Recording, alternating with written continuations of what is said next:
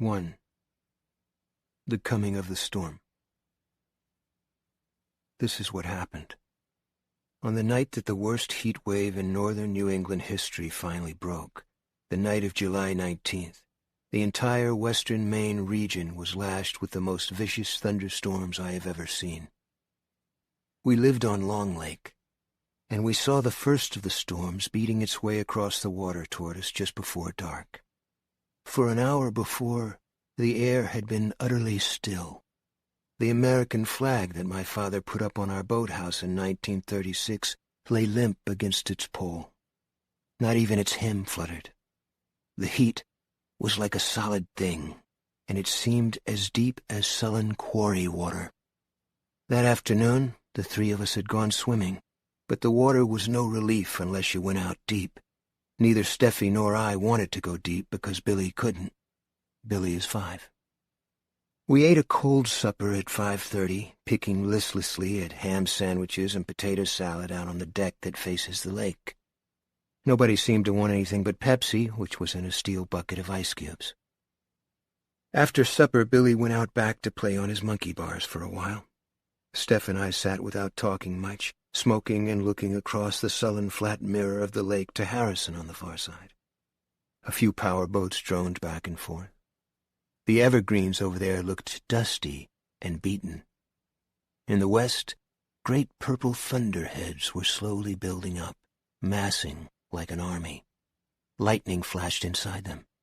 Next door, Brent Norton's radio, tuned to that classical music station that broadcast from the top of Mount Washington, sent out a loud bray of static each time the lightning flashed. Norton was a lawyer from New Jersey, and his place on Long Lake was only a summer cottage with no furnace or insulation. 2 years before, we had a boundary dispute that finally wound up in county court. I won.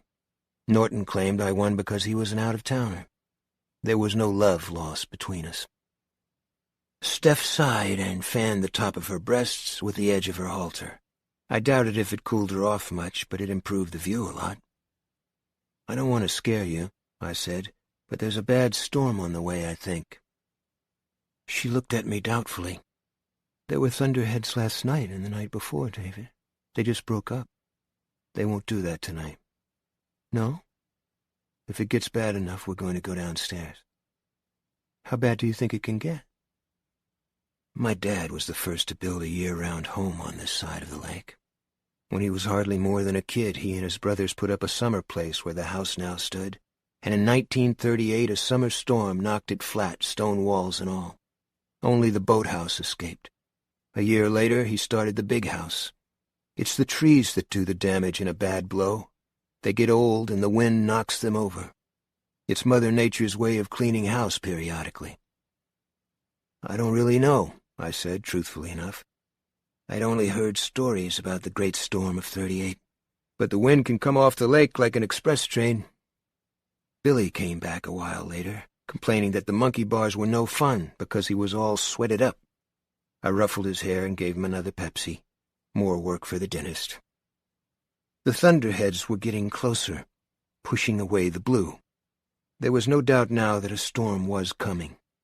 Norton had turned off his radio. Billy sat between his mother and me, watching the sky, fascinated. Thunder boomed, rolling slowly across the lake and then echoing back again. The clouds twisted and rolled, now black, now purple, now veined, now black again. They gradually overspread the lake, and I could see a delicate call of rain extending down from them. It was still a distance away. As we watched, it was probably raining on Bolster's Mills, or maybe even Norway. The air began to move, jerkily at first, lifting the flag and then dropping it again. It began to freshen and grew steady, first cooling the perspiration on our bodies, and then seeming to freeze it. That was when I saw the silver veil rolling across the lake. It blotted out Harrison in seconds and then came straight at us. The power boats had vacated the scene. Billy stood up from his chair, which was a miniature replica of our director's chairs, complete with his name printed on the back. "Daddy, look!" "Let's go in," I said. I stood up and put my arm around his shoulders. But do you see it? Dad, what is it? A water cyclone. Let's go in. Steph threw a quick startled glance at my face and then said, Come on, Billy, do what your father says. We went in through the sliding glass doors that give on the living room. I slid the door shut on its track and paused for another look out. The silver veil was 3/4 of the way across the lake. It had resolved into a crazily spinning teacup between the lowering black sky and the surface of the water, which had gone the color of lead streaked with white chrome. The lake had begun to look eerily like the ocean, with high waves rolling in and sending spume up from the docks and breakwaters. Out in the middle, big whitecaps were tossing their heads back and forth. Watching the water cyclone was hypnotic. It was nearly on top of us when lightning flashed so brightly that it printed everything on my eyes in negative for 30 seconds afterward. The telephone gave out a startled ting, and I turned to see my wife and son standing directly in front of the big picture window that gives us a panoramic view of the lake to the northwest. One of those terrible visions came to me. I think they are reserved exclusively for husbands and fathers. Of the picture window, blowing in with a low, hard coughing sound, and sending jagged arrows of glass into my wife's bare stomach, into my boy's face and neck. The horrors of the Inquisition are nothing compared to the fates your mind can imagine for your loved ones. I grabbed them both hard and jerked them away. What the hell are you doing? Get away from there! Steph gave me a startled glance. Billy only looked at me as if he had been partially awakened from a deep dream. I led them into the kitchen and hit the light switch. The phone ting-a-linged again. Then the wind came. It was as if the house had taken off like a 747. It was a high, breathless whistling, sometimes deepening to a bass roar before glissading up to a whooping scream. "Go downstairs," I told Steph, and now I had to shout to make myself heard. Directly over the house, thunder whacked mammoth planks together, and Billy shrank against my leg. "You come too," Steph yelled back. I nodded and made shooing gestures. I had to pry Billy off my leg. "Go with your mother. I want to get some candles in case the lights go off." He went with her, and I started opening cabinets. Candles are funny things, you know. You lay them by every spring, knowing that a summer storm may knock out the power, and when the time comes, they hide. I was pawing through the 4th cabinet, past the half-ounce of grass that Steph and I bought 4 years ago and had still not smoked much of, past Billy's wind-up set of chattering teeth from the Auburn novelty shop, past the drifts of photos Steffi kept forgetting to glue in our album. I looked under a Sears catalog and behind a Cupid doll from Taiwan that I had won at the Freiburg Fair, knocking over wooden milk bottles with tennis balls. I found the candles behind the Cupid doll with its glazed dead man's eyes. They were still wrapped in their cellophane. As my hand closed around them, the lights went out, and the only electricity was the stuff in the sky.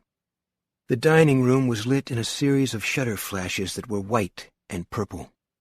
Downstairs I heard Billy start to cry and the low murmur of Steph soothing him. I had to have one more look at the storm. The water cyclone had either passed us or broken up when it reached the shoreline, but I still couldn't see 20 yards out onto the lake. The water was in complete turmoil. I saw someone's dock, the Jassers maybe, hurry by with its main supports alternately turned up to the sky and buried in the churning water. I went downstairs. Billy ran to me and clung to my legs. I lifted him up and gave him a hug. Then I lit the candles. We sat in the guest room down the hall from my little studio and looked at each other's faces in the flickering yellow glow and listened to the storm roar and bash at our house. About 20 minutes later, we heard a ripping, rending crash as one of the big pines went down nearby. Then there was a lull. "Is it over?" Steph asked. "Maybe," I said. "Maybe only for a while." We went upstairs, each of us carrying a candle like monks going to vespers. Billy carried his proudly and carefully. Carrying a candle, carrying the fire, was a very big deal for him. It helped him forget about being afraid. It was too dark to see what damage had been done around the house. It was past Billy's bedtime, but neither of us suggested putting him in. We sat in the living room, listened to the wind, and looked at the lightning. About an hour later, it began to crank up again. For 3 weeks, the temperature had been over 90, and on 6 of those 21 days, the National Weather Service station at the Portland Jetport had reported temperatures of over 100 degrees. Queer weather. Coupled with the grueling winter we had come through and the late spring, some people had dragged out that old chestnut about the long-range results of the 50s A-bomb tests again. That, and of course, the end of the world. The oldest chestnut of them all. The second squall wasn't so hard, but we heard the crash of several trees weakened by the first onslaught. As the wind began to die down again, one thudded heavily on the roof, like a fist dropped on a coffin lid. Billy jumped and looked apprehensively upward. "It'll hold, Champ," I said. Billy smiled nervously. Around 10 o'clock the last squall came. It was bad. The wind howled almost as loudly as it had the first time, and the lightning seemed to be flashing all around us. More trees fell, and there was a splintering crash down by the water that made Steph utter a low cry. Billy had gone to sleep on her lap. "David, what was that?" "I think it was the boathouse." Oh, Jesus. "Steffi, I want us to go downstairs again." I took Billy in my arms and stood up with him. Steph's eyes were big and frightened. "David, are we going to be all right?" "Yes. Really, yes." We went downstairs. 10 minutes later, as the final squall peaked, there was a splintering crash from upstairs, the picture window. So maybe my vision earlier hadn't been so crazy after all. Steph, who had been dozing, woke up with a little shriek, and Billy stirred uneasily in the guest bed. "The rain will come in," she said. "It'll ruin the furniture." "If it does, it does. It's insured." "That doesn't make it any better," she said in an upset, scolding voice. "Your mother's dresser. Our new sofa. The color TV." "Shh," I said. "Go to sleep." "I can't," she said, and 5 minutes later she had. I stayed awake for another half hour with one lit candle for company, listening to the thunder walk and talk outside. I had a feeling that there were going to be a lot of people from the lakefront communities calling their insurance agents in the morning, a lot of chainsaws burring as cottage owners cut up the trees that had fallen on their roofs and battered through their windows, and a lot of orange CMP trucks on the road. The storm was fading now, with no sign of a new squall coming in. I went back upstairs, leaving Steph and Billy on the bed, and looked into the living room. The sliding glass door had held, but where the picture window had been, there was now a jagged hole stuffed with birch leaves. It was the top of the old tree that had stood by our outside basement access for as long as I could remember. Looking at its top, now visiting in our living room, I could understand what Steph had meant by saying insurance didn't make it any better. I had loved that tree. It had been a hard campaigner of many winters, the one tree on the lakeside of the house that was exempt from my own chainsaw. Big chunks of glass on the rug reflected my candle flame over and over. I reminded myself to warn Steph and Billy. They would want to wear their slippers in here. Both of them liked to slop around barefoot in the morning. I went downstairs again. All three of us slept together in the guest bed, Billy between Steph and me. I had a dream that I saw God walking across Harrison on the far side of the lake, a God so gigantic that above the waist he was lost in a clear blue sky. In the dream, I could hear the rending crack and splinter of breaking trees as God stamped the woods into the shape of his footsteps. He was circling the lake, coming toward the Bridgeton side, toward us, and all the houses and cottages and summer places were bursting into purple-white flame like lightning, and soon the smoke covered everything. The smoke covered everything like a mist. 2. After the storm. Norton. A trip to town. "Jeepers," Billy said. He was standing by the fence that separates our property from Norton's and looking down our driveway. The driveway runs 1/4 of a mile to a camp road which and its turn runs about 3/4 of a mile to a stretch of 2-lane blacktop called Kansas Road. From Kansas Road you can go anywhere you want, as long as it's Bridgeton. I saw what Billy was looking at, and my heart went cold. "Don't go any closer, champ. Right there is close enough." Billy didn't argue. The morning was bright and as clear as a bell. The sky, which had been a mushy, hazy color during the heat wave, had regained a deep, crisp blue that was nearly autumnal. There was a light breeze, making cheerful sundapples move back and forth in the driveway. Not far from where Billy was standing, there was a steady hissing noise, and in the grass there was what you might at first have taken for a writhing bundle of snakes. The power lines leading to our house had fallen in an untidy tangle about 20 feet away and lay in a burned patch of grass. They were twisting lazily and spitting. If the trees and grass hadn't been so completely damped down by the torrential rains, the house might have gone up. As it was, there was only that black patch where the wires had touched directly. "Could that electrocute a person, Daddy?" "Yeah, it could." "What are we going to do about it?" "Nothing. Wait for the CMP." "When will they come?" "I don't know. 5-year-olds have as many questions as Hallmark has cards. I imagine they're pretty busy this morning. Want to take a walk up to the end of the driveway with me?" He started to come, and then stopped, eyeing the wires nervously. One of them humped up and turned over lazily as if beckoning. "Daddy, can electricity shoot through the ground?" A fair question. "Yes, but don't worry. Electricity wants the ground, not you, Billy. You'll be all right if you stay away from the wires." "Wants the ground," he muttered, and then came to me. We walked up the driveway holding hands. It was worse than I had imagined. Trees had fallen across the drive in 4 different places, one of them small, 2 of them middling, and one old baby that must have been 5 feet through the middle. Moss was crusted onto it like a moldy corset. Branches, some half stripped of their leaves, lay everywhere in jackstraw profusion. Billy and I walked up to the camp road, tossing the smaller branches off into the woods on either side. It reminded me of a summer's day that had been maybe 25 years before. I couldn't have been much older than Billy was now. All my uncles had been here, and they had spent the day in the woods with axes and hatchets and Darcy poles cutting brush. Later that afternoon, they had all sat down to the trestle picnic table my dad and Mom used to have, and there had been a monster meal of hot dogs and hamburgers and potato salad. The Gansett beer had flowed like water, and my Uncle Reuben took a dive into the lake with all his clothes on, even his deck shoes. In those days, there were still deer in these woods. "Daddy, can I go down to the lake?" He was tired of throwing branches, and the thing to do with a little boy when he's tired is to let him go do something else. "Sure." We walked back to the house together, and then Billy cut right, going around the house and giving the downed wires a large berth. I went left into the garage to get my McCullough.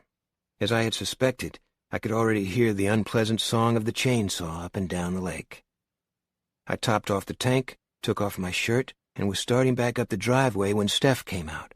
She eyed the downed trees lying across the driveway nervously. "How bad is it?" "I can cut it up. How bad is it in there?" "Well, I got the glass cleaned up, but you're going to have to do something about that tree, David. We can't have a tree in the living room." "No," I said. "I guess we can't." We looked at each other in the morning sunlight and got giggling. I set the McCullough down on the cement areaway and kissed her, holding her buttocks firmly. "Don't," she murmured.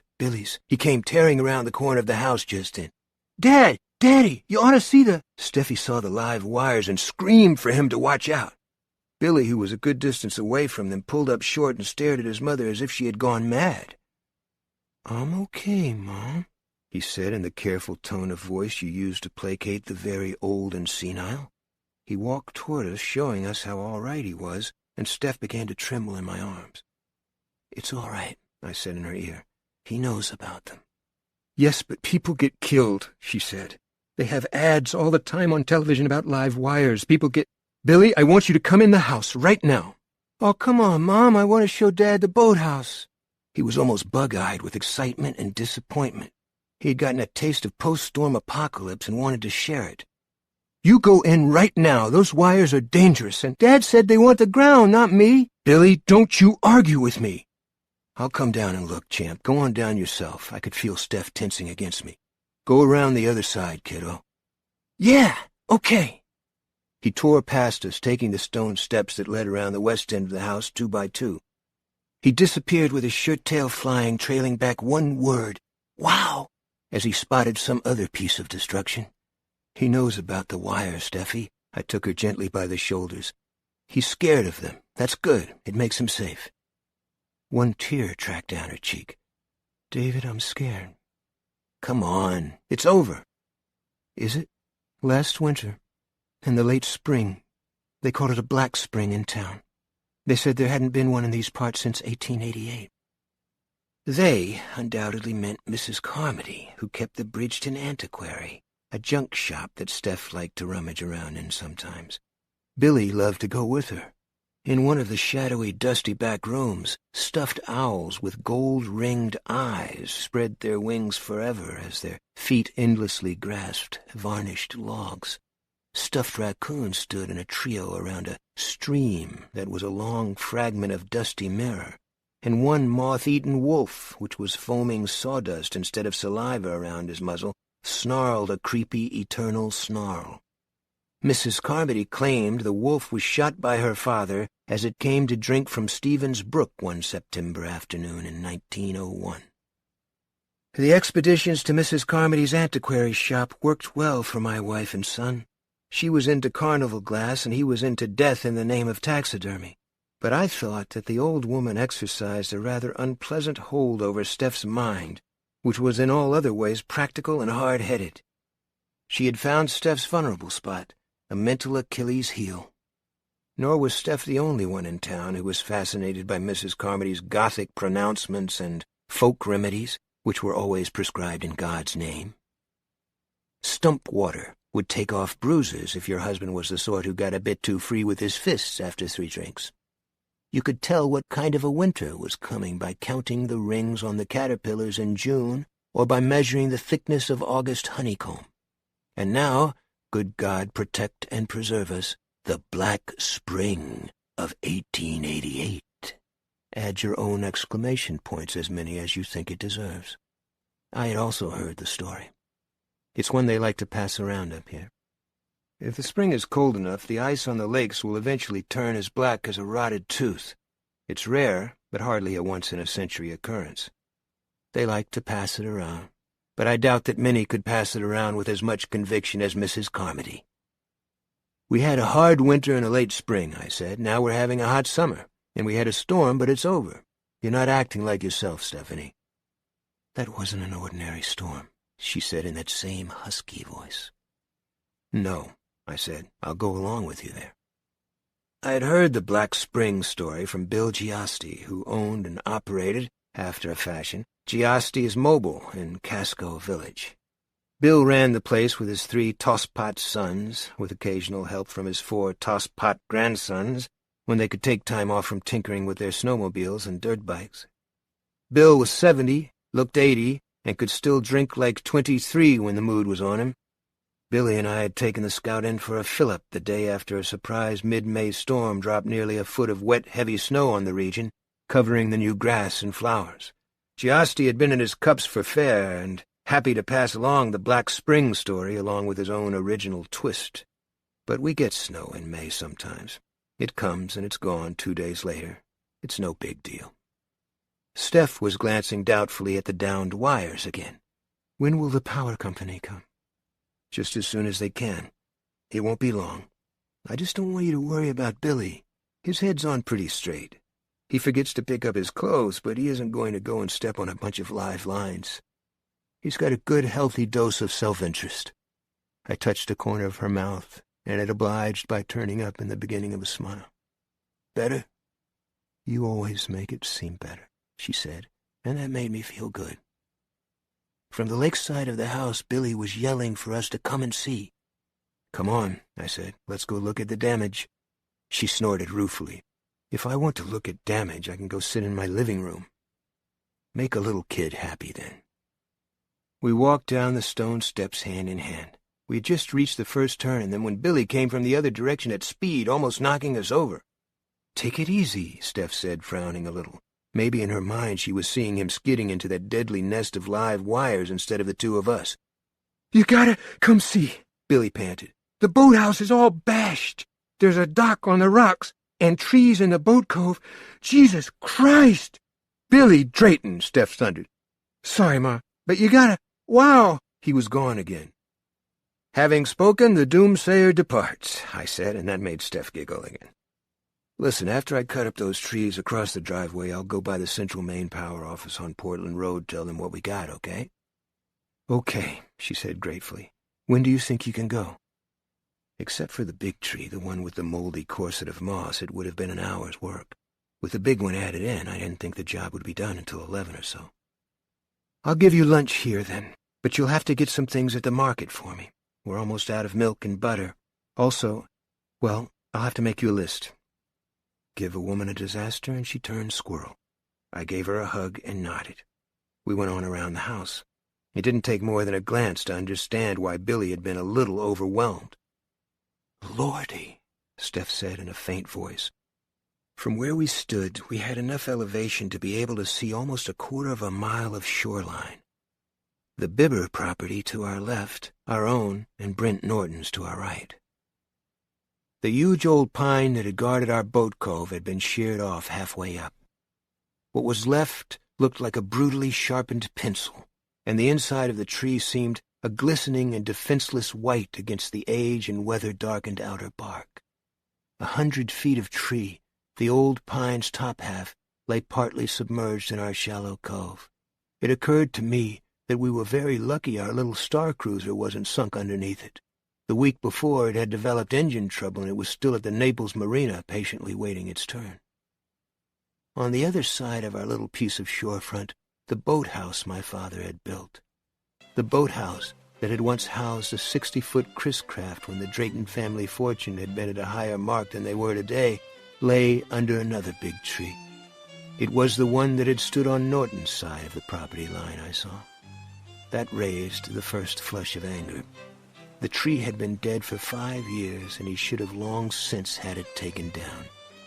Now it was 3/4 of the way down. Our boathouse was propping it up. The roof had taken on a drunken swaybacked look. The wind had swirled shingles from the hole the tree had made all over the point of land the boathouse stood on. Billy's description, bashed, was as good as any. "That's Norton's tree," Steph said, and she said it with such hurt indignation that I had to smile in spite of the pain I felt. The flagpole was lying in the water, and Old Glory floated soggily beside it in a tangle of lanyard, and I could imagine Norton's response. "Sue me." Billy was on the rock breakwater examining the dock that had washed up on the stones. It was painted in jaunty blue and yellow stripes. He looked back over his shoulder at us and yelled gleefully, "It's the Martinses, isn't it?" "Yeah, it is," I said. "Wade in and fish the flag out, would you, Big Bill?" "Sure." To the right of the breakwater was a small sandy beach. In 1941, before Pearl Harbor paid off the Great Depression in blood, my dad hired a man to truck in that fine beach sand, 6 dump trucks full, and to spread it out to a depth that is about nipple high on me, say 5 feet. The workman charged $80 for the job, and the sand has never moved. Just as well, you know. You can't put a sandy beach in on your land now. Now that the sewerage runoff from the booming cottage-building industry has killed most of the fish and made the rest of them unsafe to eat, the EPA has forbidden installing sand beaches. They might upset the ecology of the lake, you see, and it is presently against the law for anyone except land developers to do that. Billy went for the flag, then stopped. At the same moment, I felt Steph go rigid against me, and I saw it myself. The Harrison side of the lake was gone. It had been buried under a line of bright white mist, like a fair-weather cloud fallen to earth. My dream of the night before recurred, and when Steph asked me what it was, the word that nearly jumped first from my mouth was God. "David, you couldn't see even a hint of the shoreline over there. But years of looking at Long Lake made me believe that the shoreline wasn't hidden by much, only yards, maybe. The edge of the mist was nearly ruler straight. "What is it, Dad?" Billy yelled. He was in the water up to his knees, groping for the soggy flag. "Fog bank," I said. "On the lake?" Steph asked doubtfully, and I could see Mrs. Carmody's influence in her eyes. Damn the woman! My own moment of unease was passing. Dreams, after all, are insubstantial things like mist itself. "Sure, you've seen fog on a lake before." "Never like that. That looks more like a cloud." "It's the brightness of the sun," I said. "It's the same way clouds look from an airplane when you fly over them." "What would do it? We only get fog in damp weather." "No, we've got it right now," I said. "Harrison does, anyway. It's a little leftover from the storm, that's all. 2 fronts meeting, something along that line." "David, are you sure?" I laughed and hauled my arm around her neck. "No, actually, I'm bullshitting like crazy. If I was sure, I'd be doing the weather on the 6 o'clock news. Go on and make your shopping list." She gave me one more doubtful glance, looked at the fog bank for a minute or two with the flat of her hand held up to shade her eyes, and then shook her head. "Weird," she said, and walked away. For Billy, the mist had lost its novelty. He had fished the flag and a tango of lanyard out of the water. We spread it on the lawn to dry. "I heard it was wrong to ever let the flag touch the ground, Daddy," he said in a businesslike let's-get-this-out-of-the-way tone. "Yeah?" "Yeah. Victor McAllister says they electrocute people for it." "Well, you tell Vic he's full of what makes the grass grow green." "Horseshit, right?" Billy is a bright boy, but oddly humorless. To the champ, everything is serious business. I'm hoping that he'll live long enough to learn that in this world that is a very dangerous attitude. "Yeah, right, but don't tell your mother I said so. When the flag's dry, we'll put it away. We'll even fold it into a cocked hat so we'll be on safe ground there." "Daddy, will we fix the boathouse roof and get a new flagpole?" For the first time he looked anxious. He'd maybe had enough destruction for a while. I clapped him on the shoulder. "You're damn tootin'." "Can I go over to the Bibbers and see what happened there?" "Just for a couple of minutes. They'll be cleaning up, too, and sometimes that makes people feel a little ugly, the way I presently felt about Norton." "Okay, bye." He was off. "Stay out of their way, champ, and Billy," he glanced back, "remember about the live wires. If you see more, steer clear of them." "Sure, Dad." I stood there for a moment, first surveying the damage, then glancing out at the mist again. It seemed closer, but it was very hard to tell for sure. If it was closer, it was defying all the laws of nature because the wind, a very gentle breeze, was against it. That, of course, was patently impossible. It was very, very white. The only thing I can compare it to would be fresh fallen snow lying in dazzling contrast to the deep blue brilliance of the winter sky.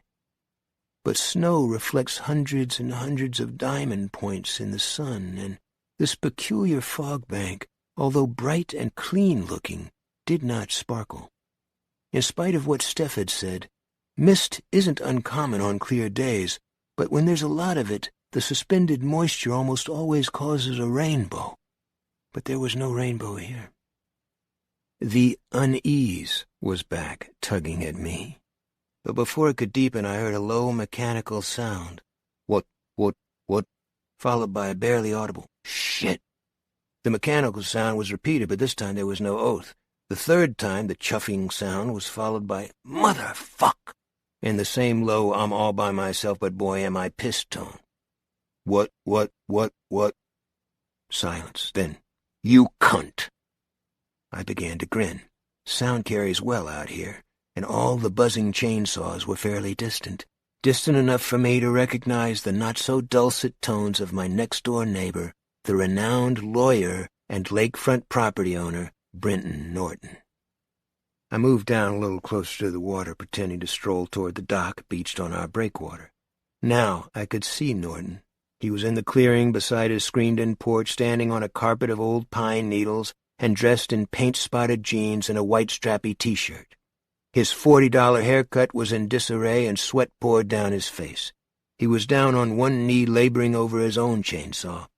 It was much bigger and fancier than my little $79.95 value house job. It seemed to have everything, in fact, but a starter button.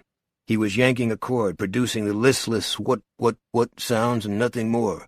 I was gladdened in my heart to see that a yellow birch had fallen across his picnic table and smashed it in two. Norton gave a tremendous yank on the starter cord. What?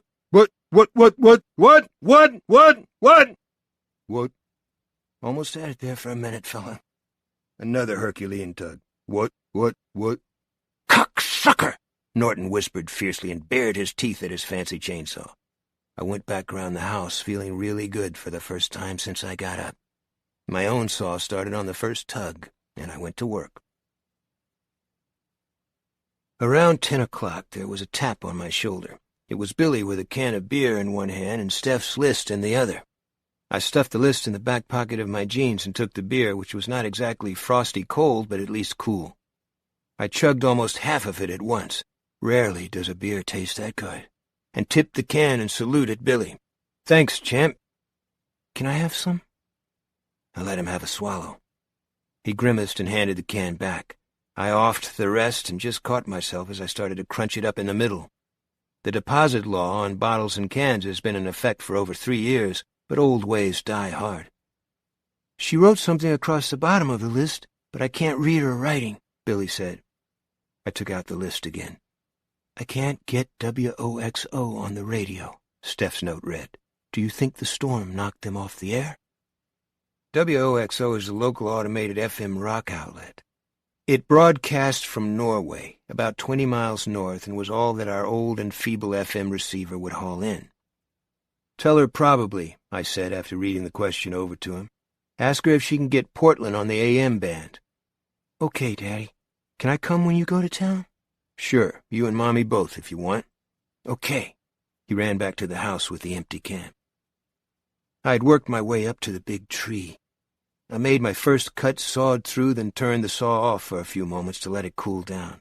The tree was really too big for it, but I thought it would be all right if I didn't rush it.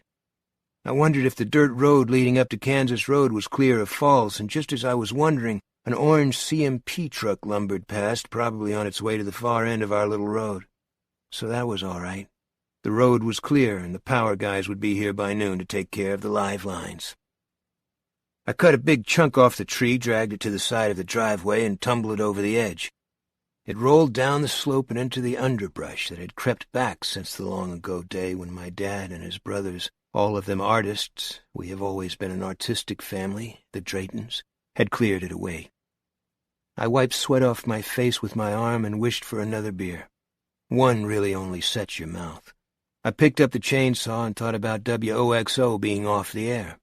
That was the direction that funny fog bank had come from.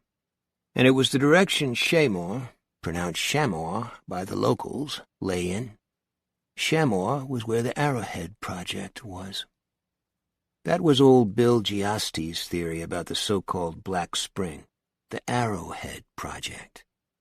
In the western part of Shamoor, not far from where the town borders on Stoneham, there was a small government preserve surrounded with wire. There were sentries and closed-circuit television cameras and God knew what else. Or so I had heard. I'd never actually seen it, although the old Shamoor Road runs along the eastern side of the government land for a mile or so. No one knew for sure where the name Arrowhead Project came from, and no one could tell you for 100% sure that that really was the name of the project, if there was a project. Bill Giasti said there was, but when you asked him how and where he came by his information, he got vague. His niece, he said, worked for the Continental Phone Company, and she had heard things. It got like that. Atomic things, Bill said that day, leaning in the scout's window and blowing a healthy draught of Pabst into my face. That's what they're fooling around with up there, shooting atoms into the air and all that. Mr. Giasti, the air's full of atoms, Billy had said. That's what Mrs. Neary says. Mrs. Neary says everything's full of atoms. Bill Giasti gave my son Bill a long, bloodshot glance that finally deflated him. These are different atoms, son. Oh, yeah, Billy muttered, giving in. Dick Mueller, our insurance agent, said the Arrowhead Project was an agricultural station the government was running, no more or less. Bigger tomatoes with a longer growing season. Dick said sagely, and then went back to showing me how I could help my family most efficiently by dying young. Janine Lawless, our post lady, said it was a geological survey having something to do with shale oil. She knew for a fact because her husband's brother worked for a man who had... Mrs. Carmody, now. She probably leaned more to Bill Giasti's view of the matter. Not just atoms, but different atoms. I cut 2 more chunks off the big tree and dropped them over the side before Billy came back with a fresh beer in one hand and a note from Steph in the other. If there's anything Big Bill likes to do more than run messages, I don't know what it could be. "Thanks," I said, taking them both. "Can I have a swallow?" "Just one. You took 2 last time. Can't have you running around drunk at 10 in the morning." "1:15, he said, and smiled shyly over the top of the can. I smiled back. Not that it was such a great joke, you know, but Billy makes them so rarely. And then read the note. "Got JBQ on the radio," Steffi had written. "Don't get drunk before you go to town. You can have 1 more, but that's it before lunch. Do you think you can get up our road okay?" I handed him the note back and took my beer. "Tell her the road's okay because a power truck just went by. They'll be working their way up here." "Okay." "Champ?" "What, Dad?" "Tell her everything's okay." He smiled again, maybe telling himself first. "Okay." He ran back and I watched him go, legs pumping, soles of his zori showing. I love him. It's his face, and sometimes the way his eyes turn up to mine that make me feel as if things are really okay. It's a lie, of course. Things are not okay and never have been. But my kid makes me believe the lie. I drank some beer, set the can down carefully on a rock, and got the chainsaw going again. About 20 minutes later, I felt a light tap on my shoulder and turned, expecting to see Billy again. Instead, it was Brent Norton. I turned off the chainsaw. He didn't look the way Norton usually looks. He looked hot and tired and unhappy and a little bewildered. "Hi, Brent," I said. Our last words had been hard ones, and I was a little unsure how to proceed. I had a funny feeling that he had been standing behind me for the last 5 minutes or so, clearing his throat decorously under the chainsaw's aggressive roar. I hadn't gotten a really good look at him this summer. He had lost weight, but it didn't look good. It should have, because he had been carrying around an extra 20 pounds, but it didn't. His wife had died the previous November. Cancer. Aggie Bibber told Steffi that. Aggie was our resident necrologist. Every neighborhood has one. From the casual way Norton had of ragging his wife and belittling her, doing it with the contemptuous ease of a veteran matador inserting banderillas in an old bull's lumbering body, I would have guessed he'd be glad to have her gone. If asked, I might even have speculated that he'd show up this summer with a girl 20 years younger than he was on his arm and a silly "my cock has died and gone to heaven" grin on his face. But instead of the silly grin, there was only a new batch of age lines, and the weight had come off in all the wrong places, leaving sags and folds and dewlaps that told their own story. For one passing moment, I wanted only to lead Norton to a patch of sun and sit him beside one of the fallen trees with my can of beer in his hand and do a charcoal sketch of him. "Hi, Dave," he said, after a long moment of awkward silence. A silence that was made even louder by the absence of the chainsaw's racket and roar. He stopped, then blurted, That damn tree, I'm sorry, you were right." I shrugged. He said, "Another tree fell on my car." "I'm sorry to hear," I began, and then a horrid suspicion dawned. It wasn't the T-bird, was it? Yeah, it was. Norton had a 1960 Thunderbird in mint condition, only 30,000 miles. It was a deep midnight blue inside and out. He drove it only summers and then only rarely. He loved that bird the way some men love electric trains or model ships or target shooting pistols. "That's a bitch," I said, and meant it. He shook his head slowly. "I almost didn't bring it up. Almost brought the station wagon, you know. Then I said, what the hell? I drove it up, and a big old rotten pine fell on it. The roof of it's all bashed in. And I thought I'd cut it up. The tree, I mean. But I can't get my chainsaw to fire up. I paid $200 for that sucker. And his throat began to emit little clicking sounds. His mouth worked as if he were toothless and chewing dates. For one helpless second, I thought he was going to just stand there and bawl like a kid on a sandlot. Then he got himself under some halfway kind of control, shrugged and turned away as if to look at the chunks of wood I had cut up. "Well, we can look at your saw," I said. "Your T-Bird insured?" "Yeah," he said, "like your boathouse." I saw what he meant, and remembered again what Steph had said about insurance. "Listen, Dave, I wondered if I could borrow your Saab and take a run up to town. I thought I'd get some bread and cold cuts and beer. A lot of beer." "Billy and I are going up in the Scout," I said. "Come with us if you want. That is, if you'll give me a hand dragging the rest of this tree off to one side." "Happy to." He grabbed one end, but couldn't quite lift it up. I had to do most of the work. Between the two of us, we were able to tumble it into the underbrush. Norton was puffing and panting, his cheeks nearly purple. After all the yanking he had done on that chainsaw starter pull, I was a little worried about his ticker. "Okay?" I asked, and he nodded, still breathing fast. "Come on back to the house, then. I can fix you up with a beer." "Thank you," he said. "How is Stephanie?" He was regaining some of the old smooth pomposity that I disliked. "Very well, thanks." "And your son?" "He's fine, too." "Glad to hear it." Steph came out, and a moment's surprise passed over her face when she saw who was with me. Norton smiled, and his eyes crawled over her tight T-shirt. He hadn't changed that much after all. "Hello, Brent," she said cautiously. Billy poked his head out from under her arm. "Hello, Stephanie." "Hi, Billy." "Brent's T-Bird took a pretty good rap in the storm," I told her. "Stove in the roof, he says." "Oh, no." Norton told it again while he drank one of our beers. I was sipping a third, but I had no kind of buzz on. Apparently I had sweat the beer out as rapidly as I drank it. "He's going to come to town with Billy and me." "Well, I won't expect you for a while. You may have to go to the shop and save in Norway." "Oh, why?" "Well, if the power's off in Bridgeton, Mom says all the cash registers and things run on electricity," Billy supplied. It was a good point. "Have you still got the list?" I patted my hip pocket. Her eyes shifted to Norton. "I'm very sorry about Carla, Brent. We all were." "Thank you," he said. "Thank you very much." There was another moment of awkward silence, which Billy broke. "Can we go now, Daddy?" He had changed to jeans and sneakers. "Yeah, I guess so. You ready, Brent?" "Give me another beer for the road, and I will be." Steffi's brow creased. She had never approved of the one-for-the-road philosophy, or of men who drive with a can of Bud leaning against their crotches. I gave her a bare nod, and she shrugged. I didn't want to reopen things with Norton now. She got him a beer.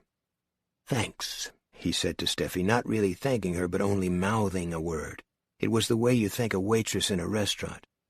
He turned back to me. "Lead on, Macduff." "Be right with you," I said, and went into the living room.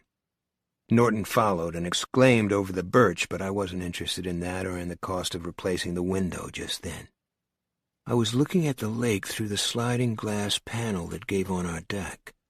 The breeze had freshened a little, and the day had warmed up 5 degrees or so while I was cutting wood. I thought the odd mist we'd noticed earlier would surely have broken up, but it hadn't. It was closer, too. Halfway across the lake now. "I noticed that earlier," Norton said, pontificating. "Some kind of temperature inversion, that's my guess." I didn't like it. I felt very strongly that I had never seen a mist exactly like this one. Part of it was the unnerving straight edge of its leading front. Nothing in nature is that even. Man is the inventor of straight edges. Part of it was that pure, dazzling whiteness, with no variation, but also without the sparkle of moisture. It was only half a mile or so off now, and the contrast between it and the blues of the lake and sky was more striking than ever. "Come on, Dad!" Billy was tugging at my pants. We all went back to the kitchen. Brent Norton spared one final glance at the tree that had crashed into our living room. "Too bad it wasn't an apple tree, huh?" Billy remarked brightly. "That's what my mom said. Pretty funny, don't you think?" "Your mother's a real card, Billy," Norton said. He ruffled Billy's hair in a perfunctory way, and his eyes went to the front of Steph's T-shirt again. No, he was not a man I was ever going to be able to really like. "Listen, why don't you come with us, Steph?" I asked. For no concrete reason, I suddenly wanted her to come along. "No, I think I'll stay here and pull some weeds in the garden," she said. Her eyes shifted toward Norton and then back to me. "This morning it seems like I'm the only thing around here that doesn't run on electricity." Norton laughed, too heartily. I was getting her message, but tried one more time. "You sure?" "Sure," she said firmly. "The old bend and stretch will do me good." "Well, don't get too much sun." "I'll put on my straw hat. We'll have sandwiches when you get back." "Good." She turned her face up to be kissed. "Be careful. There might be blowdowns on Kansas Road, too, you know." "I'll be careful." "You be careful, too," she told Billy and kissed his cheek. "Right, Mom." He banged out of the door and the screen cracked shut behind him. Norton and I walked out after him. "Why don't we go over to your place and cut the tree off your bird?" I asked him. All of a sudden I could think of lots of reasons to delay leaving for town. "I don't even want to look at it until after lunch and a few more of these," Norton said, holding up his beer can. "The damage has been done, Dave, old buddy." I didn't like him calling me buddy, either. We all got into the front seat of the Scout. In the far corner of the garage, my scarred Fisher plow blade sat glimmering yellow, like the ghost of Christmas yet to come, and I backed out, crunching over a litter of storm-blown twigs. Steph was standing on the cement path which leads to the vegetable patch at the extreme west end of our property. She had a pair of clippers in one gloved hand and the weeding claw in the other. She'd put on her old floppy sun hat, and it cast a band of shadow over her face. I tapped the horn twice, lightly, as she raised the hand holding the clippers in answer. We pulled out. I haven't seen my wife since then. We had to stop once on our way up to Kansas Road. Since the power truck had driven through a pretty fair-sized pine had dropped across the road, Norton and I got out and moved it enough so I could inch the Scout by, getting our hands all pitchy in the process. Billy wanted to help, but I waved him back. I was afraid he might get poked in the eye. Old trees have always reminded me of the Ents in Tolkien's wonderful Ring saga, only Ents that have gone bad. Old trees want to hurt you. It doesn't matter if you're snowshoeing, cross-country skiing, or just taking a walk in the woods. Old trees want to hurt you, and I think they'd kill you if they could. Kansas Road itself was clear, but in several places we saw more lines down. About a quarter-mile past the Vicky Lynn campground, there was a power pole lying full length in the ditch, heavy wires snarled around its top like wild hair. "That was some storm," Norton said in his mellifluous, courtroom-trained voice, but he didn't seem to be pontificating now, only solemn. "Yeah, it was." "Look, Dad!" He was pointing at the remains of the Ellich's barn.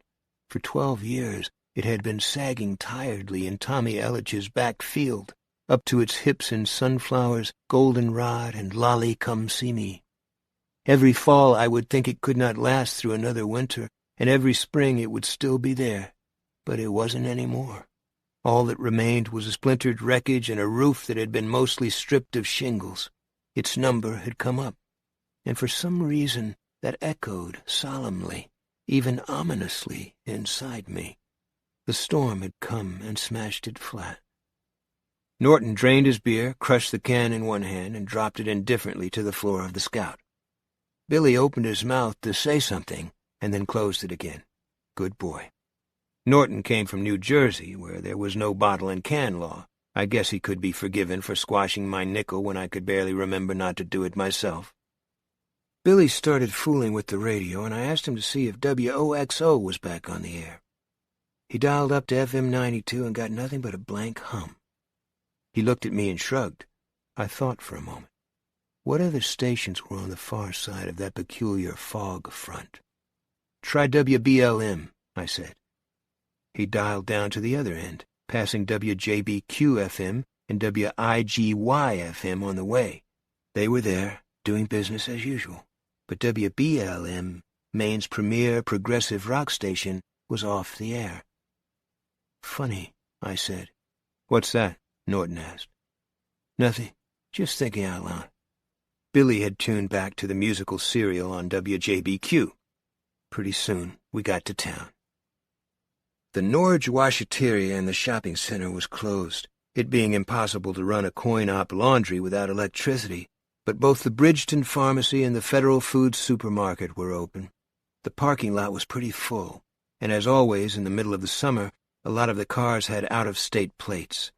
Little knots of people stood here and there in the sun, noodling about the storm, women with women, men with men.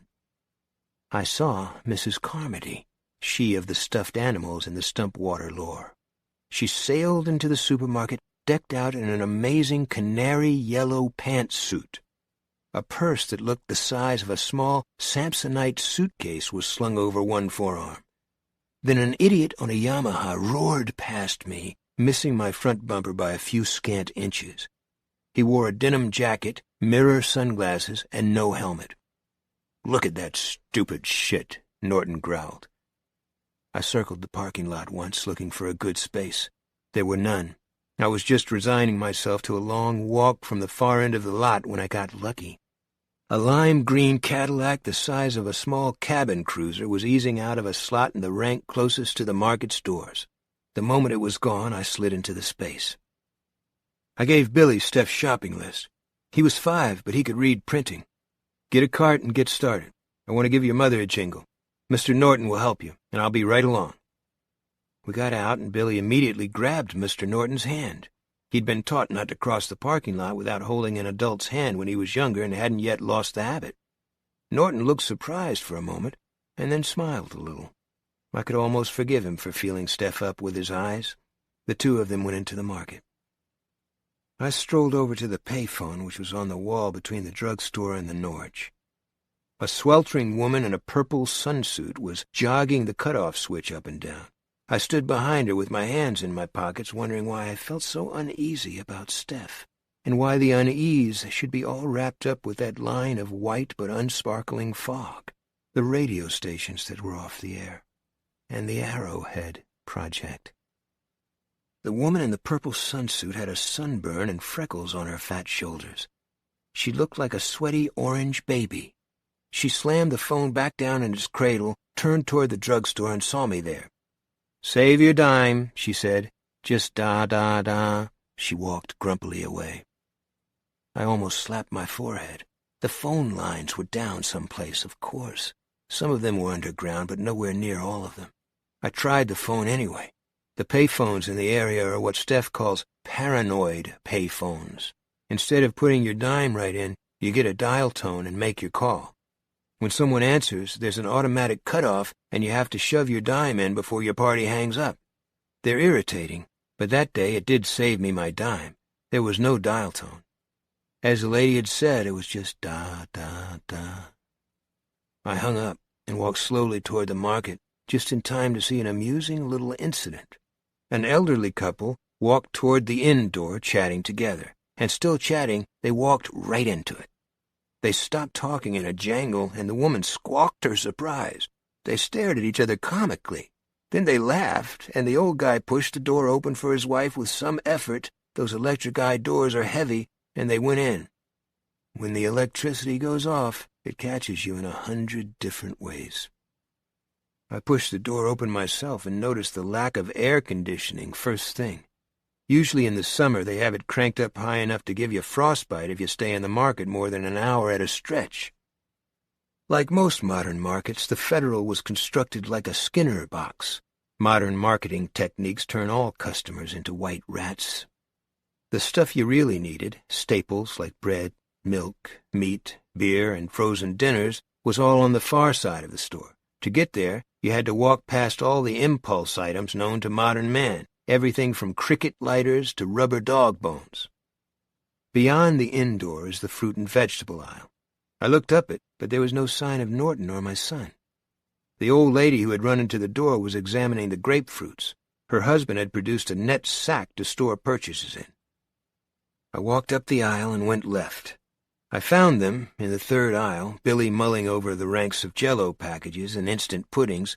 Norton was standing directly behind him, peering at Steph's list. I had to grin a little at his nonplussed expression.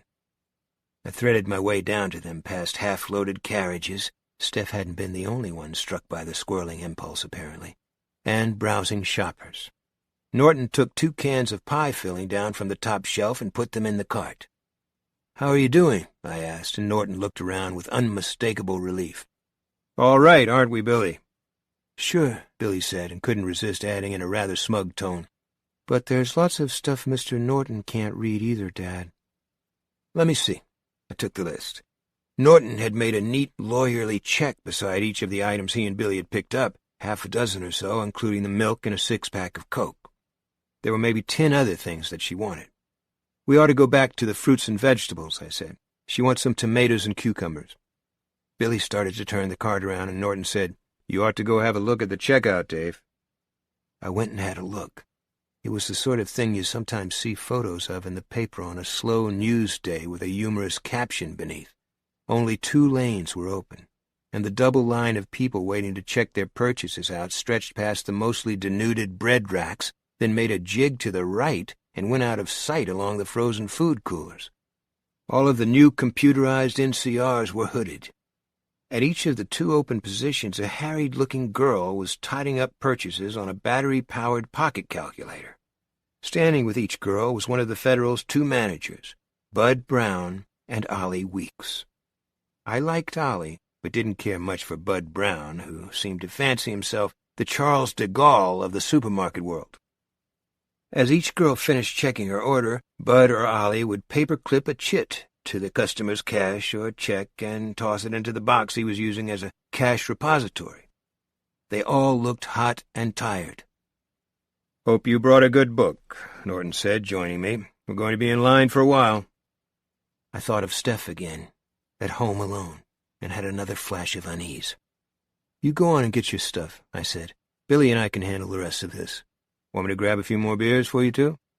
I thought about it, but in spite of the rapprochement, I didn't want to spend the afternoon with Brent Norton getting drunk, not with the mess things went around the house. "Sorry," I said. "I've got to take a rain check, Brent." I thought his face stiffened a little. "Okay," he said shortly and walked off. I watched him go, and then Billy was tugging at my shirt. "Did you talk to Mommy?" "Nope. The phone wasn't working. Those lines are down too, I guess." "Are you worried about her?" "No," I said, lying. I was worried, all right, but had no idea why I should be. "No, of course I'm not. Are you?" "No." But he was. His face had a pinched look. We should have gone back then, but even then, it might have been too late. 3. The Coming of the Mist. We worked our way back to the fruits and vegetables like salmon fighting their way upstream. I saw some familiar faces. Mike Hatlin, one of our selectmen. Mrs. Repler from the grammar school, she who had terrified generations of third-graders, was currently sneering at the cantaloupes. Mrs. Turman, who sometimes sat Billy when Steph and I went out. But mostly they were summer people stocking up on no-cook items and joshing each other about roughing it. The cold cuts had been picked over as thoroughly as the dime-book tray at a rummage sale. There was nothing left but a few packages of bologna, some macaroni loaf, and one lonely phallic kielbasa sausage. I got tomatoes, cukes, and a jar of mayonnaise. She wanted bacon, but all the bacon was gone. I picked up some of the bologna as a substitute, although I've never been able to eat the stuff with any real enthusiasm since the FDA reported that each package contained a small amount of insect filth, a little something extra for your money. "Look," Billy said as we rounded the corner to the 4th aisle. "There's some army guys." There were 2 of them, their dun uniforms standing out against the much brighter background of summer clothes and sportswear. We had gotten used to seeing a scattering of Army personnel with the Arrowhead Project only 30 miles or so away. These 2 looked hardly old enough to shave yet. I glanced back down at Steph's list and saw that we had everything. No, almost, but not quite. At the bottom, as an afterthought, she had scribbled, bottle of Lancers? That sounded good to me. A couple of glasses of wine tonight after Billy had sacked out, and maybe a long, slow bout of love-making before sleep. I left the cart and worked my way down to the wine and got a bottle. As I walked back, I passed the big double doors leading to the storage area and heard the steady roar of a good-sized generator. I decided it was probably just big enough to keep the cold cases cold, but not large enough to power the doors and cash registers and all the other electrical equipment. It sounded like a motorcycle back there. Norton appeared just as we got into line, balancing 2 six-packs of Schlitz Light, a loaf of bread, and the kielbasa I had spotted a few minutes earlier. He got in line with Billy and me. It seemed very warm in the market with the air conditioning off, and I wondered why none of the stock boys had at least chocked the doors open. I'd seen Buddy Eagleton in his red apron 2 aisles back, doing nothing and piling it up. The generator roared monotonously. I had the beginnings of a headache. "Put your stuff in here before you drop something," I said. "Thanks." The lines were up past the frozen food now. People had to cut through to get what they wanted, and there was much excuse me-ing and pardon me-ing. "This is going to be a cunt," Norton said morosely, and I frowned a little. That sort of language is rougher than I'd like Billy to hear. The generator's roar muted a little as the line shuffled forward. Norton and I made desultory conversation, skirting around the ugly property dispute that had landed us in district court and sticking with things like the Red Sox's chances and the weather. At last we exhausted our little store of small talk and fell silent. Billy fidgeted beside me. The line crawled along. Now we had frozen dinners on our right and the more expensive wines and champagnes on our left.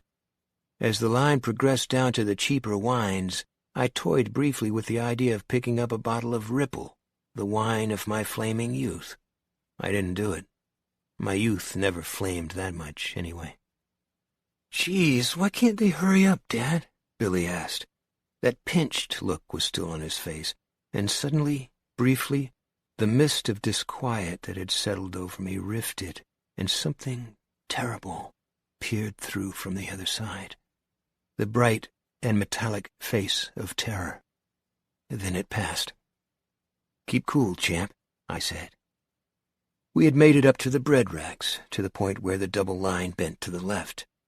We could see the checkout lanes now, the 2 that were open and the other 4 deserted, each with a little sign on the stationary conveyor belt, signs that read, "Please choose another lane," and "Winston." Beyond the lanes was the big sectioned plate glass window which gave a view of the parking lot and the intersection of routes 117 and 302 beyond. The view was partially obscured by the white paper backs of signs advertising current specials and the latest giveaway, which happened to be a set of books called The Mother Nature Encyclopedia. We were in the line that would eventually lead us to the checkout where Bud Brown was standing. There were still maybe 30 people in front of us. The easiest one to pick out was Mrs. Carmody in her blazing yellow pantsuit. She looked like an advertisement for yellow fever. Suddenly, a shrieking noise began in the distance. It quickly built up in volume and resolved itself into the crazy warble of a police siren. A horn blared at the intersection, and there was a shriek of brakes and burning rubber. I couldn't see, the angle was all wrong, but the siren reached its loudest as it approached the market and then began to fade as the police car went past. A few people broke out of line to look, but not many. They had waited too long to chance losing their places. Norton went. His stuff was tucked into my cart. After a few moments he came back and got into line again. "Local fuzz," he said. Then the town fire whistle began to wail, slowly cranking up to a shriek of its own, falling off, then rising again. Billy grabbed my hand, clutched it. "What is it, Daddy?" he asked, and then immediately, "Is Mommy all right?" "Must be a fire on the Kansas road," Norton said. "Those damned live lines from the storm. The fire trucks will go through in a minute." That gave my disquiet something to crystallize on. There were live lines down in our yard. Bud Brown said something to the checker he was supervising. She had been craning around to see what was happening. She flushed and began to run her calculator again. I didn't want to be in this line. All of a sudden, I very badly didn't want to be in it. But it was moving again, and it seemed foolish to leave now. We had gotten down by the cartons of cigarettes.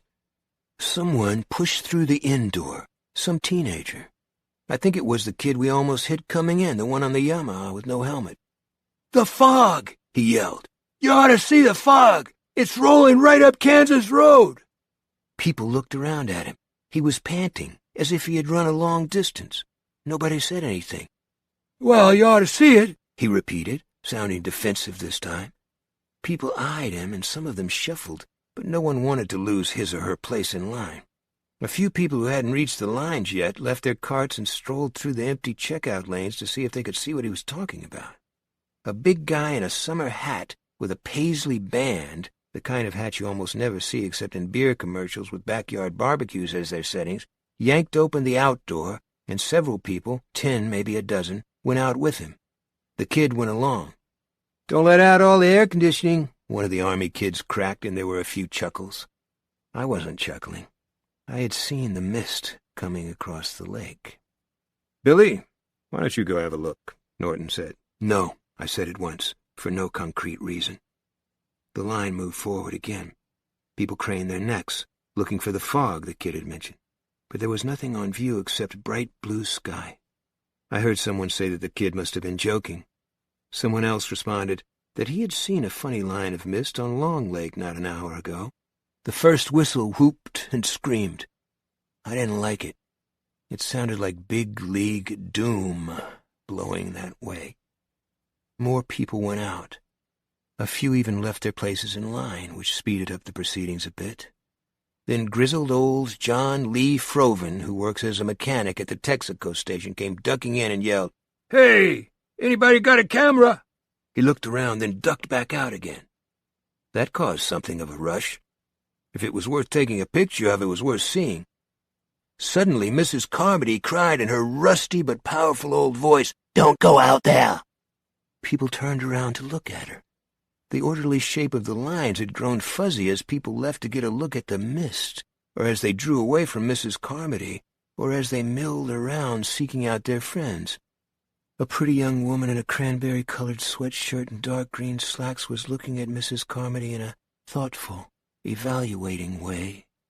A few opportunists were taking advantage of whatever the situation was to move up a couple of places. The checker beside Bud Brown looked over her shoulder again, and Brown tapped her shoulder with a long finger. "Keep your mind on what you're doing, Sally." "Don't go out there," Mrs. Carmody yelled. "It's death. I feel that it's death out there." Bud and Ollie Weeks, who both knew her, just looked impatient and irritated, but any summer people around her stepped smartly away, never minding their places in line.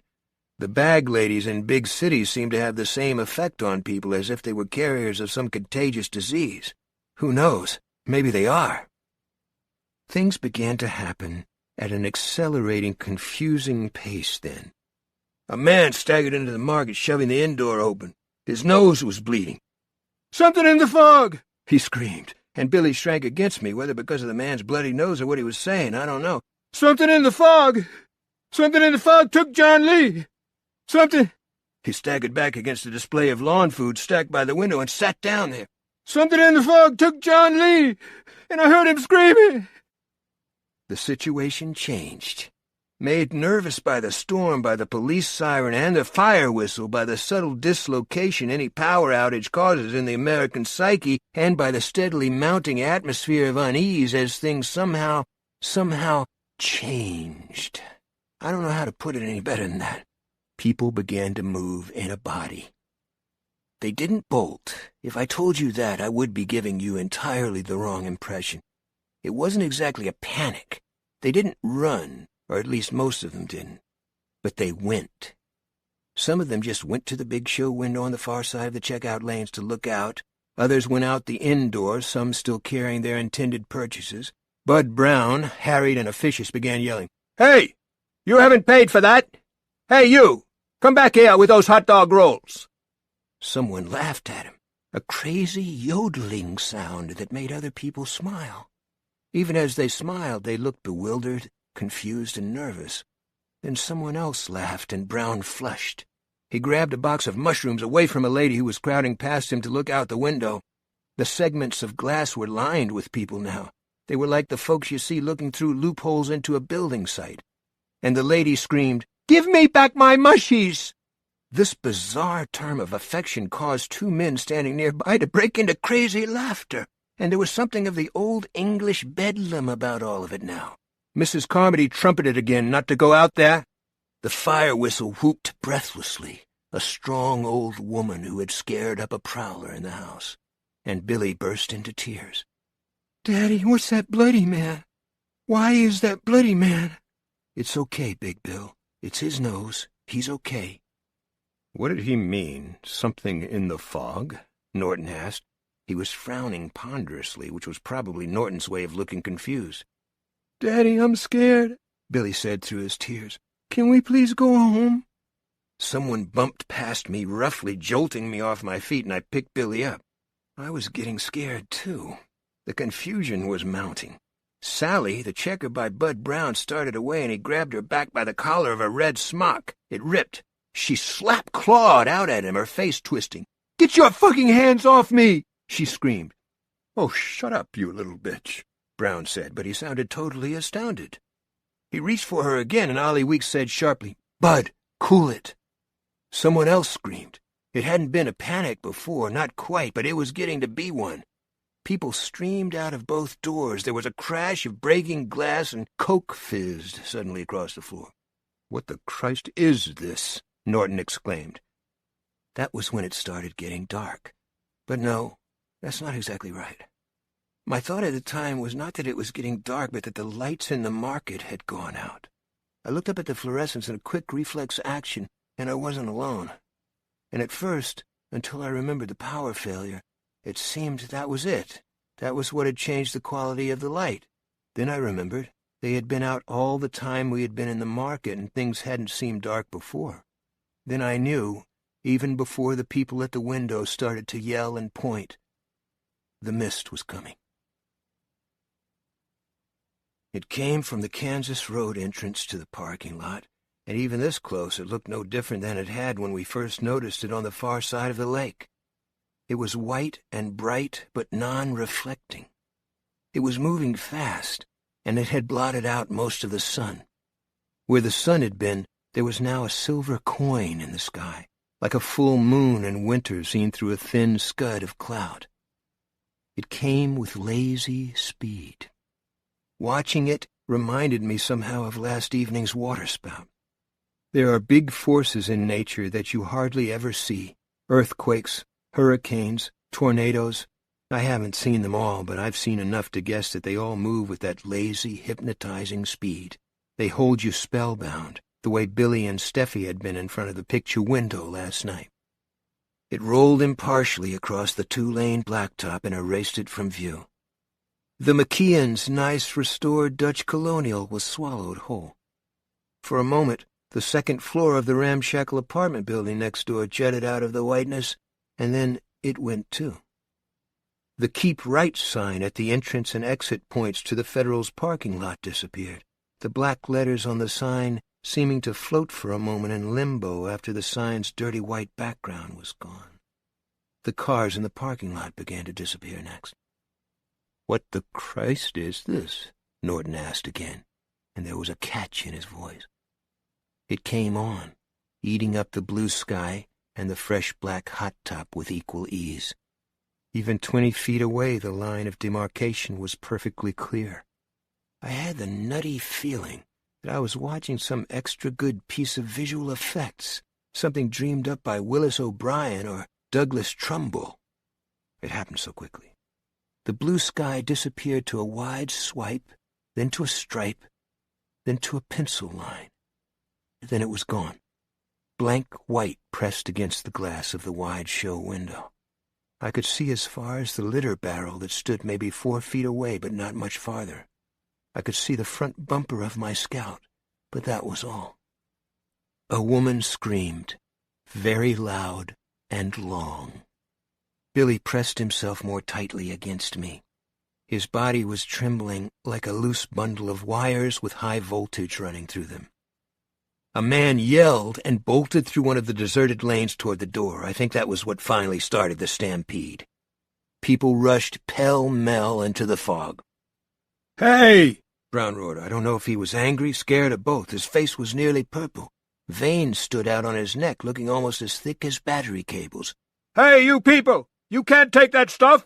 Get back here with that stuff! You're shoplifting!" They kept going, but some of them tossed their stuff aside.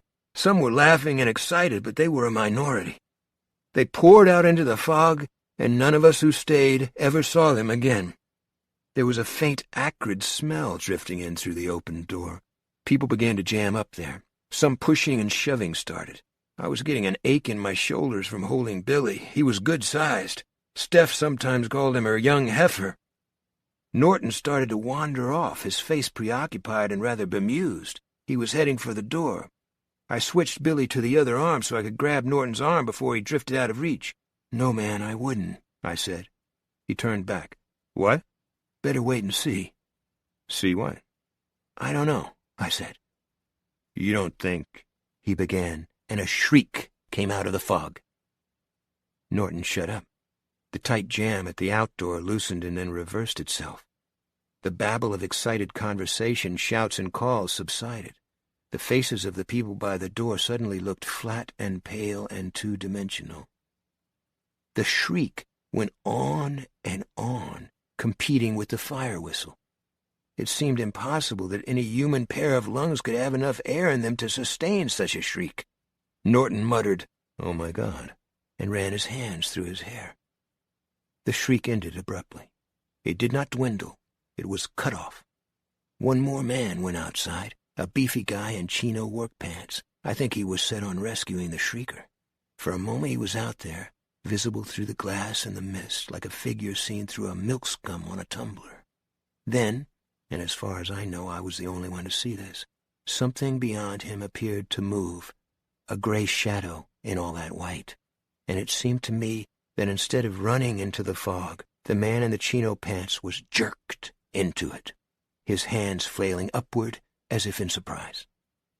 For a moment, there was total silence in the market. A constellation of moons suddenly glowed into being outside. The parking lot sodium lights, undoubtedly supplied by underground electrical cables, had just gone on. "Don't go out there," Mrs. Carmody said in her best Gore Crow voice. "It's death to go out there." All at once, no one seemed disposed to argue or laugh. Another scream came from outside, this one muffled and rather distant-sounding. Billy tensed against me again. "David, what's going on?" Ollie Weeks asked. He had left his position. There were big beads of sweat on his round, smooth face. "What is this?" "I'll be goddamned if I have any idea," I said. Ollie looked badly scared. He was a bachelor who lived in a nice little house up by Highland Lake and who liked to drink in the bar at Pleasant Mountain.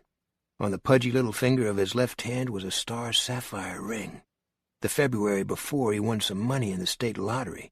He bought the ring out of his winnings. I always had the idea that Ollie was a little afraid of girls. "I don't dig this," he said. "No. Billy, I have to put you down. I'll hold your hand, but you're breaking my arms, okay?" "Mommy," he whispered. "She's okay," I told him. It was something to say. The old geezer who runs the second-hand shop near John's restaurant walked past us, bundled into the old collegiate letter sweater he wears year-round. He said loudly, "It's one of those pollution clouds.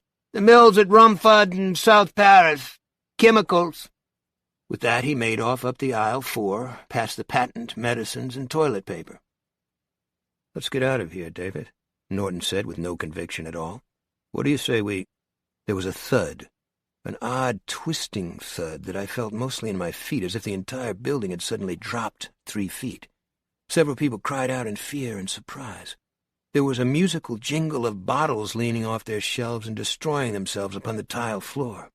A chunk of glass shaped like a pie wedge fell out of one of the segments of the wide front window, and I saw that the wooden frames banning the heavy sections of glass had buckled and splintered in some places. The fire whistle stopped in mid-whoop. The quiet that followed was the bated silence of people waiting for something else, something more. I was shocked and numb, and my mind made a strange cross-patch connection with the past. Back when Bridgeton was little more than a crossroads, my dad would take me in with him and stand talking at the counter while I looked through the glass at the penny candy and 2-cent chews. It was January thaw. No sound but the drip of meltwater falling from the galvanized tin gutters to the rain barrels on either side of the store. Me, looking at the jawbreakers and buttons and pinwheels. The mystic yellow globes of light overhead showing up the monstrous, projected shadows of last summer's battalion of dead flies. A little boy named David Drayton, with his father, the famous artist Andrew Drayton, whose painting Christine Standing Alone hung in the White House. A little boy named David Drayton, looking at the candy and the Davy Crockett bubblegum cards and vaguely needing to go pee. And outside, the pressing, billowing yellow fog of January thaw. The memory passed, but very slowly. "You people," Norton bellowed. "All you people, listen to me." They looked around. Norton was holding up both hands, the fingers splayed like a political candidate accepting accolades. "It may be dangerous to go outside," Norton yelled. "Why?" a woman screamed back. "My kids are at home. I got to get back to my kids." "It's death to go out there," Mrs. Carmody came back smartly. She was standing by the 25-pound sacks of fertilizer stacked below the window, and her face seemed to bulge somehow, as if she were swelling. A teenager gave her a sudden hard push, and she sat down on the bags with a surprised grunt. "Stop saying that, you old bag! Stop rapping that crazy bullshit!" "Please," Norton yelled. "If we wait just a few moments until it blows over and we can see—" A babble of conflicting shouts greeted this. "He's right," I said, shouting to be heard over the noise. "Let's just try to keep cool." "I think that was an earthquake," a bespectacled man said. His voice was soft. In one hand, he held a package of hamburger and a bag of buns. The other hand was holding the hand of a little girl, maybe a year younger than Billy. "I really think that was an earthquake." "They had one over in Naples 4 years ago," a fat local man said. "That was in Casco," his wife contradicted immediately. She spoke in the unmistakable tones of a veteran contradictor. "Naples," the fat local man said, but with less assurance. "Casco," his wife said firmly, and he gave up. Somewhere, a can that had been jostled to the very edge of its shelf by the thump, earthquake, whatever it had been, fell off with a delayed clatter. Billy burst into tears. "I want to go home. I want my mother." "Can't you shut that kid up?" Bud Brown asked. His eyes were darting rapidly but aimlessly from place to place. "Would you like a shot in the teeth, Motormouth?" I asked him. "Come on, Dave. That's not helping," Norton said distractedly. "I'm sorry," the woman who had screamed earlier said. "I'm sorry, but I can't stay here. I've got to get home and see to my kids." She looked around at us, a blonde woman with a tired, pretty face. "Wanda's looking after little Victor, you see. Wanda's only 8, and sometimes she forgets she's supposed to be, well, watching him, you know. And little Victor, he likes to turn on the stove burners to see the little red light come on. He likes that light, and sometimes he pulls out the plugs. Little Victor does, and Wanda gets bored watching him after a while. She's just 8.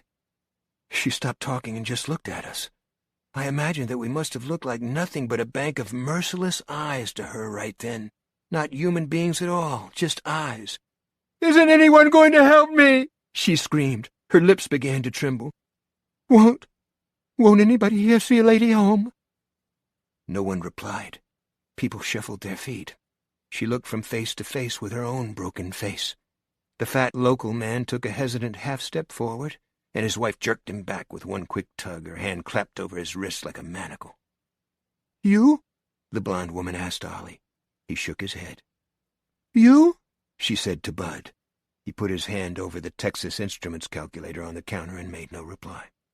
"You?" she said to Norton, and Norton began to say something in his big lawyer's voice, something about how no one should go off half-cocked, and she dismissed him, and Norton just trailed off. "You?" she said to me, and I picked Billy up again and held him in my arms like a shield to ward off her terrible broken face.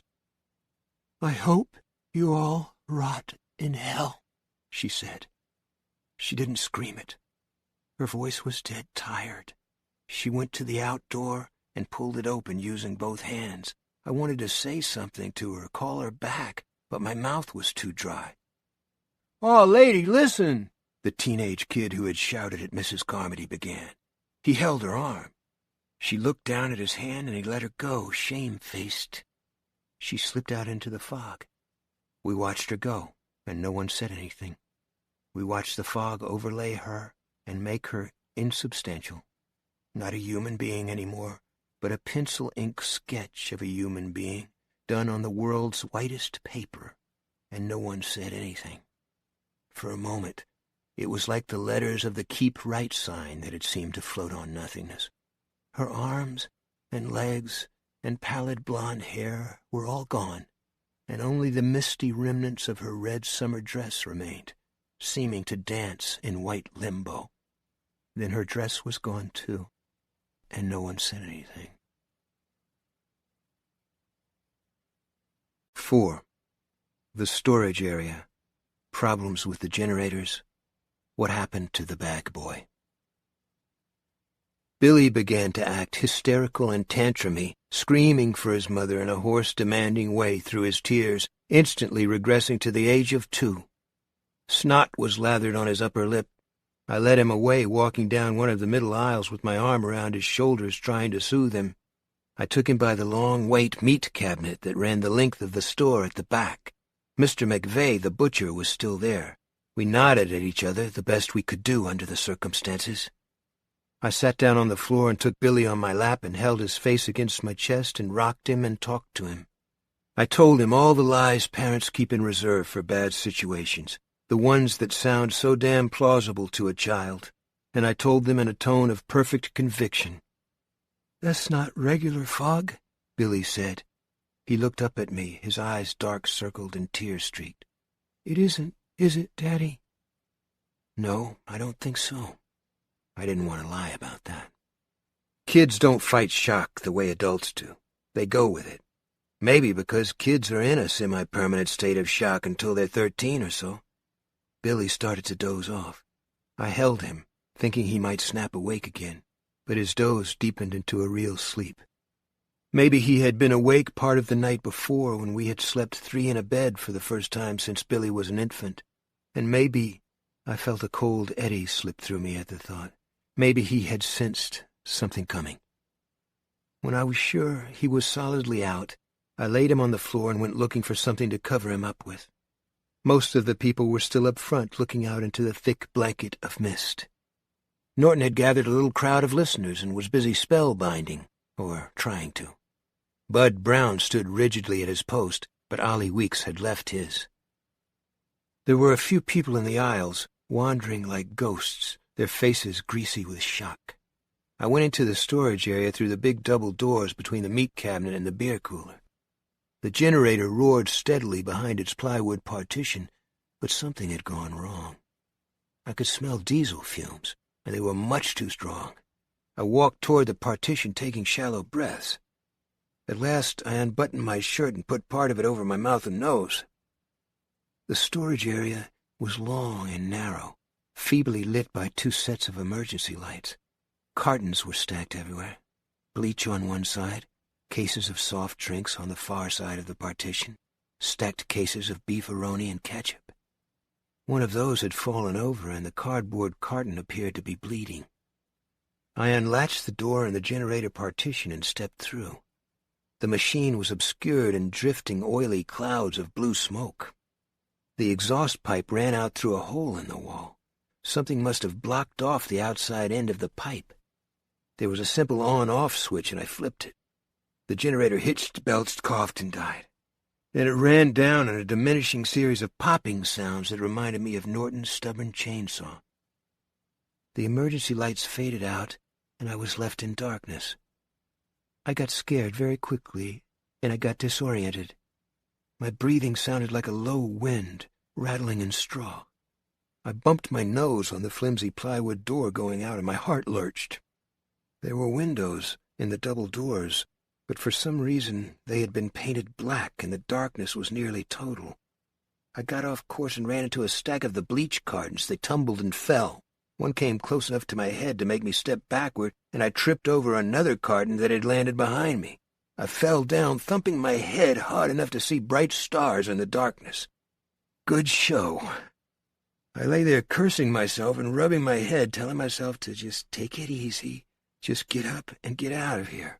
Get back to Billy, telling myself nothing soft and slimy was going to close over my ankle or slip into one groping hand. I told myself not to lose control, or I would end up blundering around back here in a panic, knocking things over and creating a mad obstacle course for myself.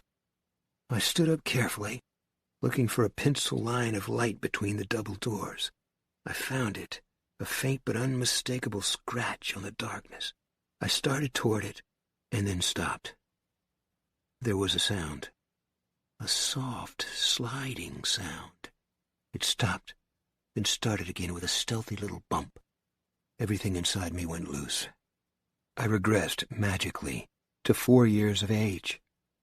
That sound wasn't coming from the market. It was coming from behind me, from outside, where the mist was. Something that was slipping and sliding and scraping over the cinder blocks, and maybe looking for a way in. Or maybe it was already in, and it was looking for me. Maybe in a moment I would feel whatever was making that sound on my shoe or on my neck. It came again. I was positive it was outside, but that didn't make it any better. I told my legs to go, and they refused the order. Then the quality of the noise changed. Something rasped across the darkness, and my heart leaped in my chest, and I lunged at that thin vertical line of light. I hit the door's straight arm and burst through into the market. 3 or 4 people were right outside the double doors. Ollie Weeks was one of them, and they all jumped back in surprise. Ollie grabbed at his chest. "David," he said in a pinched voice. "Jesus Christ, you want to take 10 years off my—" He saw my face. "What's the matter with you?" Did you hear it? I asked. My voice sounded strange in my own ears, high and squeaking. Did any of you hear it? They hadn't heard anything, of course. They had come up to see why the generator had gone off. As Ollie told me that, one of the bag boys bustled up with an armload of flashlights. He looked from Ollie to me curiously. "I turned the generator off," I said, and explained why. "What did you hear?" one of the other men asked. He worked for the town road department. His name was Jim something. "I don't know. A scraping noise. Slithery. I don't want to hear it again." "Nerves," the other fellow with Ollie said. No, it was not nerves. "Did you hear it before the lights went out?" "No, only after, but nothing. I could see the way they were looking at me. They didn't want any more bad news, anything else frightening or off-kilter. There was enough of that already. Only Ollie looked as if he believed me. "Let's go in and start her up again," the bag boy said, handing out the flashlights. Ollie took his doubtfully. The bag boy offered me one, a slightly contemptuous shine in his eyes. He was maybe 18. After a moment's thought, I took the light. I still needed something to cover Billy with. Ollie opened the doors and chocked them, letting in some light. The bleach cartons lay scattered around the half-open door in the plywood partition. The fella named Jim sniffed and said, "Smells pretty rank, all right. Guess you was right to shut it down." The flashlight beams bobbed and danced across cartons of canned goods, toilet paper, dog food. The beams were smoky, and the drifting fumes the blocked exhaust had turned back into the storage area. The bag boy trained his light briefly on the wide loading door at the extreme right. The 2 men and Ollie went inside the generator compartment. Their lights flashed uneasily back and forth, reminding me of something out of a boy's adventure story, and I illustrated a series of them while I was still in college. Pirates bearing their bloody gold at midnight, or maybe the mad doctor and his assistant snatching a body. Shadows, made twisted and monstrous by the shifting, conflicting flashlight beams, bobbed on the walls. The generator ticked irregularly as it cooled. The bag boy was walking toward the loading door, flashing his light ahead of him. "I wouldn't go over there," I said. "No, I know you wouldn't." "Try it now, Ollie," one of the men said. The generator wheezed, then roared. Jesus, shut it down! Holy crow, don't that stink! The generator died again. The bag boy walked back from the loading door just as they came out. Something's plugged that exhaust, all right, one of the men said. I'll tell you what, the bag boy said. His eyes were shining in the glow of the flashlights, and there was a devil-may-care expression on his face that I had sketched too many times as part of the frontispieces for my boys' adventure series. Get it running long enough for me to raise the loading door back there. I'll go around and clear away whatever it is. Norm, I don't think that's a very good idea, Ollie said doubtfully. Is it an electric door? The one called Jim asked. Sure, Ollie said, but I just don't think it would be wise for... That's okay, the other guy said. He tipped his baseball cap back on his head. I'll do it. No, you don't understand, Ollie began again. I really don't think anyone should... Don't worry, he said indulgently to Ollie, dismissing him. Norm, the bag boy, was indignant. Listen, it was my idea, he said. All at once, by some magic, they had gotten around to arguing about who was going to do it instead of whether or not it should be done at all. But of course none of them had heard that nasty, slithering sound. Stop it, I said loudly. They looked around at me. You don't seem to understand, or you're trying as hard as you can not to understand. This is no ordinary fog. Nobody has come into the market since it hit. If you open that loading door and something comes in... Something like what? Norm said with perfect 18-year-old macho contempt. Whatever made the noise I heard. Mr. Drayton, Jim said, pardon me, but I'm not convinced you heard anything. I know you're a big-shot artist with connections in New York and Hollywood and all, but that doesn't make you any different from anyone else in my book. Way I figure, you got in here in the dark, and maybe you just got a little confused. Maybe I did, I said, and maybe if you want to start screwing around outside, you ought to start by making sure that lady got home safe to her kids. His attitude, and that of his buddy and of Norm the bag boy, was making me mad and scaring me more at the same time. They had the sort of light in their eyes that some men get when they go shooting rats at the town dump. Hey, Jim's buddy said, when any of us here want your advice, we'll ask for it. Hesitantly, Ollie said, the generator really isn't that important, you know. The food in the cold cases will keep for 12 hours or more with absolutely no... Okay, kid, you're it, Jim said brusquely. I'll start the motor, you raise the door so that the place doesn't stink up too bad. Me and Myron will be standing by the exhaust outflow. Give us a yell when it's clear. Sure, Norm said, and bustled excitedly away. This is crazy, I said. You let that lady go by herself. I didn't notice you breaking your ass to escort her, Jim's buddy Myron said. A dull, brick-colored flush was creeping out of his collar. But you're going to let this kid risk his life over a generator that doesn't even matter? Why don't you just shut the fuck up? Norm yelled. Listen, Mr. Drayton, Jim said and smiled at me coldly. I'll tell you what. If you've got anything else to say, I think you better count your teeth first, because I'm tired of listening to your bullshit. Ollie looked at me, plainly frightened. I shrugged. They were crazy. That was all. Their sense of proportion was temporarily gone. Out there they had been confused and scared, and here was a straightforward mechanical problem, a balky generator. It was possible to solve this problem. Solving the problem would help make them feel less confused and helpless. Therefore, they would solve it. Jim and his friend Myron decided I knew when I was licked and went back into the generator compartment. Ready, Norm? Jim asked. Norm nodded, then realized they couldn't hear a nod. Yeah, he said. Norm, I said, don't be a fool. It's a mistake, Ollie added. He looked at us, and suddenly his face was much younger than 18. It was the face of a boy. His Adam's apple bobbed convulsively, and I saw that he was scared green. He opened his mouth to say something. I think he was going to call it off, and then the generator roared into life again, and when it was running smoothly, Norm lunged at the button to the right of the door, and it began to rattle upward on its dual steel tracks. The emergency lights had come back on when the generator started. Now they dimmed down as the motor which lifted the door sucked away the juice. The shadows ran backward and melted. The storage area began to fill with the mellow white light of an overcast late winter day. I noticed that odd, acrid smell again. The loading door went up 2 feet, then 4. Beyond, I could see a square cement platform outlined around the edges with a yellow stripe.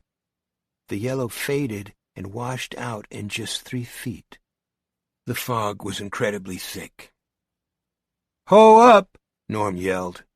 Tendrils of mist, as white and fine as floating lace, eddied inside. The air was cold. It had been noticeably cool all morning long, especially after the sticky heat of the last 3 weeks, but it had been a summery coolness. This was cold. It was like March. I shivered, and I thought of Steph. The generator died. Jim came out just as Norm ducked under the door. He saw it. So did I. So did Ollie. A tentacle came over the far lip of the concrete loading platform and grabbed Norm around the calf. My mouth dropped wide open. Ollie made a very short glottal sound of surprise. "Ugh!" The tentacle tapered from a thickness of a foot, the size of a grass snake, at the point where it had wrapped itself around Norm's lower leg, to a thickness of maybe 4 or 5 feet, where it disappeared into the mist. It was slate gray on top, shading to a fleshy pink underneath, and there were rows of suckers on the underside. They were moving and writhing like hundreds of small, puckering mouths. Norm looked down. He saw what had him. His eyes bulged. "Get it off me! Hey, get it off me! Christ Jesus, get this friggin' thing off me!" "Oh, my God," Jim whimpered. Norm grabbed the bottom edge of the loading door and yanked himself back in. The tentacle seemed to bulge, the way your arm will when you flex it. Norm was yanked back against the corrugated steel door. His head clanged against it. The tentacle bulged more, and Norm's legs and torso began to slip back out. The bottom edge of the loading door scraped the shirt tail out of his pants. He yanked savagely and pulled himself back in like a man doing a chin-up. "Help me!" he was sobbing. "Help me, you guys! Please, please!" "Jesus, Mary, and Joseph," Myron said. He had come out of the generator compartment to see what was going on. I was the closest, and I grabbed Norm around the waist and yanked as hard as I could, rocking back on my heels. For a moment we moved backward, but only for a moment. It was like stretching a rubber band or pulling taffy. The tentacle yielded, but gave up its basic grip not at all. Then 3 more tentacles floated out of the mist toward us. One curled around Norm's flapping red federal apron and tore it away. It disappeared back into the mist with the red cloth curled in its grip, and I thought of something my mother used to say when my brother and I would beg for something she didn't want us to have. Candy, a comic book, some toy. "You need that like a hen needs a flag," she'd say. I thought of that, and I thought of that tentacle waving Norm's red apron around, and I got laughing.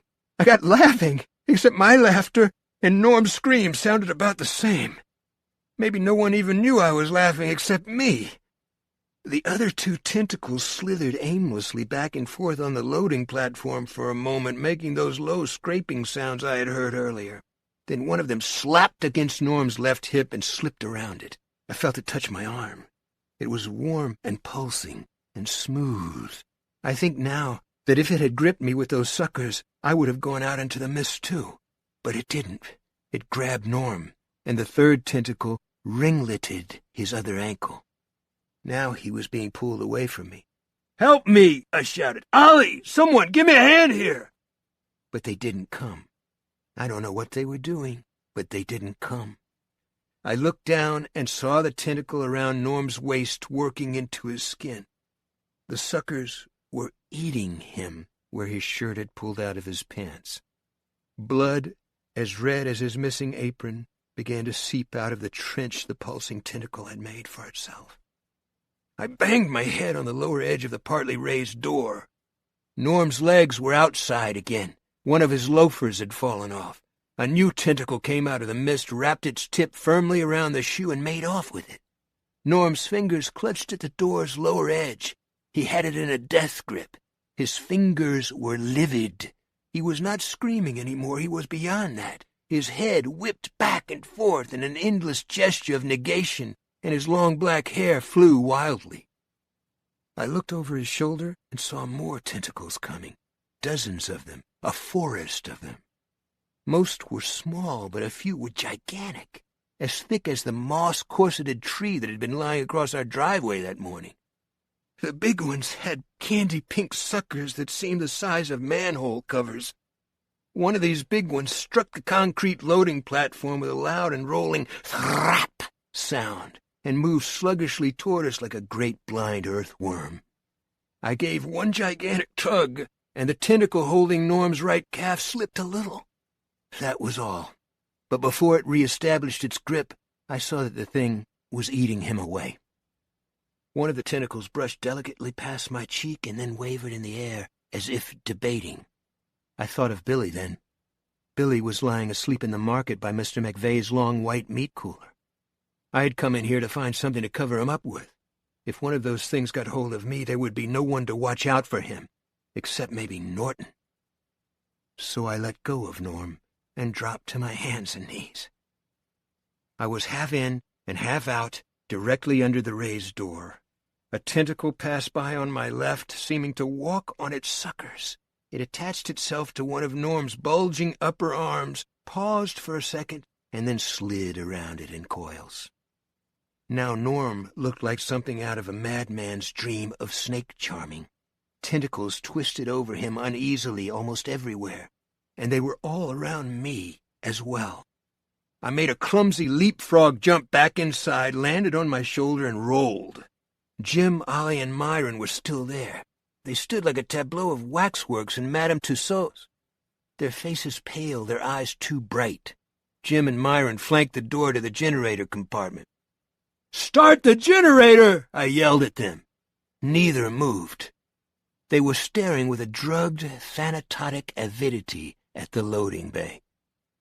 I groped on the floor, picked up the first thing that came to hand, a box of snowy bleach, and chucked it at Jim. It hit him in the gut just above the belt buckle. He grunted and grabbed at himself. His eyes flickered back into some semblance of normality. "Go start that fucking generator!" I screamed so loudly it hurt my throat. He didn't move. Instead, he began to defend himself, apparently having decided that, with Norm being eaten alive by some insane horror from the mist, the time had come for rebuttals. "I'm sorry," he whined. "I didn't know. How the hell was I supposed to know? You said you heard something, but I didn't know what you meant. You should have said what you meant better. I thought, I don't know, maybe a bird or something." So then Ollie moved, bunting him aside with one thick shoulder and blundering into the generator room. Jim stumbled over one of the bleach cartons and fell down, just as I had done in the dark. "I'm sorry," he said again. His red hair had tumbled over his brow. His cheeks were cheese white. His eyes were those of a horrified little boy. Seconds later, the generator coughed and rumbled into life. I turned back to the loading door. Norm was almost gone, yet he clung grimly with one hand. His body boiled with tentacles, and the blood pattered serenely down on the concrete in dime-sized droplets.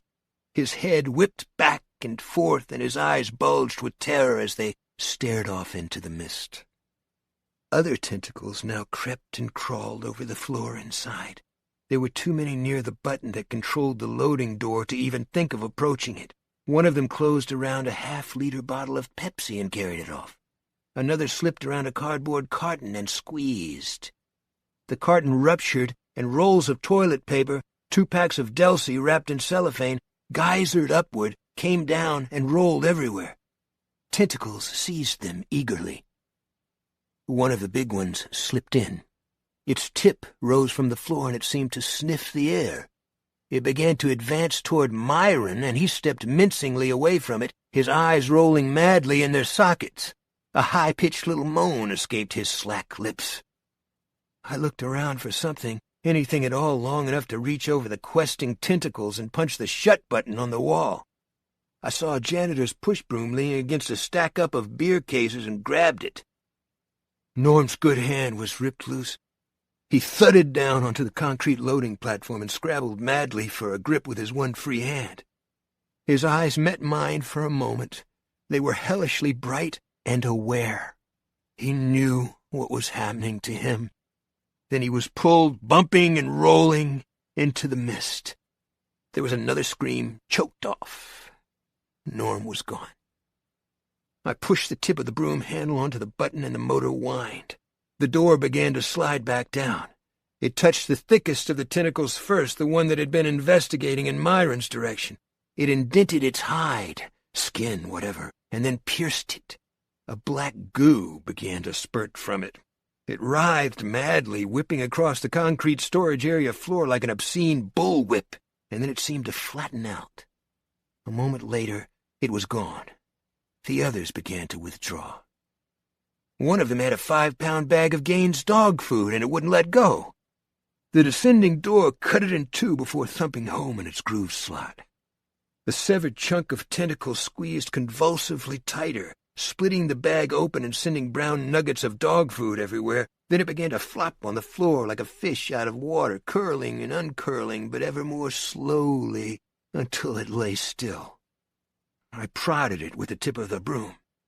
The piece of tentacle, maybe 3 feet long, closed on it savagely for a moment, then loosened and lay limp again in the confused litter of toilet paper, dog food, and bleach cartons. There was no sound except the roar of the generator and Ollie crying inside the plywood compartment. I could see him sitting on a stool in there with his face clutched in his hands. Then I became aware of another sound, the soft, slithery sound I had heard in the dark, only now the sound was multiplied tenfold. It was the sound of tentacles squirming over the outside of the loading door, trying to find a way in. Myron took a couple of steps toward me. "Look," he said, "you gotta understand." I looped a fist at his face. He was too surprised to even try to block it. It landed just below his nose and mashed his upper lip into his teeth. Blood flowed into his mouth. "You got him killed!" I shouted. "Did you get a good look at it? Did you get a good look at what you did?"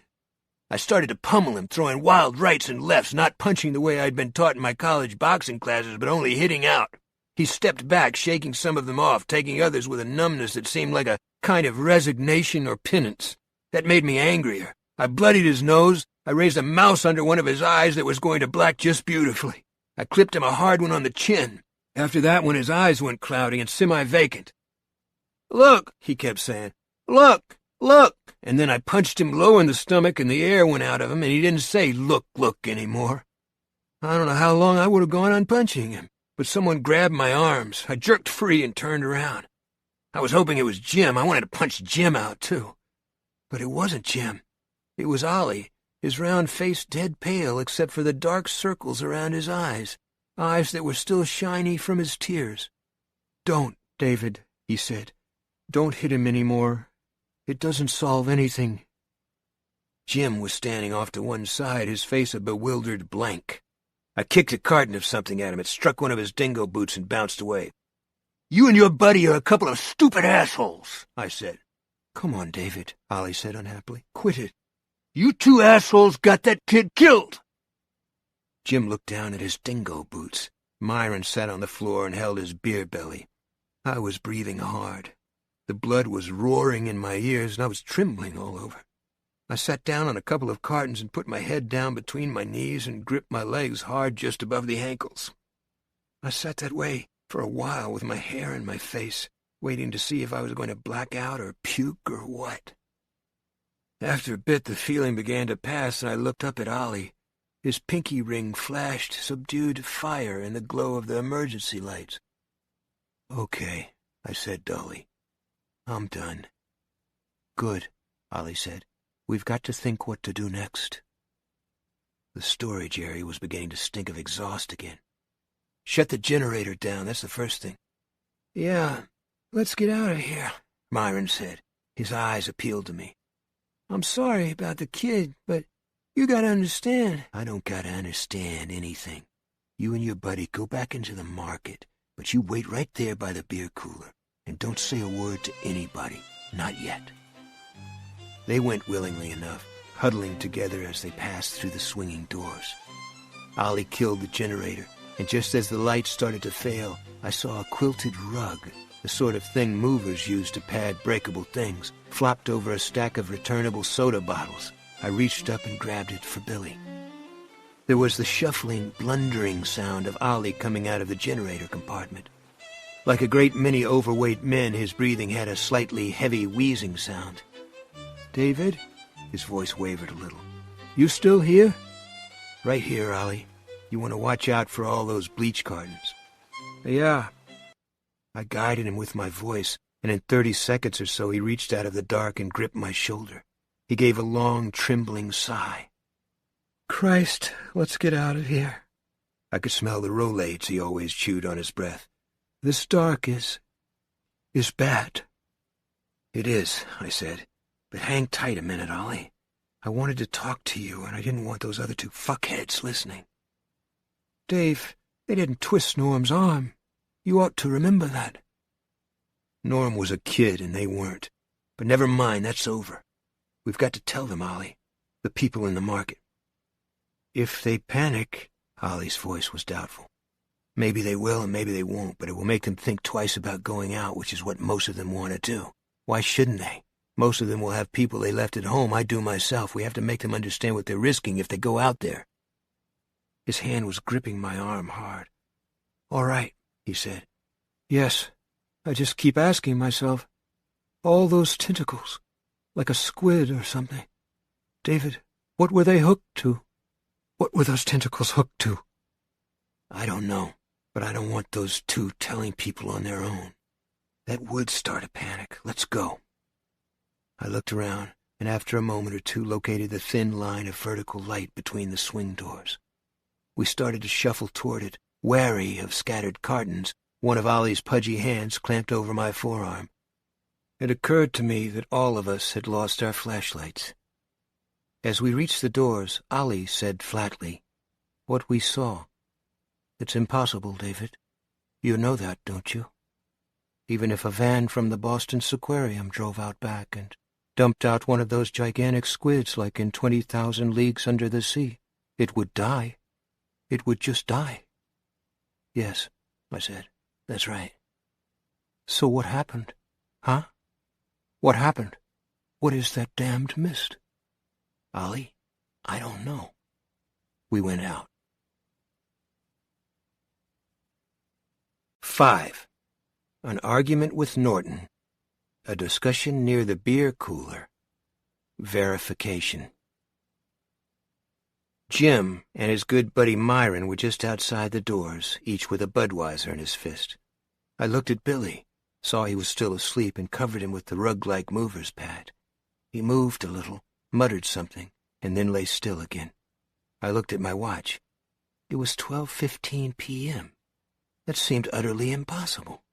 It felt as if at least 5 hours had passed since I had first gone in there to look for something to cover him with. But the whole thing from first to last had taken only about 35 minutes. I went back to where Ollie stood with Jim and Myron. Ollie had taken a beer, and he offered me one. I took it and gulped down half the can at once, as I had that morning cutting wood. It bucked me up a little. Jim was Jim Grondin. Myron's last name was Lafleur. That had its comic side, all right. Myron, the flower, had drying blood on his lips, chin, and cheek. The eye with the mouse under it was already swelling up. The girl in the cranberry-colored sweatshirt walked by aimlessly and gave Myron a cautious look. I could have told her that Myron was only dangerous to teenage boys intent on proving their manhood, but saved my breath. After all, Ollie was right. They had only been doing what they thought was best, although in a blind, fearful way rather than in any real common interest. And now I needed them to do what I thought was best. I didn't think that would be a problem. They had both had the stuffing knocked out of them. Neither, especially Myron the flower, was going to be good for anything for some time to come. Something that had been in their eyes when they were fixing to send Norm out to unplug the exhaust vent had gone now. Their peckers were no longer up. "We're going to have to tell these people something," I said. Jim opened his mouth to protest. "Ollie and I will leave out any part you and Myron had in sending Norm out there if you'll back up what he and I say about what got him." "Sure," Jim said, pitifully eager. "Sure, if we don't tell, people might go out there, like that woman who—" He wiped his hand across his mouth and then drank more beer quickly. Christ, what a mess! David, Holly said. What? He stopped, then made himself go on. What if they get in? The tentacles? How could they? Jim asked. You guys shut the door. Sure, Holly said, but the whole front wall of this place is plate glass. An elevator shot my stomach down about 20 floors. I had known that, but had somehow been successfully ignoring it. I looked over at where Billy lay asleep. I thought of those tentacles swarming over Norm. I thought about that happening to Billy. Plate glass, Myron LaFleur whispered. Jesus Christ, in a chariot-driven sidecar. I left the three of them standing by the cooler, each working a second can of beer, and went looking for Brent Norton. I found him in sober-sided conversation with Bud Brown at Register 2. The pair of them, Norton with his styled gray hair and his elderly stud good looks, Brown with his dour New England fizz, looked like something out of a New Yorker cartoon. As many as 24 people milled restlessly in the space between the end of the checkout lanes and the long show window. A lot of them were lined up at the glass, looking out into the mist. I was again reminded of the people that congregated a building site. Mrs. Carmody was seated on the stationary conveyor belt of one of the checkout lanes, smoking a Parliament in a one-step-at-a-time filter. Her eyes measured me, found me wanting, and passed on. She looked as if she might be dreaming awake. Brent, I said. David, where did you get off to? That's what I'd like to talk to you about. There are people back at the cooler drinking beer, Brown said grimly. He sounded like a man announcing that X-rated movies had been shown at the Deacon's party. I can see them in the security mirror. This has simply got to stop. Brent. Excuse me for a minute, would you, Mr. Brown? Certainly. He folded his arms across his chest and stared grimly up into the convex mirror. It is going to stop. I can promise you that. Norton and I headed toward the beer cooler in the far corner of the store, walking past the housewares and notions. I glanced back over my shoulder, noticing uneasily how the wooden beams framing the tall rectangular sections of glass had buckled and twisted and splintered. And one of the windows wasn't even whole, I remembered. A pie-shaped chunk of glass had fallen out of the upper corner at the instant of that queer thump. Perhaps we could stuff it with cloth or something. Maybe a bunch of those $3.59 ladies' tops I had noticed near the wine. My thoughts broke off abruptly, and I had to put the back of my hand over my mouth, as if stifling a burp. What I was really stifling was the rancid flood of horrified giggles that wanted to escape me at the thought of stuffing a bunch of shirts into a hole to keep out those tentacles that had carried Norm away. I had seen one of those tentacles, a small one, squeeze a bag of dog food until it simply ruptured. David, are you okay? Huh? Your face. You look like you just had a good idea or a bloody awful one. Something hit me then. Brent, what happened to that man who came in raving about something in the mist getting John Lee Froven? The guy with the nosebleed? Yes, him. He passed out, and Mr. Brown brought him around with some smelling salts from the first aid kit. Why? Did he say anything else when he woke up? He started in on that hallucination. Mr. Brown conducted him up to the office. He was frightening some of the women. He seemed happy enough to go. Something about the glass. When Mr. Brown said there was only one small window in the manager's office and that one was reinforced with wire, he seemed happy enough to go. I presume he's still there. What he was talking about is no hallucination. No, of course it isn't. And that thud we felt? No, but David... He's scared, I kept reminding myself. Don't blow up at him. You've treated yourself to one blow-up this morning, and that's enough. Don't blow up at him just because this is the way he was during that stupid property line dispute. First patronizing, then sarcastic, and finally, when it became clear he was going to lose, ugly. Don't blow up at him because you're going to need him.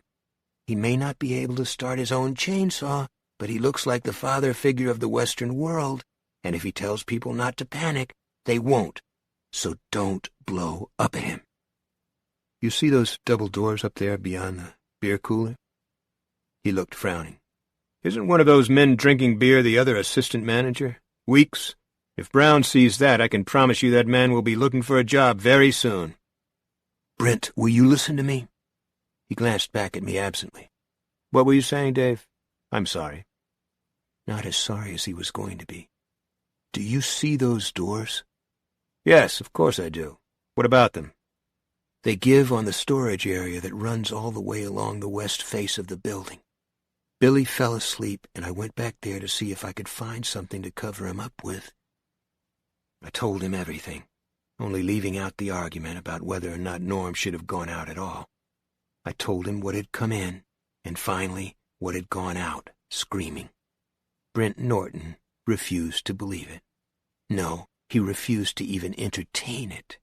I took him over to Jim, Ollie, and Myron. All three of them verified the story, although Jim and Myron the Flower were well on their way to getting drunk. Again, Norton refused to believe or even to entertain it. He simply balked.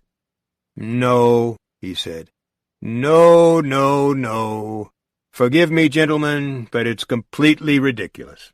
Either you're having me on, he patronized us with his gleaming smile to show that he could take a joke as well as the next fellow, or you're suffering from some form of group hypnosis. My temper rose again, and I controlled it with difficulty.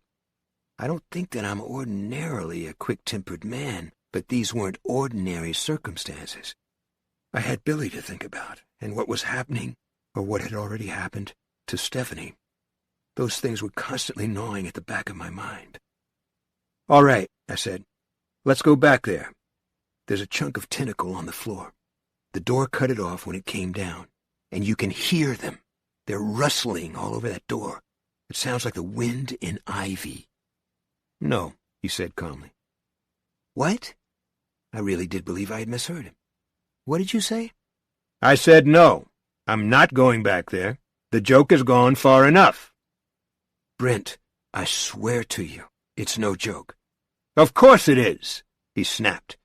His eyes ran over Jim, Myron, rested briefly on Ollie Weeks, who held his glance with calm impassivity, and at last came back to me. It's what you locals probably call a real belly-buster, right, David? Brent, look. No, you look. His voice began to rise toward a courtroom shout. It carried very, very well, and several of the people who were wandering around, edgy and aimless, looked over to see what was going on. Norton jabbed his finger at me as he spoke. It's a joke. It's a banana skin, and I'm the guy that's supposed to slip on it. None of you people are exactly crazy about out-of-towners, am I right? You all pretty much stick together, the way it happened when I hauled you into court to get what was rightfully mine. You won that one all right. Why not? Your father was the famous artist, and it's your town. I only pay my taxes and spend my money here. He was no longer performing, hectoring us with the trained courtroom shout. He was nearly screaming and on the verge of losing all control. Ollie Weeks turned and walked away, clutching his beer. Myron and his friend Jim were staring at Norton with frank amazement. Am I supposed to go back there and look at some 98-cent rubber joke novelty while these two hicks stand around and laugh their asses off? Hey, you want to watch who you're calling a hick, Myron said. I'm glad that tree fell on your boathouse, if you want to know the truth. Glad. Norton was grinning savagely at me. Stove it in pretty well, didn't it? Fantastic. Now get out of my way. He tried to push past me. I grabbed him by the arm and threw him against the beer cooler. A woman cawed in surprise. 2 six-packs of Bud fell over. You dig out your ears and listen, Brent. There are lives at stake here. My kids is not the least of them. So you listen, or I swear I'll knock the shit out of you. Go ahead, Norton said, still grinning with a kind of insane, palsied bravado. His eyes, bloodshot and wide, bulged from their sockets. Show everyone how big and brave you are, beating up a man with a heart condition who is old enough to be your father. Sock him anyway, Jim exclaimed. Fuck his heart condition. I don't even think a cheap New York shyster like him has got a heart. You keep out of it, I said to Jim, and then put my face down to Norton's. I was kissing distance if that had been what I had in mind. The cooler was off, but it was still radiating a chill. Stop throwing up sand. You know damn well I'm telling you the truth. I know. No such thing, he panted. If it was another time and place, I'd let you get away with it. I don't care how scared you are, and I'm not keeping score. I'm scared too, but I need you, goddammit. Does that get through? I need you. Let me go. I grabbed him by the shirt and shook him. Don't you understand anything? People are going to start leaving and walk right into that thing out there. For Christ's sake, don't you understand? Let me go. Not until you come back there with me and see for yourself. I told you no. It's all a trick, a joke. I'm not as stupid as you take me for. Then I'll haul you back there myself.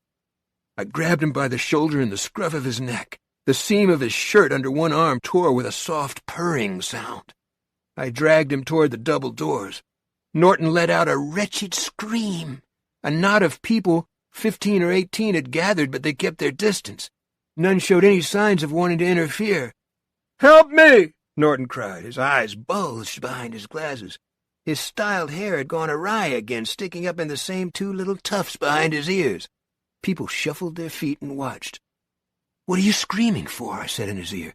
"It's just a joke, right? That's why I took you to town when you asked to come and why I trusted you to cross Billy in the parking lot, because I had this handy fog all manufactured. I rented a fog machine from Hollywood. It cost me $15,000 and another $8,000 to ship it, all so I could play a joke on you. Stop bullshitting yourself and open your eyes." "Let me go," Norton bawled. We were almost at the doors. Here, what is this? What are you doing?" It was Brown. He bustled and elbowed his way through the crowd of watchers. "Make him let me go," Norton said hoarsely. "He's crazy." "No, he's not crazy. I wish he were, but he isn't." That was Ollie, and I could have blessed him. He came around the aisle behind us and stood there facing Brown. Brown's eyes dropped to the beer Ollie was holding. "You're drinking," he said, and his voice was surprised but not totally devoid of pleasure. "You'll lose your job for this." "Come on, Bud," I said, letting Norton go. "This is no ordinary situation." "Regulations don't change," Brown said smugly. "I'll see that the company hears of it. That's my responsibility." Norton, meanwhile, had skittered away and stood at some distance trying to straighten his shirt and smooth back his hair. His eyes darted between Brown and me nervously. "Hey!" Ollie cried suddenly, raising his voice and producing a bass thunder I never would have suspected from this large but soft and unassuming man. "Hey! Everybody in the store! You want to come up back and hear this! It concerns all of you!" He looked at me levelly, ignoring Brown altogether. "Am I doing all right?" "Fine." People began to gather. The original knot of spectators to my argument with Norton doubled, then trebled. "There's something you all had better know," Ollie began. "You put that beer down right now," Brown said. "You shut up right now," I said, and took a step toward him. Brown took a compensatory step back. "I don't know what some of you think you are doing," he said, "but I can tell you it's going to be reported to the Federal Foods Company. All of it. And I want you to understand there may be charges." His lips drew nervously back from his yellowed teeth, and I could feel sympathy for him. Just trying to cope, that was all he was doing, as Norton was by imposing a mental gag order on himself. Myron and Jim had tried by turning the whole thing into a macho charade.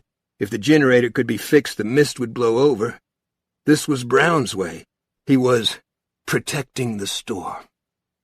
"Then you go ahead and take down the names," I said, "but please don't talk." "I'll take down plenty of names," he responded. "Yours will be head on the list, you bohemian." "Mr. David Drayton has got something to tell you," Ollie said, "and I think you had better all listen up, in case you are planning on going home." So I told them what had happened, pretty much as I told Norton. There was some laughter at first, then a deepening uneasiness as I finished. "It's a lie, you know," Norton said. His voice tried for hard emphasis and overshot into stridency. This was the man I'd told first, hoping to enlist his credibility. What a balls up. "Of course it's a lie," Brown agreed. "It's lunacy. Where do you suppose those tentacles came from, Mr. Drayton?" "I don't know, and at this point that's not even a very important question. They're here. I suspect they came out of a few of those beer cans. That's what I suspect." This got some appreciative laughter. It was silenced by the strong, rusty hinge voice of Mrs. Carmody. "Death!" she cried, and those who had been laughing quickly sobered. She marched into the center of the rough circle that had formed, her canary pants seeming to give off a light of their own. her huge purse swinging against one elephantine thigh. Her black eyes glanced arrogantly around, as sharp and balefully sparkling as a magpie's. Two good-looking girls of about 16 with Camp Woodlands written on the back of their white rayon shirts shrank away from her. "You listen, but you don't hear. You hear, but you don't believe. Which one of you wants to go outside and see for himself?" Her eyes swept them and then fell on me. "And just what do you propose to do about it, Mr. David Drayton? What do you think you can do about it?" She grinned, skull-like above her canary outfit. "It's the end, I tell you. The end of everything. It's the last times. The moving finger has writ, not in fire, but in lines of mist. The earth has opened and spewed forth its abominations." "Can't you make her shut up?" One of the teenage girls burst out. She was beginning to cry. "She's scaring me." "Are you scared, dearie?" Mrs. Carmody asked and turned on her. "You aren't scared now, no. But when the foul creatures the imp has loosed upon the face of the earth come for you—" "That's enough now, Mrs. Carmody," Ollie said, taking her arm. "That's just fine." "You let go of me. It's the end, I tell you. It's death. Death!" "It's a pile of shit," a man in a fishing hat and glasses said disgustedly. "No, sir," Myron spoke up. "I know it sounds like something out of a dope dream, but it's the flat-out truth. I saw it myself." "I did too," Jim said. "And me," Ollie chipped in. He had succeeded in quieting Mrs. Carmody, at least for the time being, but she stood close by, clutching her big purse and grinning her crazy grin. No one wanted to stand too close to her. They muttered among themselves, not liking the corroboration. Several of them looked back at the big plate-glass windows in an uneasy, speculative way. I was glad to see it. "Lies," Norton said. "You people all lie each other up, that's all." "What you're suggesting is totally beyond belief," Brown said. "We don't have to stand here chewing it over," I told him. "Come back into the storage area with me, take a look and a listen." "Customers are not allowed in the—" "Bud," Ollie said, "go with him. Let's settle this." "All right," Brown said. "Mr. Drayton, let's get this foolishness over with." We pushed through the double doors into the darkness. The sound was unpleasant, perhaps evil. Brown felt it, too, for all his hard-headed Yankee manner. His hand clutched my arm immediately. His breath caught for a moment, and then resumed more harshly. It was a low, whispering sound from the direction of the loading door, an almost caressing sound. I swept around gently with one foot and finally struck one of the flashlights. I bent down, got it, and turned it on. Brown's face was tightly drawn, and he hadn't even seen them. He was only hearing them. But I had seen, and I could imagine them twisting and climbing over the corrugated steel surface of the door like living vines. "What do you think now? Totally beyond belief?" Brown licked his lips and looked at the littered confusion of boxes and bags. "They did this. Some of it. Most of it. Come over here." He came, reluctantly. I spotted the flashlight on the shriveled and curled section of tentacle, still lying by the push-broom. Brown bent toward it. "Don't touch that," I said. "It may still be alive." He straightened up quickly. I picked up the broom by the bristles and prodded the tentacle. The third or fourth poke caused it to unclench sluggishly and reveal two whole suckers and a ragged segment of a third. Then the fragment coiled again with muscular speed and lay still. Brown made a gagging, disgusted sound. "Seen enough?" "Yes," he said. "Let's get out of here." We followed the bobbing light back to the double doors and pushed through them. All the faces turned toward us, and the hum of conversation died. Norton's face was like old cheese. Mrs. Carmody's black eyes glinted. Ollie was drinking beer. His face was still running with trickles of perspiration, although it had gotten rather chilly in the market. The two girls with Camp Woodlands on their shirts were huddled together like young horses before a thunderstorm. Eyes. So many eyes. I could paint them, I thought with a chill. No faces, only eyes. In the gloom. I could paint them, but no one would believe they were real. Bud Brown folded his long-fingered hands primly in front of him. "People," he said, "it appears we have a problem of some magnitude here." 6. Further discussion. Mrs. Carmody. Fortifications. What happened to the Flat Earth Society. The next 4 hours passed in a kind of dream. There was a long and semi-hysterical discussion following Brown's confirmation, or maybe the discussion wasn't as long as it seemed. Maybe it was just the grim necessity of people chewing over the same information, trying to see it from every possible point of view, working it the way a dog works a bone, trying to get at the marrow. It was a slow coming to belief. You can see the same thing at any New England town meeting in March. There was the Flat Earth Society, headed by Norton. They were a vocal minority of about 10 who believed none of it. Norton pointed out over and over again that there were only 4 witnesses to the bag boy being carried off by what he called the tentacles from Planet X. It was good for a laugh the first time, but it wore thin quickly. Norton, in his increasing agitation, seemed not to notice. He added that he personally did not trust one of the 4. He further pointed out that 50% of the witnesses were now hopelessly inebriated. That was unquestionably true.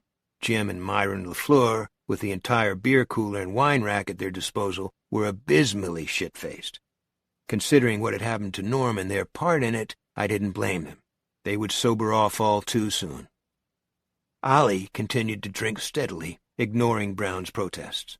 After a while, Brown gave up, contenting himself with an occasional baleful threat about the company. He didn't seem to realize that Federal Foods, Inc., with its stores in Bridgeton, North Windham, and Portland, might not even exist anymore. For all we knew, the Eastern Seaboard might no longer exist. Ollie drank steadily, but didn't get drunk. He was sweating it out as rapidly as he could put it in. At last, as the discussion with the Flat Earthers was becoming acrimonious, Ollie spoke up. "If you don't believe it, Mr. Norton, that's fine. I'll tell you what to do. You go on out that front door and walk around to the back. There's a great big pile of returnable beer and soda bottles there. Norm and Buddy and I put them out this morning. You bring back a couple of those bottles so we know you really went back there. You do that, and I'll personally take my shirt off and eat it." Norton began to bluster. Ollie cut him off in that same soft, even voice. "I tell you, you're not doing anything but damage talking the way you are. There's people here that want to go home and make sure their families are okay. My sister and her year-old daughter are at home in Naples right now. I'd like to check on them, sure. But if people start believing you and try to go home, what happened to Norm is going to happen to them." He didn't convince Norton, but he convinced some of the leaners and fence-sitters. It wasn't what he said so much as it was his eyes, his haunted eyes. I think Norton's sanity hinged on not being convinced, or that he thought it did. But he didn't take Ollie up on his offer to bring back a sampling of returnables from out back. None of them did. They weren't ready to go out, at least not yet. He and his little group of Flat Earthers, reduced by 1 or 2 now, went as far away from the rest of us as they could get, over by the prepared meats case. One of them kicked my sleeping son in the leg as he went past, waking him up. I went over and Billy clung to my neck. When I tried to put him down, he clung tighter and said, "Don't do that, Daddy. Please." I found a shopping cart and put him in the baby seat. He looked very big in there. It would have been comical except for his pale face, the dark hair brushed across his forehead just above his eyebrows, his woeful eyes. He probably hadn't been up in the baby seat of the shopping cart for as long as 2 years. These little things slide by you. You don't realize it first, and when what has changed finally comes to you, it's always a nasty shock. Meanwhile, with the Flat Earthers having withdrawn, the argument had found another lightning rod. This time it was Mrs. Carmody, and understandably enough, she stood alone. In the faded, dismal light, she was witch-like in her blazing canary pants, her bright rayon blouse, her armloads of clacking junk jewelry, copper, tortoiseshell, adamantine, and her thyroidal purse. Her parchment face was grooved with strong vertical lines. Her frizzy gray hair was yanked flat with 3 horn combs and twisted in the back. Her mouth was a line of knotted rope. "There is no defense against the will of God. This has been coming. I have seen the signs. There are those here that I have told, but there are none so blind as those who will not see." "Well, what are you saying? What are you proposing?" Mike Hatland broke in impatiently. He was a town selectman, although he didn't look the part now in his yachtsman's cap and saggy-seated Bermudas. He was sipping at a beer. A great many men were doing it now. Bud Brown had given up protesting, but he was indeed taking names, keeping a rough tab on everyone he could. "Proposing?" Mrs. Carmody echoed, wheeling toward Hatland. "Proposing? Why, I am proposing that you prepare to meet your God, Michael Hatland." She gazed around at all of us. "Prepare to meet your God." "Prepare to meet shit," Myron LaFleur said in a drunken snarl from the beer cooler. "Old woman, I believe your tongue must be hung in the middle so it can run on both ends." There was a rumble of agreement. Billy looked around nervously, and I slipped an arm around his shoulders. "I'll have my say," she cried. Her upper lip curled back, revealing snaggle teeth that were yellow with nicotine. I thought of the dusty stuffed animals in her shop, drinking eternally at the mirror that served as their creek. "Doubters will doubt to the end. Yet a monstrosity did drag that poor boy away. Things in the mist. Every abomination out of a bad dream. Eyeless freaks. Pallid horrors. Do you doubt? Then go on out. Go on out and say howdy do." "Mrs. Carmody, you'll have to stop," I said. "You're scaring my boy." The man with the little girl echoed the sentiment. She, all plump legs and scabby knees, had hidden her face against her father's stomach and put her hands over her ears. Big Bill wasn't crying, but he was close. "There's only one chance," Mrs. Carmody said. "What's that, ma'am?" Mike Hatland asked politely. "A sacrifice," Mrs. Carmody said. She seemed to grin in the gloom. "A blood sacrifice." Blood sacrifice. The words hung there, slowly turning. Even now, when I know better, I tell myself that then what she meant was someone's pet dog.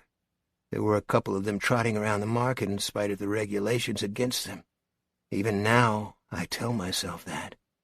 She looked like some crazed remnant of New England Puritanism in the gloom, but I suspect that something deeper and darker than mere Puritanism motivated her. Puritanism had its own dark grandfather, old Adam, with bloody hands. She opened her mouth to say something more, and a small, neat man in red pants and a natty sports shirt struck her open-handed across the face. His hair was parted with ruler evenness on the left. He wore glasses. He also wore the unmistakable look of the summer tourist. "You shut up that bad talk," he said softly and tonelessly.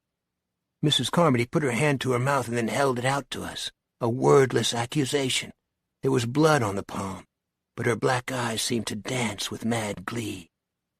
"You had it coming," a woman cried out. "I would have done it myself." "They'll get hold of you," Mrs. Carmody said, showing us her bloody palm. The trickle of blood was now running down one of the wrinkles from her mouth to her chin, like a droplet of rain down a gutter. "Not today, maybe. Tonight. Tonight, when the dark comes. They'll come with the night and take someone else. With the night they'll come. You'll hear them coming, creeping and crawling. And when they come, you'll beg for Mother Carmody to show you what to do." The man in the red pants raised his hand slowly. "You come on and hit me," she whispered, and grinned her bloody grin at him. His hand wavered. "Hit me, if you dare." His hand dropped. Mrs. Carmody walked away by herself. Then Billy did begin to cry, hiding his face against me as the little girl had done with her father. "I want to go home," he said. "I want to see my mommy." I comforted him as best I could, which probably wasn't very well. The talk finally turned into less frightening and destructive channels. The plate glass windows, the market's obvious weak point, were mentioned. Mike Hatlin asked what other entrances there were, and Ollie and Brown quickly ticked them off. 2 loading doors in addition to the one Norm had opened. The main in-out doors. The window in the manager's office, thick reinforced glass securely locked. Talking about these things had a paradoxical effect. It made the danger seem more real, but at the same time made us feel better. Even Billy felt it. He asked if he could go get a candy bar. I told him it would be all right so long as he didn't go near the big windows. When he was out of earshot, a man near Mike Hatlin said, "Okay, what are we going to do about those windows? The old lady may be as crazy as a bedbug, but she could be right about something moving in after dark." "Maybe the fog will blow over by then," a woman said. "Maybe," the man said, "and maybe not." "Any ideas?" I asked Bud and Ollie. "Hold on a sec," the man near Hatlin said. "I'm Dan Miller, from Lynn, Mass.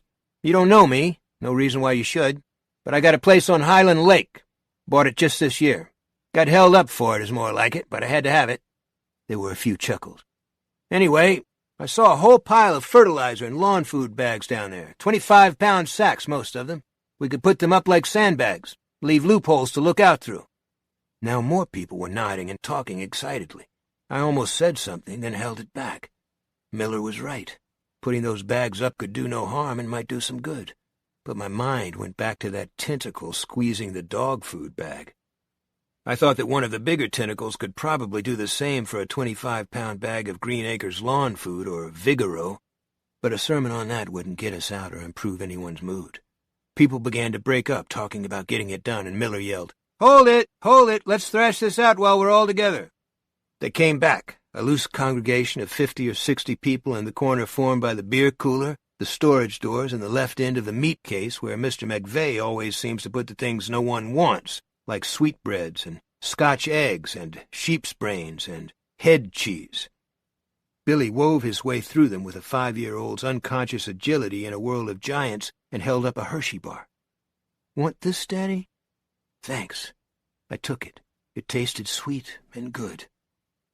"This is probably a stupid question," Miller resumed, "but we ought to fill in the blanks. Anyone got any firearms?" There was a pause. People looked around at each other and shrugged. An old man with grizzled white hair who introduced himself as Ambrose Cornell said he had a shotgun in the trunk of his car. "I'll try for it, if you want." Ollie said, "Right now I don't think that would be a good idea, Mr. Cornell." Cornell grunted. "Right now, neither do I, son, but I thought I ought to make the offer." "Well, I don't really think so," Dan Miller said, "but I thought—" "Wait, hold it a minute," a woman said. It was the lady in the cranberry-colored sweatshirt and the dark green slacks. She had sandy blonde hair and a good figure. A very pretty young woman. She opened her purse, and from it she produced a medium-sized pistol. The crowd made an ah-ing sound, as if they had just seen a magician do a particularly fine trick. The woman who had been blushing blushed that much the harder. She rooted in her purse again and brought out a box of Smith & Wesson ammunition. "I'm Amanda Dumfries," she said to Miller. "This gun, my husband's idea. He thought I should have it for protection. I've carried it unloaded for 2 years. "Is your husband here, ma'am?" "No. He's in New York, on business. He's gone on business a lot. That's why he wanted me to carry the gun." "Well," Miller said, "if you can use it, you ought to keep it. What is it, a .38? "Yes, and I've never fired it in my life except on a target range once." Miller took the gun, fumbled around, and got the cylinder to open after a few moments. He checked to make sure it was not loaded. "Okay," he said, "we got a gun. Who shoots good? I sure don't." People glanced at each other. No one said anything at first. Then reluctantly Ollie said, "I target shoot quite a lot. I have a Colt 45 and a Llama 25. "You?" Brown said. "Huh! You'll be too drunk to see by dark." Ollie said very clearly, "Why don't you just shut up and write down your names?" Brown goggled at him, opened his mouth, then decided, wisely, I think, to shut it again. "It's yours," Miller said, blinking a little at the exchange. He handed it over, and Ollie checked it again more professionally. He put the gun into his right front pants pocket and slipped the cartridge box into his breast pocket, where it made a bulge like a pack of cigarettes. Then he leaned back against the cooler, round face still trickling sweat, and cracked a fresh beer. The sensation that I was seeing a totally unsuspected Ollie Weeks persisted. "Thank you, Mrs. Dumfries," Miller said. "Don't mention it," she said, and I thought fleetingly that if I were her husband and proprietor of those green eyes and that full figure, I might not travel so much. Giving your wife a gun could be seen as a ludicrously symbolic act. "This may be silly, too," Miller said, turning back to Brown with his clipboard and Ollie with his beer. "But there aren't anything like flamethrowers in the place, are there?" "Oh, shit," Buddy Eagleton said, and then went as red as Amanda Dumfries had done. "What is it?" Mike Hatlin asked. "Well, until last week we had a whole case of those little blowtorches. The kind you use around your house to solder leaky pipes or mend your exhaust systems or whatever. You remember those, Mr. Brown?" Brown nodded, looking sour. "Sold out?" Miller asked. "No, they didn't go at all. We only sold 3 or 4 and sent the rest of the case back. What a pisser! What a shame." Blushing so deeply he was almost purple, Buddy Eagleton retired into the background again. We had matches, of course, and salt. Someone said vaguely that he had heard salt was the thing to put on bloodsuckers and things like that. And all kinds of cedar mops and long-handled brooms. Most of the people continued to look heartened, and Jim and Myron were too plotso to sound a dissenting note, but I met Ollie's eyes and saw a calm hopelessness in them that was worse than fear. He and I had seen the tentacles. The idea of throwing salt on them or trying to fend them off with the handles of cedar mops was funny in a ghastly way. "Mike," Miller said, "why don't you crew this little adventure? I want to talk to Ollie and Dave here for a minute." "Glad to." Hatlin clapped Dan Miller on the shoulder. "Somebody had to take charge, and you did it good. Welcome to town." "Does this mean I get a kickback on my taxes?" Miller asked. He was a banty little guy with red hair that was receding. He looked like the sort of guy you can't help liking on short notice and, just maybe, the kind of guy you can't help not liking after he's been around for a while, the kind of guy who knows how to do everything better than you do. "No way," Hatlin said, laughing. Hatlin walked off. Miller glanced down at my son. "Don't worry about Billy," I said. "Man, I've never been so worried in my whole life," Miller said. "No," Ollie agreed and dropped an empty into the beer cooler. He got a fresh one and opened it. There was a soft hiss of escaping gas. "I got to look at the way you two glanced at each other," Miller said. I finished my Hershey bar and got a beer to wash it down with. "Tell you what I think," Miller said.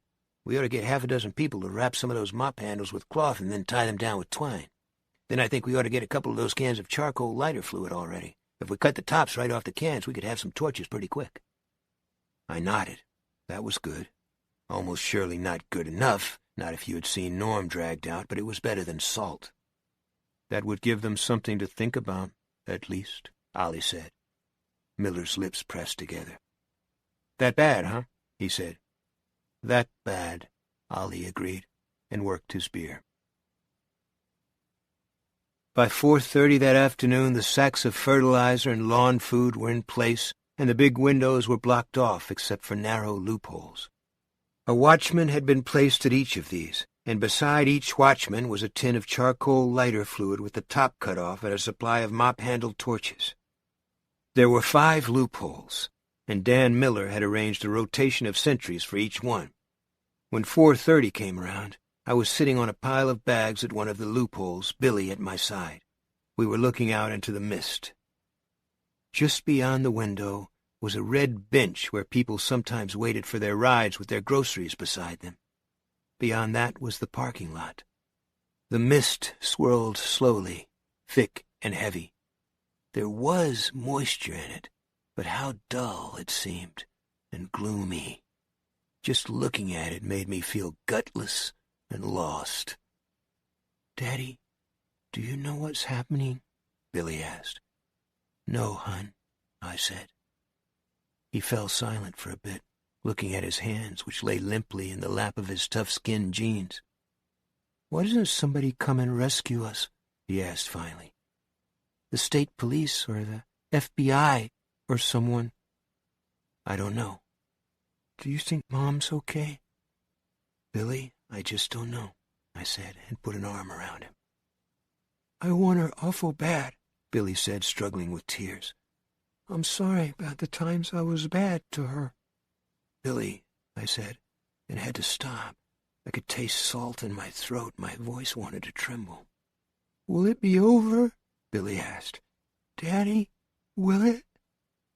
I don't know, I said, and he put his face in the hollow of my shoulder, and I held the back of his head, felt the delicate curve of his skull just under the thick growth of his hair.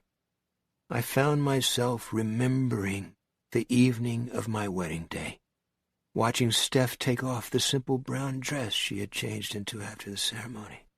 She had had a big purple bruise on one hip from running into the side of a door the day before. I remember looking at the bruise and thinking, when she got that, she was still Stephanie Stepanek, and feeling something like wonder. Then we had made love, and outside it was spitting snow from a dull gray December sky. Billy was crying. Shh, Billy, shh, I said, rocking his head against me, but he went on crying. It was the sort of crying that only mothers know how to fix right. Premature night came inside the Federal Foods. Miller and Hatlin and Bud Brown handed out flashlights, the whole stock, about 20. Norton clamored loudly for them on behalf of his group and received 2. The lights bobbed here and there in the aisles like uneasy phantoms. I held Billy against me and looked out through the loophole. The milky, translucent quality of the light out there hadn't changed much. It was putting up the bags that had made the market so dark. Several times I thought I saw something, but it was only jumpiness. One of the others raised a hesitant false alarm. Billy saw Mrs. Turman again and went to her eagerly, even though she hadn't been over to sit for him all summer. She had one of the flashlights and handed it over to him amiably enough. Soon he was trying to write his name in light on the blank glass faces of the frozen food cases. She seemed as happy to see him as he was to see her, and in a little while they came over. Hattie Turman was a tall, thin woman, with lovely red hair just beginning to streak gray. A pair of glasses hung from an ornamental chain, the sort I believe it is illegal for anyone except middle-aged women to wear, on her breast. Is Stephanie here, David? She asked. No, at home. She nodded. Alan, too. How long are you on watch here? Until 6. Have you seen anything? No, just the mist. I'll keep Billy until 6 if you like. Would you like that, Billy? Yes, please, he said, swinging the flashlight above his head in slow arcs and watching it play across the ceiling. God will keep your Steffi, and Alan too, Mrs. Turman said, and led Billy away by the hand. She spoke with serene sureness, but there was no conviction in her eyes. Around 5:30, the sounds of excited argument rose near the back of the store. Someone jeered at something someone else had said, and someone, it was Buddy Eagleton, I think, shouted, "You're crazy if you go out there!" Several of the flashlight beams pooled together at the center of the controversy, and they moved toward the front of the store. Mrs. Carmody's shrieking, derisive laugh split the gloom as abrasive as fingers drawn down a slate blackboard. Above the babble of voices came the boom of Norton's courtroom tenor. "Let us pass, please. Let us pass." The man at the loophole next to mine left his place to see what the shouting was about. I decided to stay where I was. Whatever the concatenation was, it was coming my way. "Please," Mike Catlin was saying, "please, let's talk this thing through." "There's nothing to talk about," Norton proclaimed. Now his face swam out of the gloom. It was determined and haggard and wholly wretched. He was holding one of the 2 flashlights allocated to the flat-earthers. The corkscrewed tufts of hair still stuck up behind his ears like a cuckold's horns. He was at the head of an extremely small procession, 5 of the original 9 or 10. "We are going out," he said. "Don't stick to this craziness," Miller said. "Mike's right. We can talk it over, can't we? Mr. McVeigh is going to barbecue some chicken over the gas grill. We can all sit down and eat and just—" He got in Norton's way, and Norton gave him a push. Miller didn't like it. His face flushed and then set in a hard expression. "Do what you want, then," he said, "but you're as good as murdering these other people." With all the evenness of great resolve or unbreakable obsession, Norton said, "We'll send help back for you. One of his followers murmured agreement, but another quietly slipped away. Now there was Norton and 4 others. Maybe that wasn't so bad. Christ himself could only find 12. "Listen," Mike Hatland said. "Mr. Norton, Brent, at least stay for the chicken. Get some hot food inside you. And give you a chance to go on talking? I've been in too many courtrooms to fall for that. You've psyched out 6 of my people already." "Your people?" Hatland almost groaned it. "Your people? Good Christ, what kind of talk is that? They're people, that's all. This is no game, and it's surely not a courtroom. There are, for want of a better word, there are things out there. And what's the sense of getting yourself killed?" "Things, you say?" Norton said, sounding superficially amused. "Where? Your people have been on watch for a couple of hours now. Who's seen one?" "Well, out back, in the—" No, Norton said, shaking his head. "That ground has been covered and covered. We're going out—" "No!" someone whispered, and it echoed and spread, sounding like the rustle of dead leaves at dusk of an October evening. "No.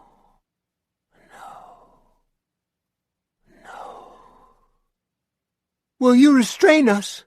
a shrill voice asked. This was one of Norton's people, to use his word, an elderly lady wearing bifocals. "Will you restrain us?" The soft babble of negatives died away. "No," Mike said. "No, I don't think anyone will restrain you." I whispered in Billy's ear. He looked at me startled and questioning. "Go on now," I said. "Be quick." He went. Norton ran his hands through his hair, a gesture as calculated as any ever made by a Broadway actor. I'd liked him better pulling the cord of his chainsaw fruitlessly, cussing and thinking himself unobserved. I could not tell then, and do not know any better now, if he believed in what he was doing or not. I think down deep that he knew what was going to happen. I think that the logic he had paid lip service to all his life turned on him at the end, like a tiger that has gone bad and mean. He looked around restlessly, seeming to wish that there was more to say. Then he led his 4 followers through one of the checkout lanes.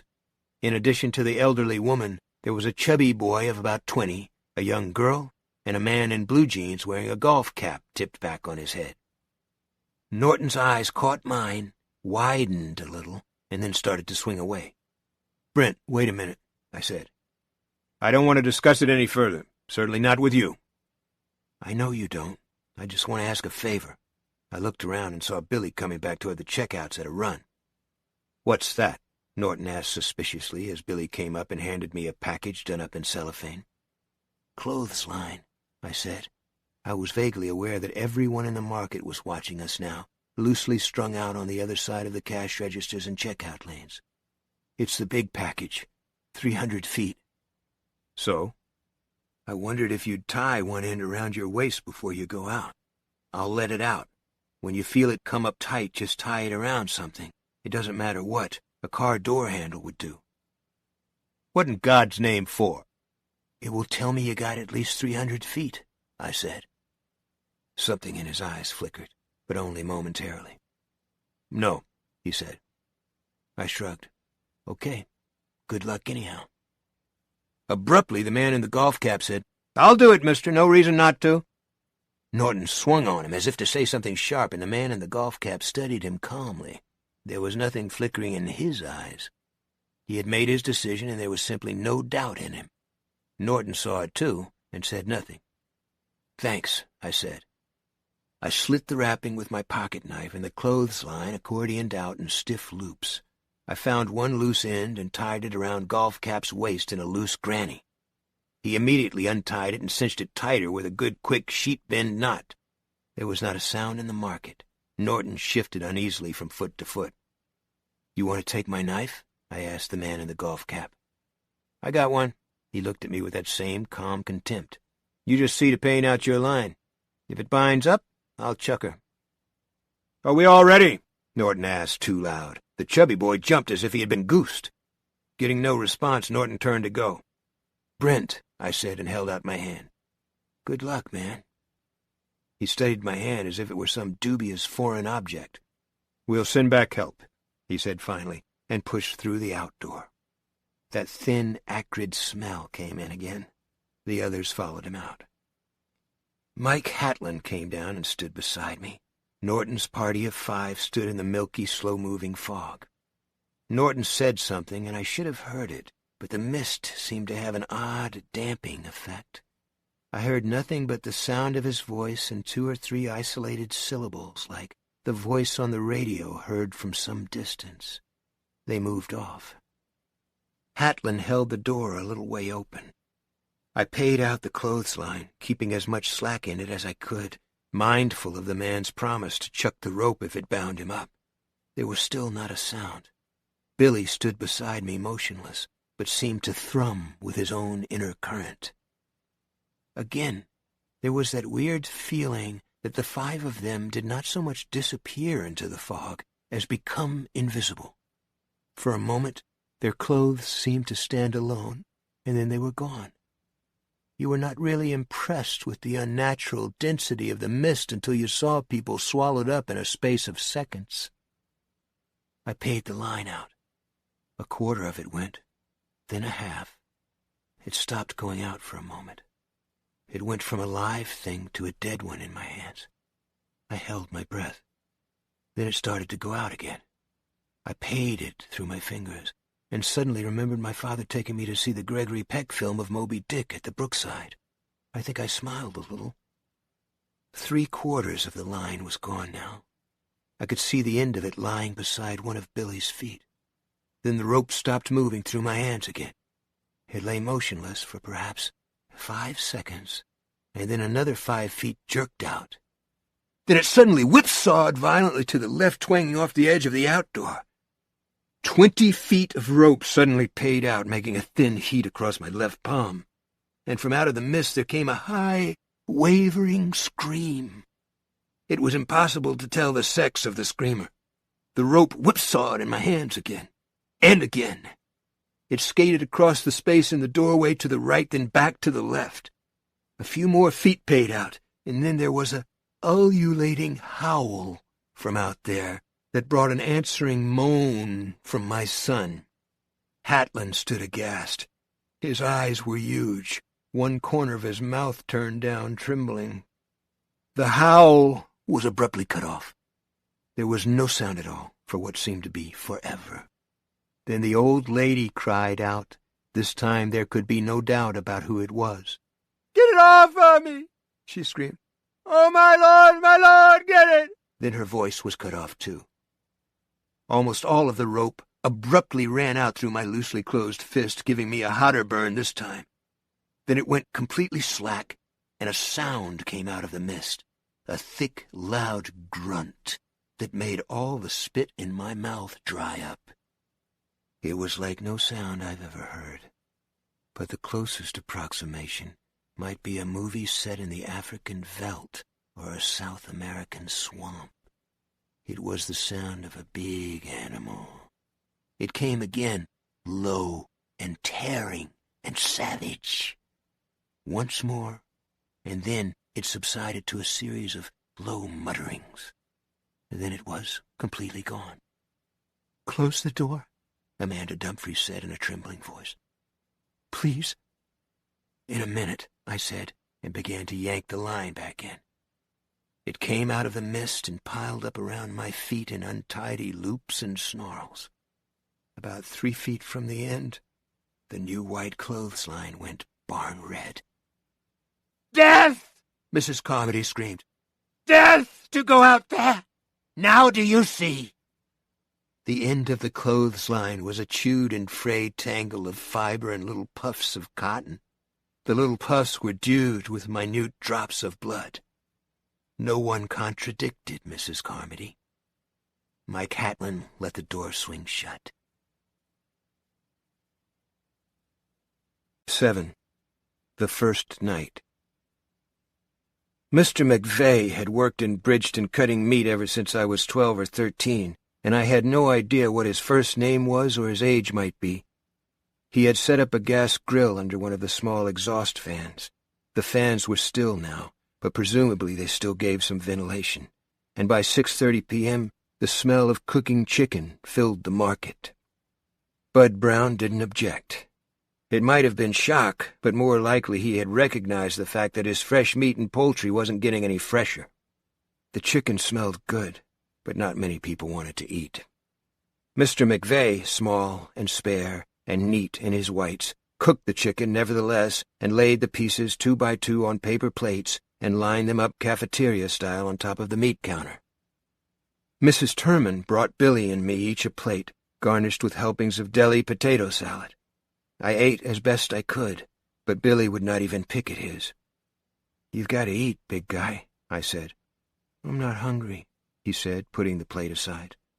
"You can't get big and strong if you don't." Mrs. Turman, sitting slightly behind Billy, shook her head at me. "Okay," I said. "Go get a peach and eat it, at least, okay?" "What if Mr. Brown says something?" "If he says something, you come back and tell me." "Okay, Dad." He walked away slowly. He seemed to have shrunk somehow. It hurt my heart to see him walk that way. Mr. McVeigh went on cooking chicken, apparently not minding that only a few people were eating it, happy in the act of cooking. As I think I have said, there are all ways of handling a thing like this. You wouldn't think it would be so, but it is. The mind is a monkey. Mrs. Turman and I sat halfway up the patent medicines aisle. People were sitting in little groups all over the store. No one except Mrs. Carmody was sitting alone. Even Myron and his buddy Jim were together. They were both passed out by the beer cooler. 6 new men were watching the loopholes. One of them was Ollie, gnawing a leg of chicken and drinking a beer. The mop-handled torches leaned beside each of the watchposts, a can of charcoal lighter fluid next to each. But I don't think anyone really believed in the torches the way they had before. Not after that low and terribly vital grunting sound. Not after the chewed and blood-soaked clothesline. If whatever was out there decided it wanted us, it was going to have us. It, or they. "How bad will it be tonight?" Mrs. Turman asked. Her voice was calm, but her eyes were sick and scared. "Hattie, I just don't know. You let me keep Billy as much as you can. Davy, I think I'm in mortal terror." She uttered a dry laugh. "Yes, I believe that's what it is. But if I have Billy, I'll be all right. I'll be all right for him." Her eyes were glistening. I leaned over and patted her shoulder.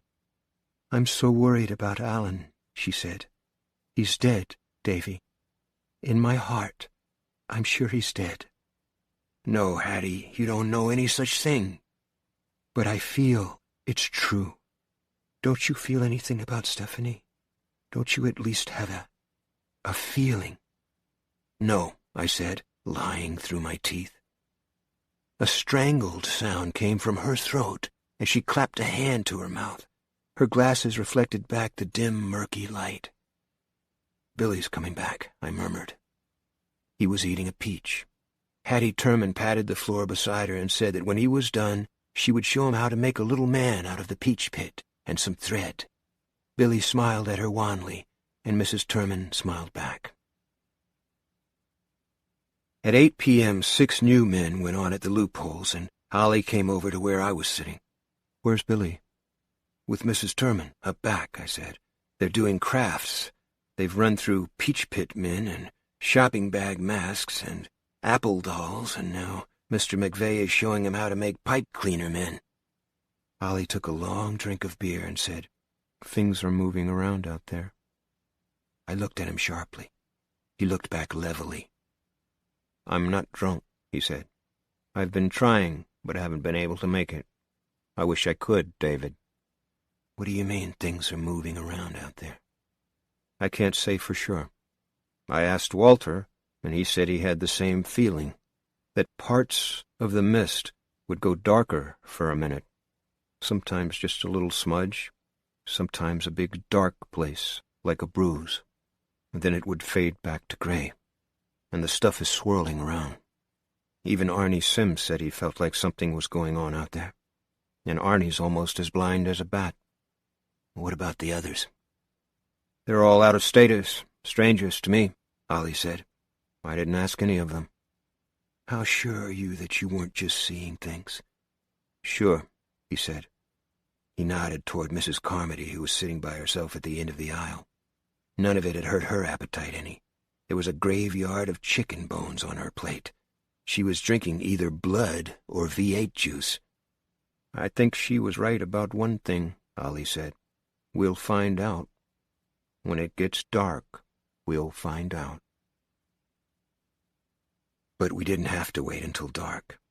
When it came, Billy saw very little of it because Mrs. Turman kept him up back. Ollie was still sitting with me when one of the men up front gave out a shriek and staggered back from his post, pinwheeling his arms.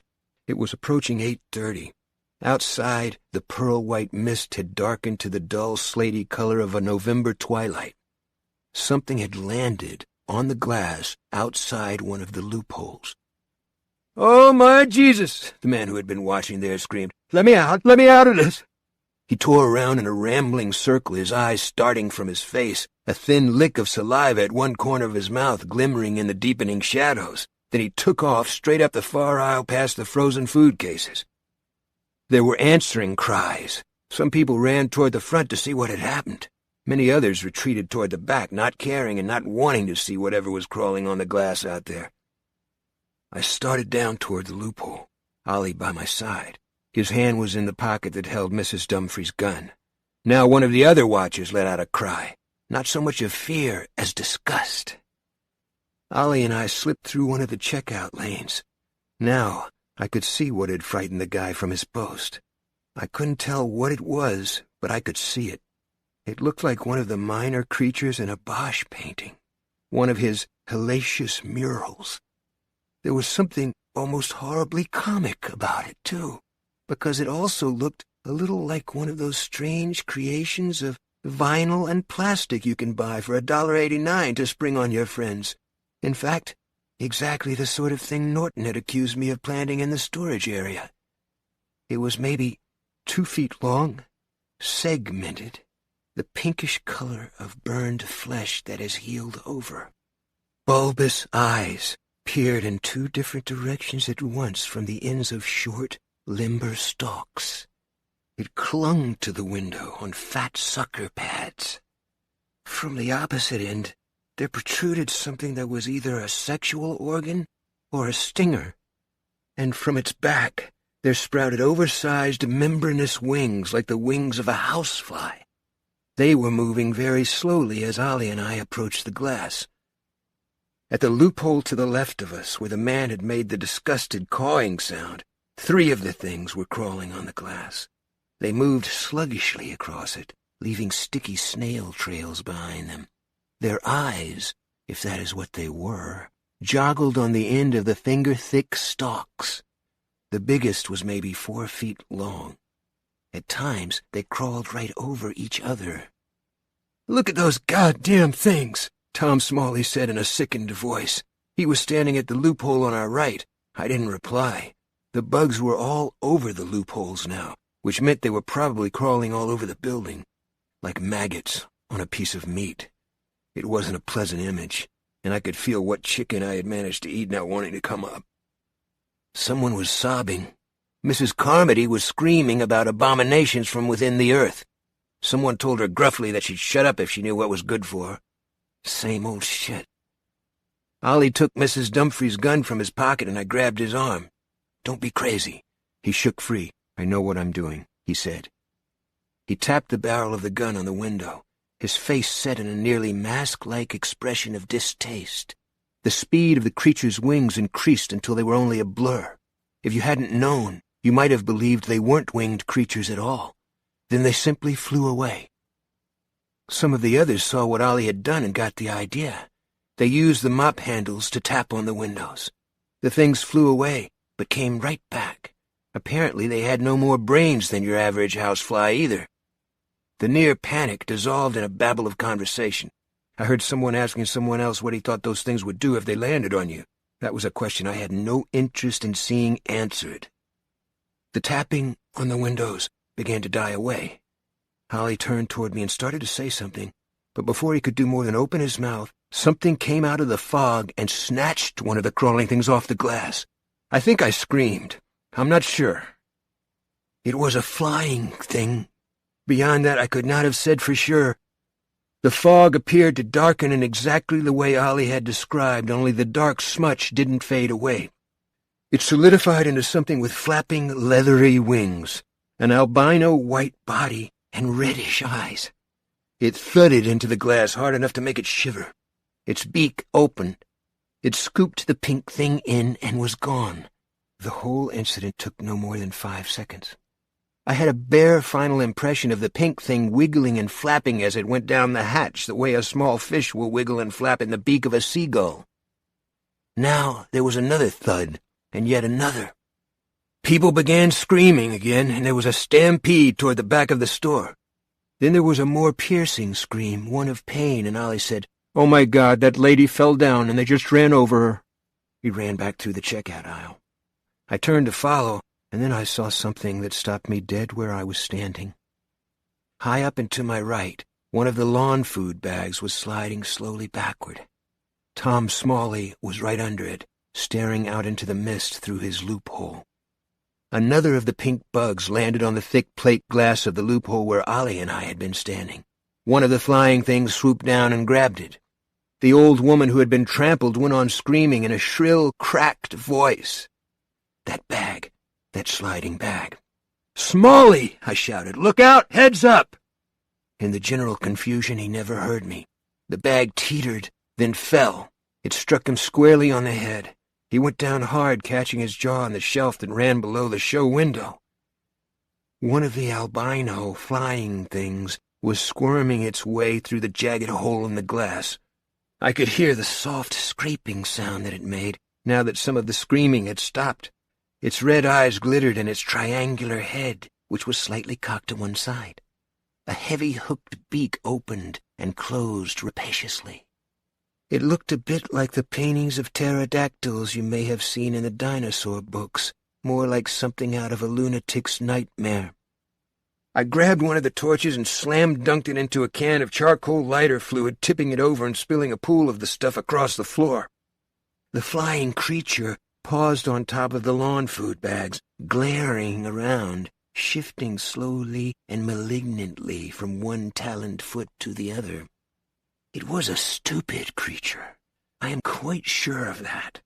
Twice it tried to spread its wings, which struck the walls and then folded themselves over its hunched back like the wings of a griffin. The third time it tried, it lost its balance and fell clumsily from its perch, still trying to spread its wings. It landed on Tom Smalley's back.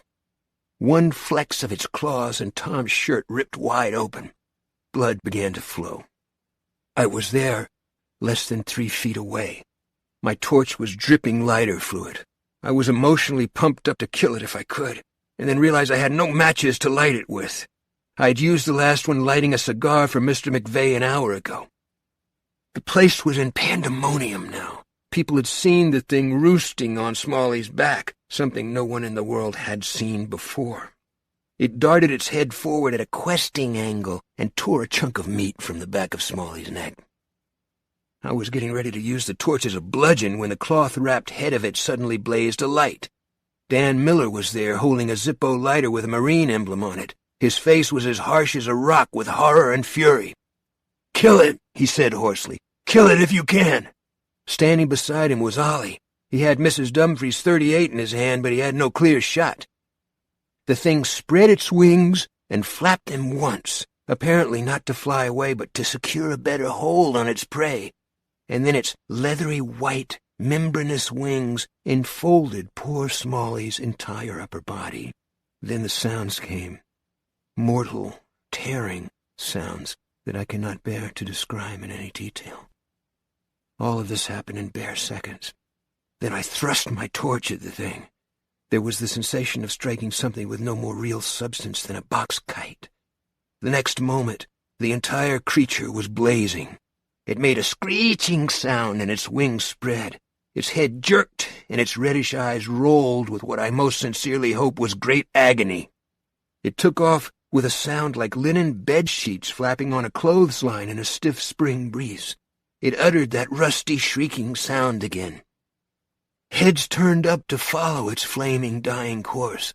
I think that Nothing in the entire business stands in my memory so strongly as that bird thing blazing a zigzagging course above the aisles of the Federal supermarket, dropping charred and smoking bits of itself here and there. It finally crashed into the spaghetti sauces, splattering ragu and prince and prima salsa everywhere like gouts of blood. It was little more than ash and bone. The smell of its burning was high and sickening, and underlying it like a counterpoint was the thin and acrid stench of the mist, eddying in through the broken place in the glass. For a moment there was utter silence. We were united in the black wonder of that brightly flaming death flight. Then someone howled, others screamed, and from somewhere in the back I could hear my son crying. A hand grabbed me. It was Bud Brown. His eyes were bulging from their sockets. His lips were drawn back from his false teeth in a snarl. "One of those other things," he said, and pointed. One of the bugs had come in through the hole and it now perched on a lawn food bag, housefly wings buzzing. You could hear them. It sounded like a cheap department store electric fan. Eyes bulging from their stalks. Its pink and noxiously plump body was aspirating rapidly. I moved toward it. My torch was guttering but not yet out, but Mrs. Repler, the third-grade teacher, beat me to it. She was maybe 55, maybe 60, rope-thin. Her body had a tough, dried-out look that always made me think of beef jerky. She had a can of Raid in each hand, like some crazy gunslinger in an existential comedy. She uttered a snarl of anger that would have done credit to a caveman splitting the skull of an enemy. Holding the pressure cans out at the full length of each arm, she pressed the buttons. A thick spray of insect killer coated the thing. It went into throes of agony, twisting and turning crazily, and at last falling from the bags, bouncing off the body of Tom Smalley, who was dead beyond any doubt or question, and finally landing on the floor. Its wings buzzed madly, but they weren't taking it anywhere. They were too heavily coated with Raid. A few moments later, the wings slowed, then stopped. It was dead. You could hear people crying now, and moaning. The old lady who had been trampled was moaning, and you could hear laughter, the laughter of the damned. Mrs. Repler stood over her kill, her thin chest rising and falling rapidly. Hatlin and Miller had found one of those dollies that the stock boys used to trundle cases of things around the store, and together they heaved it atop the lawn food bags, blocking off the wedge-shaped hole in the glass. As a temporary measure, it was a good one. Amanda Dumfries came forward like a sleepwalker. In one hand she held a plastic floor bucket. In the other she held a whisk broom, still done up in its see-through wrapping. She bent, her eyes still wide and blank, and swept the dead pink thing, bug, slug, whatever it was, into the bucket. You could hear the crackle of the wrapping on the whisk broom as it brushed the floor. She walked over to the outdoor. There were none of the bugs on it. She opened it a little way and threw the bucket out. It landed on its side and rolled back and forth in ever-decreasing arcs. One of the pink things buzzed out of the night, landed on the floor pail, and began to crawl over it. Amanda burst into tears. I walked over and put an arm around her shoulders. At 1:30 the following morning, I was sitting with my back against the white enamel side of the meat counter in a semi-doze. Billy's head was in my lap. He was solidly asleep. Not far away, Amanda Dumfries was sleeping with her head pillowed on someone's jacket. Not long after the flaming death of the bird thing, Ollie and I had gone back out to the storage area and had gathered up half a dozen of the pads such as the one I'd covered Billy with earlier. Several people were sleeping on these. We had also brought back several heavy crates of oranges and pears, and 4 of us working together had been able to swing them to the tops of the lawn food bags in front of the hole in the glass. The bird creatures would have a tough time shifting one of those crates. They weighed about 90 pounds each. But the birds and the bug-like things the birds ate weren't the only things out there. There was the tentacled thing that had taken Norm. There was the frayed clothesline to think about. There was the unseen thing that had uttered that low, guttural roar to think about. We had heard sounds like it since, sometimes quite distant. But how far was distant through the damping effect of the mist? And sometimes they were close enough to shake the building and make it seem as if the ventricles of your heart had suddenly been loaded up with ice water. Billy started in my lap and moaned. I brushed his hair, and he moaned more loudly. Then he seemed to find sleep's less dangerous waters again. My own doze was broken, and I was staring wide awake again. Since dark, I had only managed to sleep about 90 minutes, and that had been dream-haunted. In one of the dream fragments, it had been the night before again. Billy and Steffi were standing in front of the picture window, looking out at the black and slate-gray waters, out at the silver-spinning waterspout that heralded the storm. I tried to get to them, knowing that a strong enough wind could break the window and throw deadly glass darts all the way across the living room. But no matter how I ran, I seemed to get no closer to them. And then a bird rose out of the waterspout, a gigantic scarlet oiseau d'amore, whose prehistoric wingspan darkened the entire lake from west to east. Its beak opened, revealing a maw the size of the Holland Tunnel. And as the bird came to gobble up my wife and son, a low, sinister voice began to whisper over and over again, "The Arrowhead Project. The Arrowhead Project. The Arrowhead Project." Not that Billy and I were the only ones sleeping poorly. Others screamed in their sleep, and some went on screaming after they woke up. The beer was disappearing from the cooler at a great rate. Buddy Eagleton had restocked it once from out back with no comment. Mike Hatlin told me the Sominex was gone. Not depleted, but totally wiped out. He guessed that some people might have taken 6 or 8 bottles. "There's some Nitol left," he said. "You want a bottle, David?" I shook my head and thanked him. And in the last aisle down by Register 5, we had our winos. There were about 7 of them, all out-of-staters except for Lou Tattinger, who ran the Pine Tree Car Wash. Lou didn't need any excuse to sniff the cork, as the saying was. The wino brigade was pretty well anesthetized. Oh, yes, there were also 6 or 7 people who had gone crazy. Crazy isn't the best word. Perhaps I just can't think of the proper one. But there were these people who had lapsed into a complete stupor without benefit of beer, wine, or pills. They stared at you with blank and shiny doorknob eyes. The hard cement of reality had come apart in some unimaginable earthquake, and these poor devils had fallen through. In time, some of them might come back, if there was time. The rest of us had made our own mental compromises, and in some cases I suppose they were fairly odd. Mrs. Repler, for instance, was convinced the whole thing was a dream, or so she said, and she spoke with some conviction. I looked over at Amanda. I was developing an uncomfortably strong feeling for her.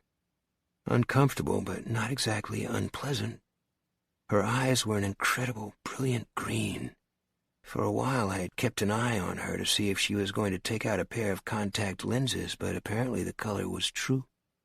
I wanted to make love to her. My wife was at home, maybe alive, more probably dead, alone either way, and I loved her. I wanted to get Billy and me back to her more than anything, but I also wanted to screw this lady named Amanda Dumfries. I tried to tell myself it was just a situation we were in, and maybe it was, but that didn't change the wanting. I dozed in and out, then jerked awake more fully around 3. Amanda had shifted into a sort of fetal position, her knees pulled up toward her chest, hands clasped between her thighs. She seemed to be sleeping deeply. Her sweatshirt had pulled up slightly on one side, showing clean, white skin. I looked at it and began to get an extremely useless and uncomfortable erection. I tried to divert my mind to a new track and got thinking about how I had wanted to paint Brent Norton yesterday. No, nothing as important as a painting, but just sit him on a log with my beer in his hand and sketch his sweaty, tired face and the 2 wings of his carefully processed hair sticking up untidily in the back. It could have been a good picture. It took me 20 years of living with my father to accept the idea that being good could be good enough. You know what talent is? The curse of expectation. As a kid, you have to deal with that. Beat it somehow. If you can write, you think God put you on earth to blow Shakespeare away. Or if you can paint, maybe you think, I did, that God put you on earth to blow your father away. It turned out I wasn't as good as he was. I kept trying to be for longer than I should have, maybe. I had a show in New York, and it did poorly. The art critics beat me over the head with my father. A year later, I was supporting myself and Steph with the commercial stuff. She was pregnant, and I sat down and talked to myself about it.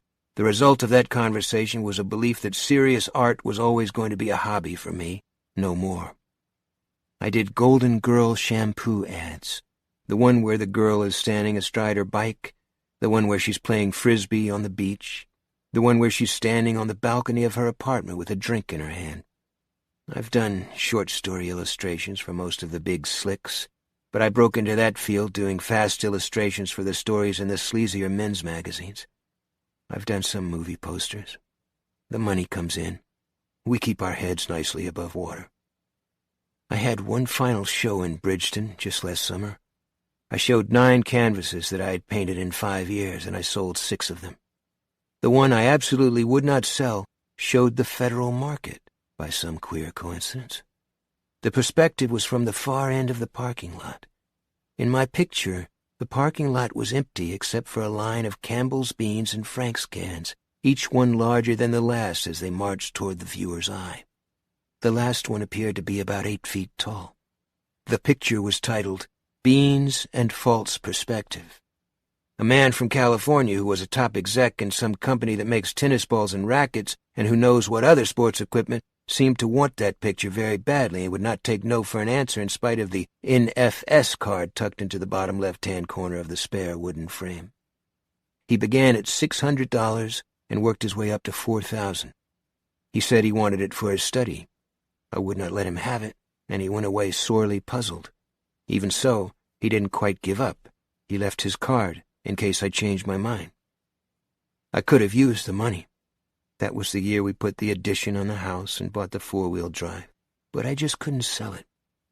I couldn't sell it because I felt it was the best painting I'd ever done, and I wanted it to look at after someone would ask me with totally unconscious cruelty when I was going to do something serious.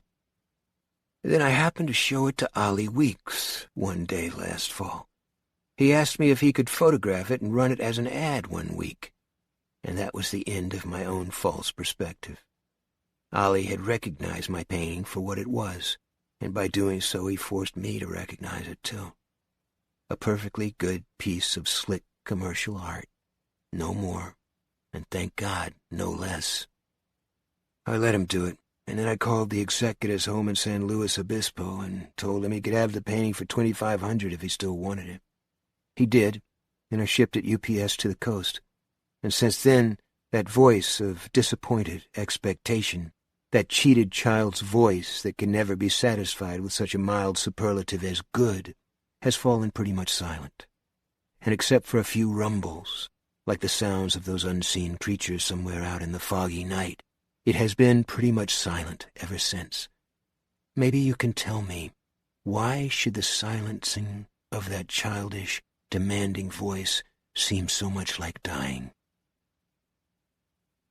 Around 4 o'clock, Billy woke up, partially at least, and looked around with bleary, uncomprehending eyes. "Are we still here?" "Yeah, honey," I said, "we are." He started to cry with a weak helplessness that was horrible. Amanda woke up and looked at us. "Hey, kid," she said, and pulled him gently to her. "Everything is going to look a little better come morning." "No," Billy said. "No, it won't. It won't. It won't." "Shh," she said. Her eyes met mine over his head. "Shh. It's past your bedtime." "I want my mother." "Yeah, you do," Amanda said. "Of course you do." Billy squirmed around in her lap until he could look at me, which he did for some time, and then slept again. "Thanks," I said. "He needed you." "He doesn't even know me." "That doesn't change it." "So what do you think?" she asked. Her green eyes held mine steadily. "What do you really think?" "Ask me in the morning." "I'm asking you now." I opened my mouth to answer, and then Ollie Weeks materialized out of the gloom like something from a horror tale. He had a flashlight with one of the ladies' blouses over the lens, and he was pointing it toward the ceiling. It made strange shadows on his haggard face. "David," he whispered. Amanda looked at him, first startled, then scared again. "Ollie, what is it?" I asked. "David," he whispered again. Then, "Come on, please." "I don't want to leave Billy. He just went to sleep." "I'll be with him," Amanda said. "You better go." Then, in a lower voice, "Jesus, this is never going to end." 8. What happened to the soldiers? With Amanda. A conversation with Dan Miller. I went with Ollie. He was headed for the storage area. As we passed the cooler, he grabbed a beer. "Ollie, what is it?" "I want you to see it." He pushed through the double doors. They slipped shut behind us with a little backwash of air. It was cold. I didn't like this place, not after what had happened to Norm. A part of my mind insisted on reminding me that there was still a small scrap of dead tentacle lying around someplace. Ollie let the blouse drop from the lens of his light. He trained it overhead. At first, I had an idea that someone had hung a couple of mannequins from one of the heating pipes below the ceiling, that they had hung them on piano wire or something, a kid's Halloween trick. Then I noticed the feet, dangling about 7 inches off the cement floor. There were 2 piles of kicked-over cartons. I looked up at the faces, and a scream began to rise in my throat because they were not the faces of department store dummies. Both heads were cocked to the side, as if appreciating some horribly funny joke, a joke that had made them laugh until they turned purple. Their shadows thrown long on the wall behind them. Their protruding tongues.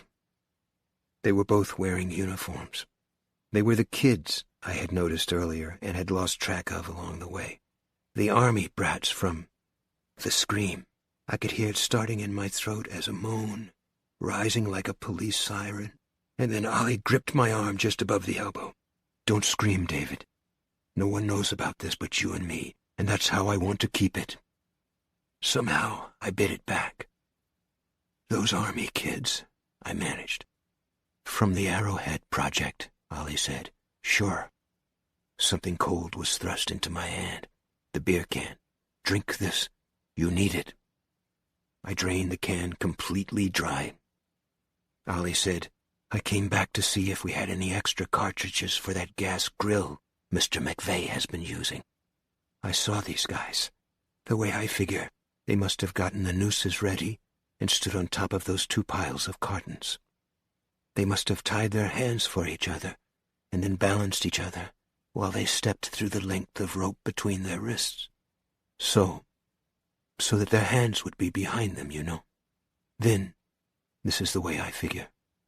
They stuck their heads into the nooses and pulled them tight by jerking their heads to one side. Maybe one of them counted to 3 and they jumped together. I don't know." "It couldn't be done," I said through a dry mouth, but their hands were tied behind them all right. I couldn't seem to take my eyes away from that. "It could, if they wanted to bad enough, David. They could." "But why?" "I think you know why. Not any of the tourists, the summer people, like that guy Miller, but there are people from around here who could make a pretty decent guess." "The Arrowhead Project?" Ollie said, "I stand by one of those registers all day long, and I hear a lot. All this spring, I've been hearing things about that damned Arrowhead thing. None of it good. The black ice on the lakes." I thought of Bill Giasti leaning in my window, blowing warm alcohol in my face. Not just atoms, but different atoms. Now, these bodies hanging from that overhead pipe, the cocked heads, the dangling shoes, the tongues protruding like summer sausages. I realized, with fresh horror, that new doors of perception were opening up inside. New? Not so. Old doors of perception. The perception of a child who has not yet learned to protect itself by developing the tunnel vision that keeps out 90% of the universe. Children see everything their eyes happen upon, hear everything in their ears range. But if life is the rise of consciousness, as a cruel work sampler my wife made in high school proclaims, then it is also the reduction of input. Terror is the widening of perspective and perception. The horror was in knowing I was swimming down to a place most of us leave when we get out of diapers and into training pants. I could see it on Ollie's face, too. When rationality begins to break down, the circuits of the human brain can overload. Axons grow bright and feverish. Hallucinations turn real. The quicksilver puddle at the point where perspective makes parallel lines seem to intersect is really there. The dead walk and talk. A rose begins to sing. I've heard stuff from maybe 24 people, Ollie said. Justine Robards, Nick Tohai, Ben Michelson. You can't keep secrets in small towns. Things get out. Sometimes it's like a spring.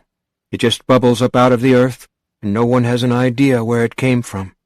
You overhear something at the library and pass it on, or at the marina in Harrison, Christ knows where else or why. But all spring and summer, I've been hearing Arrowhead Project. Arrowhead Project. But these two, I said, Christ, Ollie, they're just kids. There were kids in Nam who used to take ears. I was there. I saw it. But what would drive them to do this? I don't know. Maybe they knew something. Maybe they only suspected. They must have known people in here would start asking them questions eventually, if there is an eventually. If you're right, I said, it must be something really bad. That storm, Ollie said in his soft, level voice. Maybe it knocked something loose up there. Maybe there was an accident. They could have been fooling around with anything. Some people claim they were messing with high-intensity lasers and masers. Sometimes I hear fusion power. And suppose they ripped a hole straight through into another dimension. That's hogwash, I said. Are they? Ollie asked, and pointed at the bodies. No. The question now is, what do we do? I think we ought to cut them down and hide them, he said promptly. Put them under a pile of stuff people won't want. Dog food, dish detergent, stuff like that. If this gets out, it will only make things worse. That's why I came to you, David. I felt you are the only one I could really trust. I muttered. It's like the Nazi war criminals killing themselves in their cells after the war was lost. Yeah, I had that same thought. We fell silent, and suddenly those soft, shuffling noises began outside the steel loading door again, the sound of the tentacles feeling softly across it. We drew together. My flesh was crawling. Okay, I said. We'll make it as quick as we can, Ollie said. His sapphire ring glowed mutely as he moved his flashlight. I want to get out of here fast. I looked up at the ropes. They had used the same sort of clothesline the man in the golf cap had allowed me to tie around his waist. The nooses had sunk into the puffed flesh of their necks, and I wondered again what it could have been to make both of them go through with it. I knew what Ollie meant by saying that if the news of the double suicide got out, it would make things worse. For me, it already had, and I wouldn't have believed that possible. There was a snicking sound. Ollie had opened his knife, a good heavy job made for slitting open cartons, and, of course, cutting rope. You or me? He asked. I swallowed. One each. We did it. When I got back, Amanda was gone, and Mrs. Turman was with Billy. They were both sleeping. I walked down one of the aisles, and a voice said, Mr. Drayton, David. It was Amanda standing by the stairs to the manager's office, her eyes like emeralds. What was it? Nothing, I said. She came over to me. I could smell faint perfume. And oh, how I wanted her. You liar, she said. It was nothing. A false alarm. If that's how you want it. She took my hand. I've just been up to the office. It's empty, and there's a lock on the door. Her face was perfectly calm, but her eyes were lambent, almost feral, and a pulse beat steadily in her throat. I saw the way you looked at me, she said. If we need to talk about it, it's no good. The Terman woman is with your son. Yes, it came to me that this was a way, maybe not the best one, but a way, nevertheless, to take the curse off what Ollie and I had just done. Not the best way, just the only way. We went up the narrow flight of stairs and into the office. It was empty, as she had said, and there was a lock on the door. I turned it. In the darkness, she was nothing but a shape. I put my arms out, touched her, and pulled her to me. She was trembling. We went down on the floor, first kneeling, kissing, and I cupped one firm breast and could feel the quick thudding of her heart through her sweatshirt. I thought of Steffi telling Billy not to touch the live wires. I thought of the bruise that had been on her hip when she took off the brown dress on our wedding night. I thought of the first time I had seen her biking across the mall of the University of Maine at Orono, me bound for one of Vincent Hartgen's classes with my portfolio under my arm. And my erection was enormous. We lay down then, and she said, "Love me, David. Make me warm." When she came, she dug into my back with her nails and called me by a name that wasn't mine. I didn't mind. It made us about even. When we came down, some sort of creeping dawn had begun. The blackness outside the loopholes went reluctantly to dull gray, then to chrome, then to the bright, featureless, and unsparkling white of a drive-in movie screen. Mike Hatlin was asleep in a folding chair he had scrounged somewhere. Dan Miller sat on the floor a little distance away, eating a Hostess donut, the kind that's powdered with white sugar. "Sit down, Mr. Drayton," he invited. I looked around for Amanda, but she was already halfway up the aisle. She didn't look back. Our act of love in the dark already seemed something out of a fantasy, impossible to believe even in this weird daylight. I sat down. "Have a donut." He held the box out. I shook my head. All that white sugar is death, worse than cigarettes. That made him laugh a little bit. "In that case, have two." I was surprised to find a little laughter left inside me. He had surprised it out, and I liked him for it. I did take two of his donuts. They tasted pretty good. I chased them with a cigarette, although it is not normally my habit to smoke in the mornings. "I ought to get back to my kid," I said. "He'll be waking up." Miller nodded. "Those pink bugs," he said. "They're all gone. So are the birds. Hank Vannerman said the last one hit the windows around 4. Apparently the wildlife is a lot more active when it's dark." "You don't want to tell Brent Norton that," I said. "Or Norm." He nodded again and didn't say anything for a long time. Then he lit a cigarette of his own and looked at me. "We can't stay here, Drayton," he said. "There's food, plenty to drink. The supplies don't have anything to do with it, and you know it. What do we do if one of the big beasties out there decides to break in instead of just going bump in the night? Do we try to drive it off with broom handles and charcoal lighter fluid?" Of course he was right.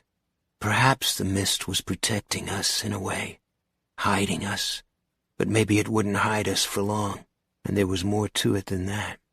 We had been in the Federal for 18 hours, more or less, and I could feel a kind of lethargy spreading over me, not much different from the lethargy I've felt on 1 or 2 occasions when I've tried to swim too far. There was an urge to play it safe, to just stay put, to take care of Billy, and maybe to bang Amanda Dumfries in the middle of the night, a voice murmured. To see if the mist wouldn't just lift, leaving everything as it had been. I could see it on the other faces as well, and it suddenly occurred to me that there were people now in the Federal who probably wouldn't leave under any circumstance. The very thought of going out the door after all that had happened would freeze them. Miller had been watching these thoughts cross my face, maybe.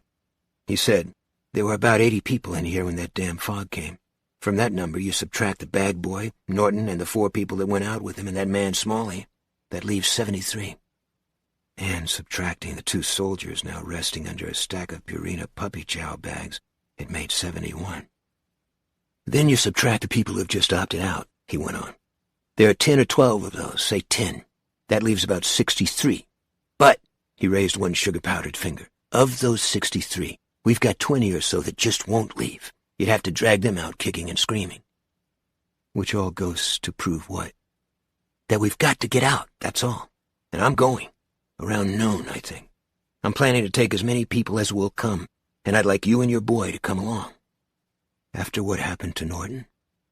Norton went like a lamb to the slaughter. That doesn't mean I have to, or the people who come with me. How can you prevent it? We have exactly one gun. And lucky to have that. But if we could make it across the intersection, maybe we could get down to the Sportsman's Exchange on Main Street. They've got more guns there than you could shake a stick at. That's one if and one maybe too many. Drayton, he said, it's an iffy situation. That rolled very smoothly off his tongue, but he didn't have a little boy to watch out for. Look, let it pass for now, okay? I didn't get much sleep last night, but I got a chance to think over a few things. Want to hear them? Sure. He stood up and stretched. Take a walk over to the window with me. We went through the checkout lane nearest the bread racks and stood at one of the loopholes. The man who was keeping watch there said, "The bugs are gone." Miller slapped him on the back. "Go get yourself a coffee and, fella. I'll keep an eye out." Okay, thanks. He walked away, and Miller and I stepped up to his loophole. "So tell me what you see out there," he said. I looked. The litter barrel had been knocked over in the night, probably by one of the swooping bird things, spilling a trash of papers, cans, and paper shake cups from the Dairy Queen down the road all over the hot top. Beyond that, I could see the rank of cars closest to the market fading into whiteness. That was all I could see, and I told him so. "That blue Chevy pickup is mine," he said. He pointed, and I could see just a hint of blue in the mist. "But if you think back to when you pulled in yesterday, you'll remember that the parking lot was pretty jammed, right?" I glanced back at my Scout and remembered I had only gotten the space close to the market because someone else had been pulling out. I nodded. Miller said, "Now couple something else with that fact, Drayton. Norton and his what did you call them? Flat earthers. Yeah, that's good. Just what they were. They go out, right? Almost the full length of that clothesline. Then we heard those roaring noises, like there was a goddamn herd of elephants out there, right?" "It didn't sound like elephants," I said. "It sounded like something from the primordial ooze," was the phrase that came to mind. But I didn't want to say that to Miller. Not after he had clapped that guy on the back and told him to go get a coffee and, like the coach jerking a player from the big game. I might have said it to Ollie, but not to Miller. "I don't know what it sounded like," I finished lamely. "But it sounded big." Yeah, it had sounded pretty goddamn big. "So how come we didn't hear cars getting bashed around, screeching metal, breaking glass?" "Well, because—" I stopped. He had me. "I don't know." Miller said, "No way they were out of the parking lot when whatever it was hit them. I'll tell you what I think. I think we didn't hear any cars getting around because a lot of them might be gone. Just gone. Fallen into the earth, vaporized, you name it. Strong enough to splinter these beams and twist them out of shape and knock stuff off the shelves, and the town whistle stopped at the same time." I was trying to visualize half the parking lot gone, trying to visualize walking out there and just coming to a brand-new drop in the land where the hot top with its neat yellow-lined parking slots left off. A drop. A slope. Or maybe an out-and-out precipice falling away into the featureless white mist. After a couple of seconds, I said, "If you're right, how far do you think you're going to get in your pickup?" "I wasn't thinking of my truck. I was thinking of your four-wheel drive." That was something to chew over, but not now. "What else is on your mind?" Miller was eager to go on. "The pharmacy next door, that's on my mind. What about that?" I opened my mouth to say I didn't have the slightest idea what he was talking about, and then shut it with a snap. The Bridgeton pharmacy had been doing business when we drove in yesterday. Not the laundromat, but the drugstore had been wide open, the doors chocked with rubber doorstops to let in a little cool air. The power outage had killed their air conditioning, of course. The door to the pharmacy could be no more than 20 feet from the door of the Federal Market. So why? "Why haven't any of those people turned up over here?" Miller asked for me. "It's been 18 hours. Aren't they hungry? They're sure not over there eating Dristan and stay-free mini-pads." "There's food," I said. "They're always selling food items on special. Sometimes it's animal crackers, sometimes it's those toaster pastries, all sorts of things, plus the candy rack. I just don't believe they'd stick with stuff like that when there's all kinds of stuff over here. What are you getting at? What I'm getting at is that I want to get out, but I don't want to be dinner for some refugee from a grade B horror picture. 4 or 5 of us could go next door and check out the situation in the drugstore as a sort of trial balloon. That's everything? No, there's one other thing. What's that?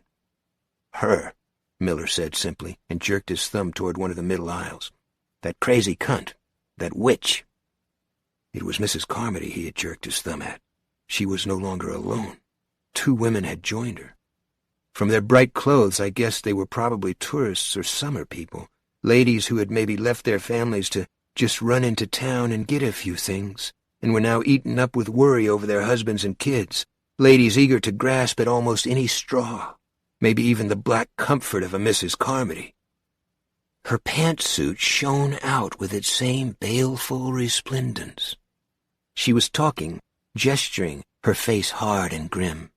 The 2 ladies in their bright clothes, but not as bright as Mrs. Carmody's pantsuit, no, and her gigantic satchel of a purse was still tucked firmly under one doughy arm, were listening, raptly. She's another reason I want to get out, Drayton. By tonight she'll have 6 people sitting with her. If those pink bugs and the birds come back tonight, she'll have a whole congregation sitting with her by tomorrow morning. And then we can start worrying about who she'll tell them to sacrifice to make it all better. Maybe me, or you, or that guy Hatlin, maybe your kid. That's idiocy, I said. But was it? The cold chill crawling up my back said not necessarily. Mrs. Carmody's mouth moved and moved. The eyes of the tourist ladies were fixed on her wrinkled lips. Was it idiocy? I thought of the dusty stuffed animals drinking at their looking-glass stream. Mrs. Carmody had power. Even Steph, normally hard-headed and straight from the shoulder, invoked the old lady's name with unease. That crazy cunt, Miller had called her. That witch. The people in this market are going through a Section 8 experience for sure, Miller said. He gestured at the red-painted beams framing the show window segments, twisted and splintered and buckled out of shape. Their minds probably feel like those beams look. Mine sure as shit does. I spent half of last night thinking I must have flipped out of my gourd, that I was probably in a straitjacket in Danvers, raving my head off about bugs and dinosaur birds and tentacles, and that it would all go away just as soon as the nice orderly came along and shot a wad of Thorazine into my arm. His small face was strained and white. He looked at Mrs. Carmody and then back at me. I tell you, it might happen. As people get flakier, she's going to look better and better to some of them, and I don't want to be around if that happens. Mrs. Carmody's lips moving and moving, her tongue dancing around her old lady's snaggle teeth. She did look like a witch. Put her in a pointy black hat and she would be perfect. What was she saying to her 2 captured birds in their bright summer plumage? Arrowhead Project? Black Spring? Abominations from the cellars of the earth? Human sacrifice? Bullshit. All the same. So what do you say? I'll go this far, I answered him. We'll try going over to the drug. You, me, Ollie, if he wants to go, 1 or 2 others. Then we'll talk it over again. Even that gave me the feeling of walking out over an impossible drop on a narrow beam. I wasn't going to help Billy by killing myself. On the other hand, I wasn't going to help him by just sitting on my ass either. 20 feet to the drugstore. That wasn't so bad. When? He asked. Give me an hour. Sure, he said. 9. The expedition to the pharmacy. I told Mrs. Turman, and I told Amanda, and then I told Billy. He seemed better this morning. He had eaten 2 donuts and a bowl of Special K for breakfast. Afterward, I raced him up and down 2 of the aisles and even got him giggling a little. Kids are so adaptable that they can scare the living shit right out of you. He was too pale. The flesh under his eyes was still puffed from the tears he had cried in the night, and his face had a horribly used look. In a way, it had become like an old man's face, as if too much emotional voltage had been running behind it for too long. But he was still alive and still able to laugh. at least until he remembered where he was and what was happening. After the wind sprints, we sat down with Amanda and Hattie Turman and drank Gatorade from paper cups, and I told him I was going over to the drugstore with a few other people. "I don't want you to," he said immediately, his face clouding. "It'll be all right, Big Bill. I'll bring you a Spider-Man comic book." "I want you to stay here." Now his face was not just cloudy, it was thundery. I took his hand. He pulled it away. I took it again. "Billy, we have to get out of here sooner or later. You see that, don't you?" "When the fog goes away," but he spoke with no conviction at all. He drank his Gatorade slowly and without relish. "Billy, it's been almost one whole day now." "I want Mommy." "Well, maybe this is the first step on the way to getting back to her." Mrs. Turman said, "Don't build the boy's hopes up, David." "What the hell?" I snapped at her. "The kid's got to hope for something." She dropped her eyes. "Yes, I suppose he does." Billy took no notice of this. Daddy, there are things out there. Things." "Yes, we know that. But a lot of them, not all, but a lot, don't seem to come out until it's nighttime." "They'll wait," he said. His eyes were huge, centered on mine. "They'll wait in the fog, and when you can't get back inside, they'll come to eat you up, like in the fairy stories." He hugged me with fierce, panicky tightness. "Daddy, please don't go." I pried his arms loose as gently as I could and told him that I had to. "But I'll be back, Billy." "All right," he said huskily, but he wouldn't look at me anymore. He didn't believe I would be back. It was on his face, which was no longer thundery, but woeful and grieving. I wondered again if I could be doing the right thing, putting myself at risk. Then I happened to glance down the middle aisle and saw Mrs. Carmody there. She had gained a third listener, a man with a grizzled cheek and a mean and rolling bloodshot eye. His haggard brow and shaking hands almost screamed the word hangover. It was none other than your friend and his, Myron Lafleur, the fellow who had felt no compunction at all about sending a boy out to do a man's job. That crazy cunt. That witch. I kissed Billy and hugged him hard. Then I walked down to the front of the store, but not down the housewares aisle. I didn't want to fall under her eye. 3/4 of the way down, Amanda caught up with me. "Do you really have to do this?" she asked. "Yes, I think so." Forgive me if I say it sounds like so much macho bullshit to me. There were spots of color high on her cheeks and her eyes were greener than ever. She was royally pissed. I took her arm and recapped my discussion with Dan Miller. The riddle of the cars and the fact that no one from the pharmacy had joined us didn't move her much. The business about Mrs. Carmody did. "He could be right," she said. "Do you really believe that?" "I don't know.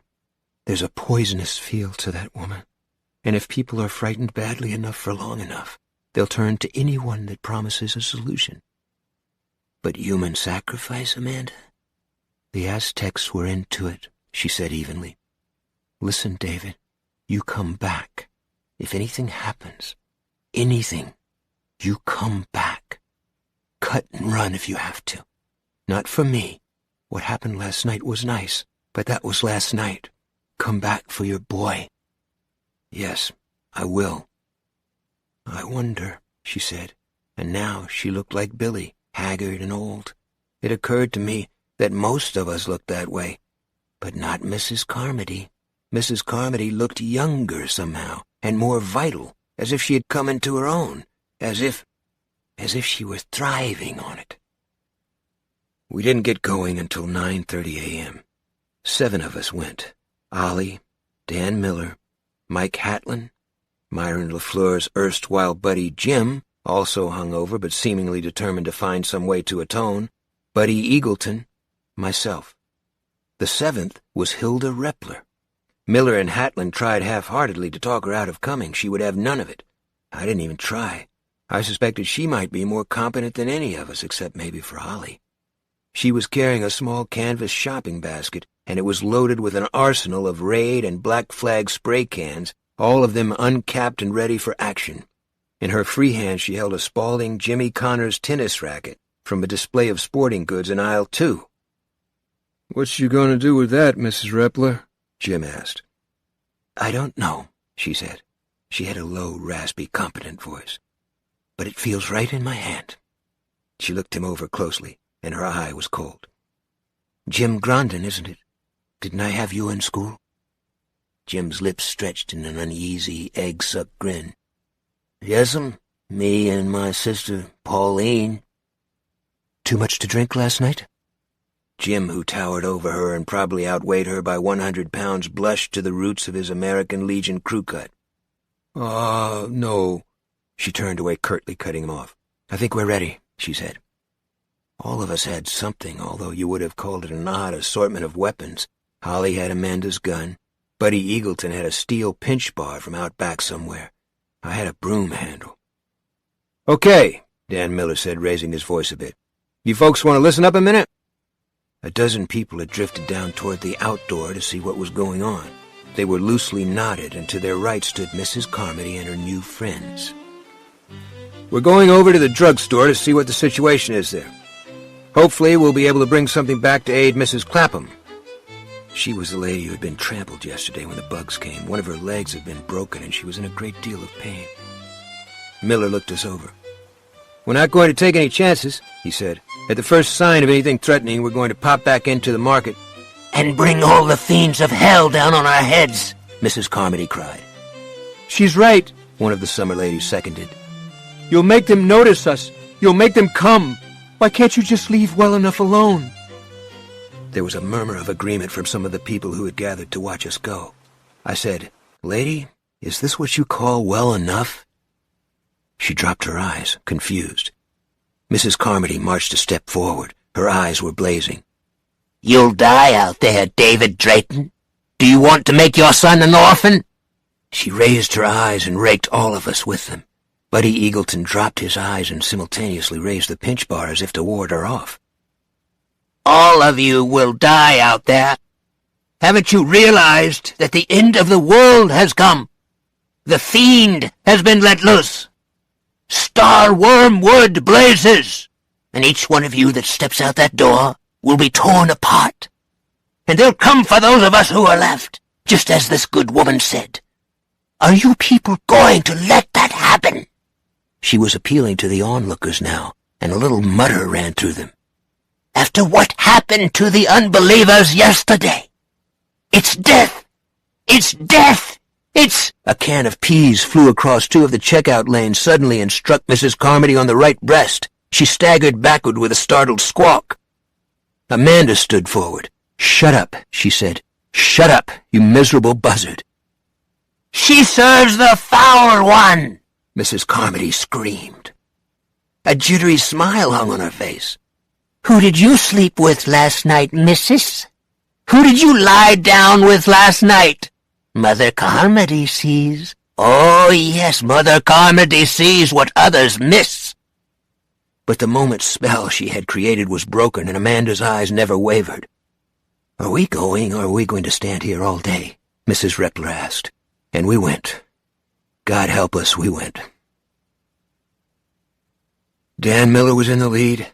Ollie came second. I was last, with Mrs. Repler in front of me. I was as scared as I've ever been, I think, and the hand wrapped around my broom handle was sweaty slick. There was a thin, acrid, and unnatural smell of the mist. By the time I got out the door, Miller and Ollie had already faded into it, and Hatland, who was third, was nearly out of sight. Only 20 feet, I kept telling myself. Only 20 feet. Mrs. Repler walked slowly and firmly ahead of me, her tennis racket swinging lightly from her right hand. To our left was a red cinder-block wall. To our right, the first rank of cars looming out of the mist like ghost ships. Another trash barrel materialized out of the whiteness, and beyond that was a bench where people sometimes sat to wait their turn at the payphone. Only 20 feet. Miller's probably there by now. 20 feet is only 10 or 12 paces, so— "Oh, my God!" Miller screamed. "Oh, dear sweet God, look at this!" Miller had gotten there all right. Buddy Eagleton was ahead of Mrs. Repler, and he turned to run, his eyes wide and starey. She batted him lightly in the chest with her tennis racket. "Where do you think you're going?" she asked in her tough, slightly raspy voice, and that was all the panic there was. The rest of us drew up to Miller.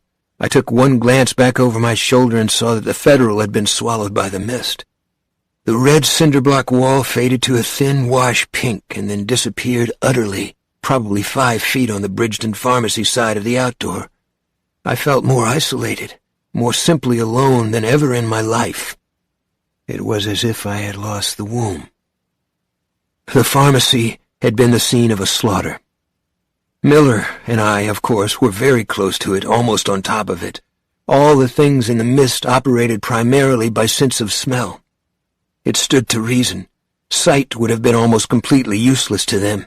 Hearing a little better, but as I've said, the mist had a way of screwing up the acoustics, making things that were close sound distant, and sometimes things that were far away sound close. The things in the mist followed their truest sense.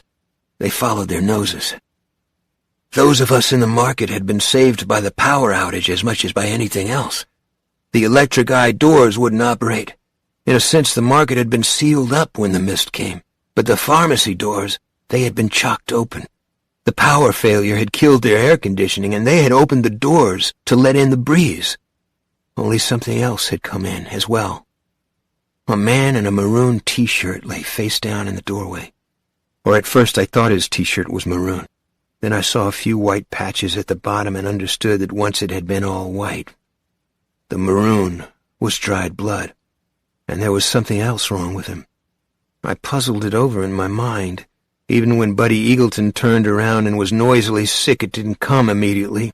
I guess when something that final happens to someone, your mind rejects it at first, unless maybe you're in a war. His head was gone. That's what it was. His legs were splayed out inside the pharmacy doors, and his head should have been hanging over the low step, but his head just wasn't. Jim Grondin had had enough. He turned away, his hands over his mouth, his bloodshot eyes gazing madly into mine. Then he stumbled, staggered back toward the market. The others took no notice. Miller had stepped inside. Mike Hatland followed. Mrs. Repler stationed herself at one side of the double doors with her tennis racket. Ollie stood on the other side with Amanda's gun drawn and pointing at the pavement. He said quietly, "I seem to be running out of hope, David." Buddy Eagleton was leaning weakly against the payphone stall like someone who has just gotten bad news from home. His broad shoulders shook with the force of his sobs. "Don't count us out yet," I said to Ollie. I stepped up to the door. I didn't want to go inside, but I had promised my son a comic book.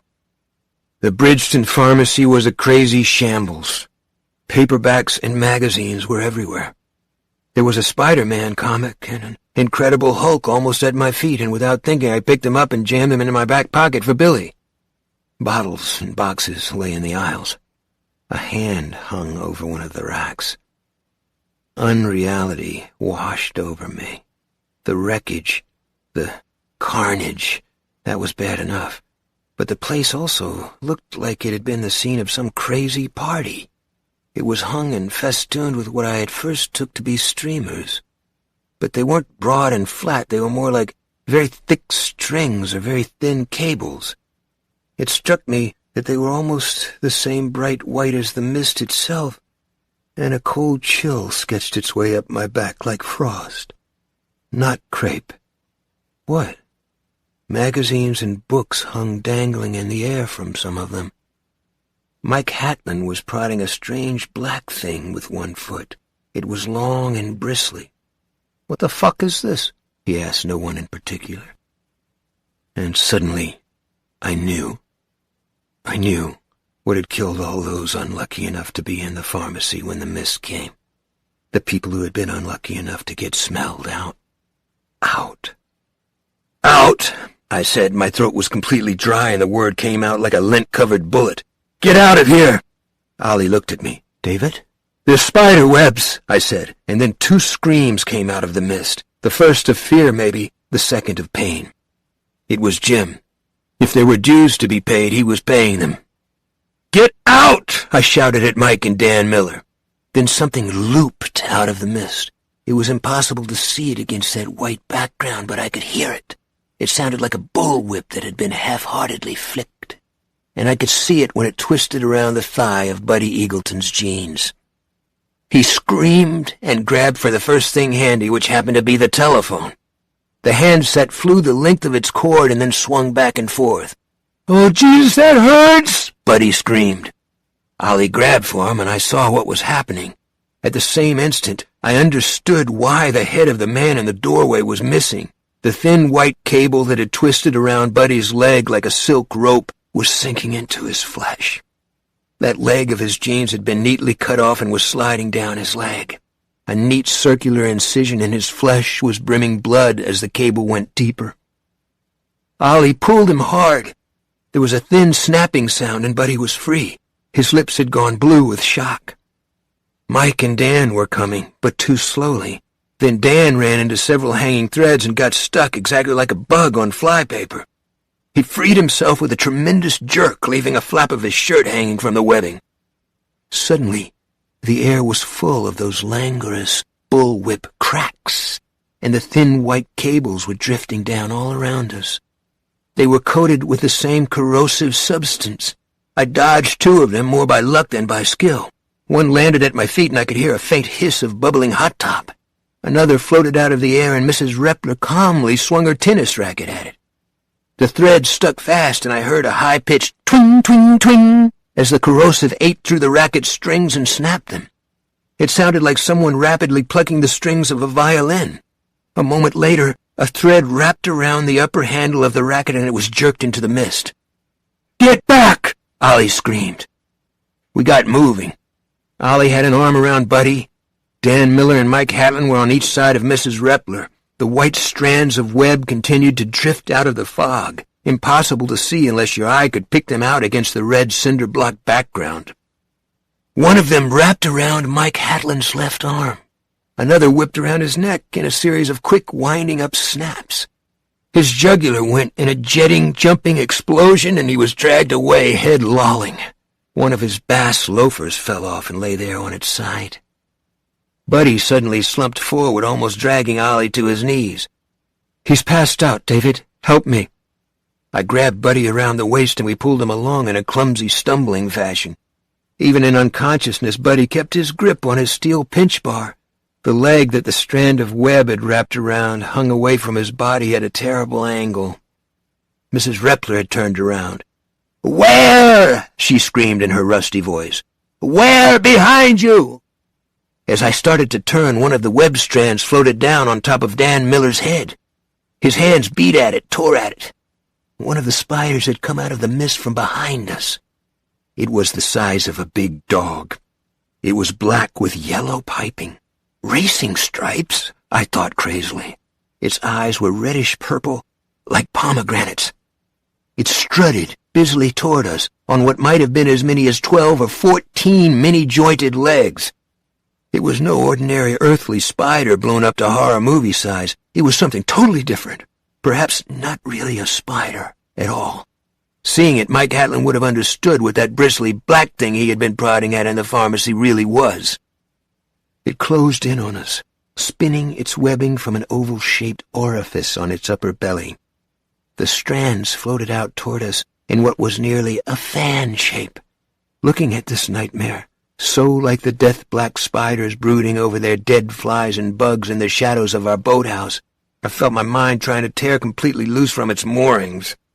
I believe now that it was only the thought of Billy that allowed me to keep any semblance of sanity. I was making some sound, laughing, crying, screaming, I don't know. But Ollie Weeks was like a rock. He raised Amanda's pistol as calmly as a man on a target range and emptied it in spaced shots into the creature at point-blank range. Whatever hell it came from, it wasn't invulnerable. A black ichor splattered from its body, and it made a terrible mewling sound, so low it was more felt than heard, like a bass note from a synthesizer. Then it scuttered back into the mist and was gone. It might have been a phantasm from a horrible drug dream, except for the puddles of sticky black stuff it had left behind. There was a clang as Buddy finally dropped his steel pinch bar.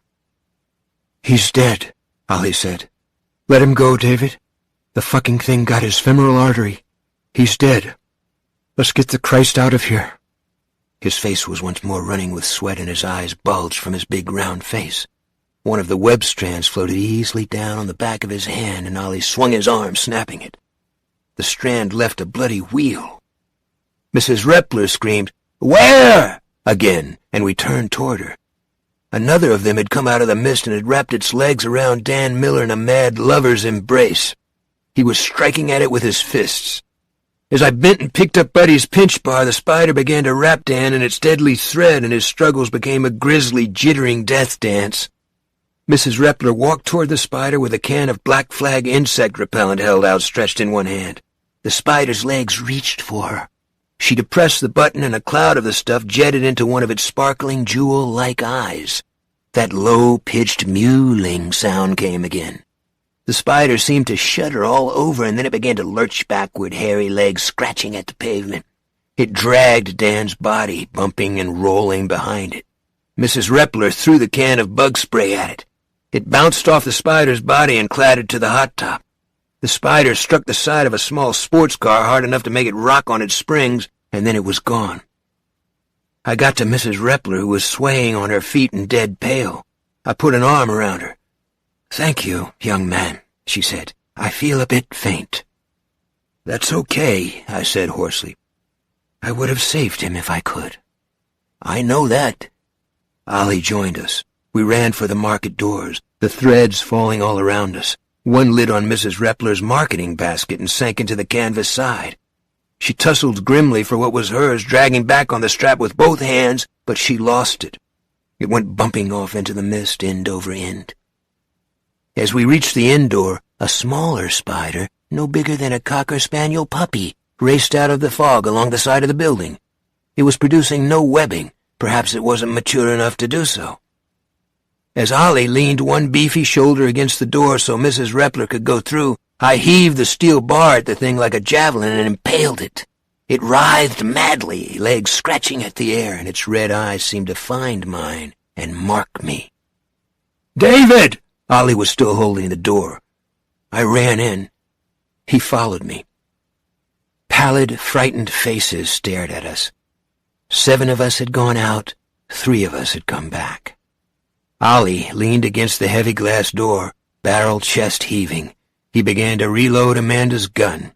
His white assistant manager's shirt was plastered to his body, and large gray sweat stains had crept out from under his arms. "What?" someone asked in a low, hoarse voice. "Spiders," Mrs. Repler answered grimly. "The dirty bastard snatched my market basket." Then Billy hurled his way into my arms, crying. I held on to him, tight. 10. The spell of Mrs. Carmody. The second night in the market. The final confrontation. It was my turn to sleep, and for 4 hours I remember nothing at all. Amanda told me I talked a lot and screamed once or twice, but I remember no dreams. When I woke up, it was afternoon. I was terribly thirsty. Some of the milk had gone over, but some of it was still okay. I drank a quart. Amanda came over to where Billy, Mrs. Terman, and I were. The old man who had offered to make a try for the shotgun in the trunk of his car was with her. Cornell, I remembered. Ambrose Cornell. "How are you, son?" he asked. "All right," but I was still thirsty and my head ached. Most of all, I was scared. I slipped an arm around Billy and looked from Cornell to Amanda. "What's up?" Amanda said, "Mr. Cornell is worried about that Mrs. Carmody. So am I." "Billy, why don't you take a walk over here with me?" Hattie asked. "I don't want to," Billy said. "Go on, Big Bill," I told him, and he went, reluctantly. "Now what about Mrs. Carmody?" I asked. "She's stirring things up," Cornell said. He looked at me with an old man's grimness. "I think we got to put a stop to it, just about any way we can." Amanda said, "There are almost a dozen people with her now. It's like some crazy kind of a church service." I remembered talking with a writer friend who lived in Otisfield and supported his wife and 2 kids by raising chickens and turning out 1 paperback original a year, spy stories. We had gotten talking about the bulge in popularity of books concerning themselves with the supernatural. Galt pointed out that in the 40s, Weird Tales had only been able to pay a pittance, and that in the 50s it went broke. When the machines fail, he had said, while his wife candled eggs and roosters crowed querulously outside, when the technologies fail, when the conventional religious systems fail, people have got to have something.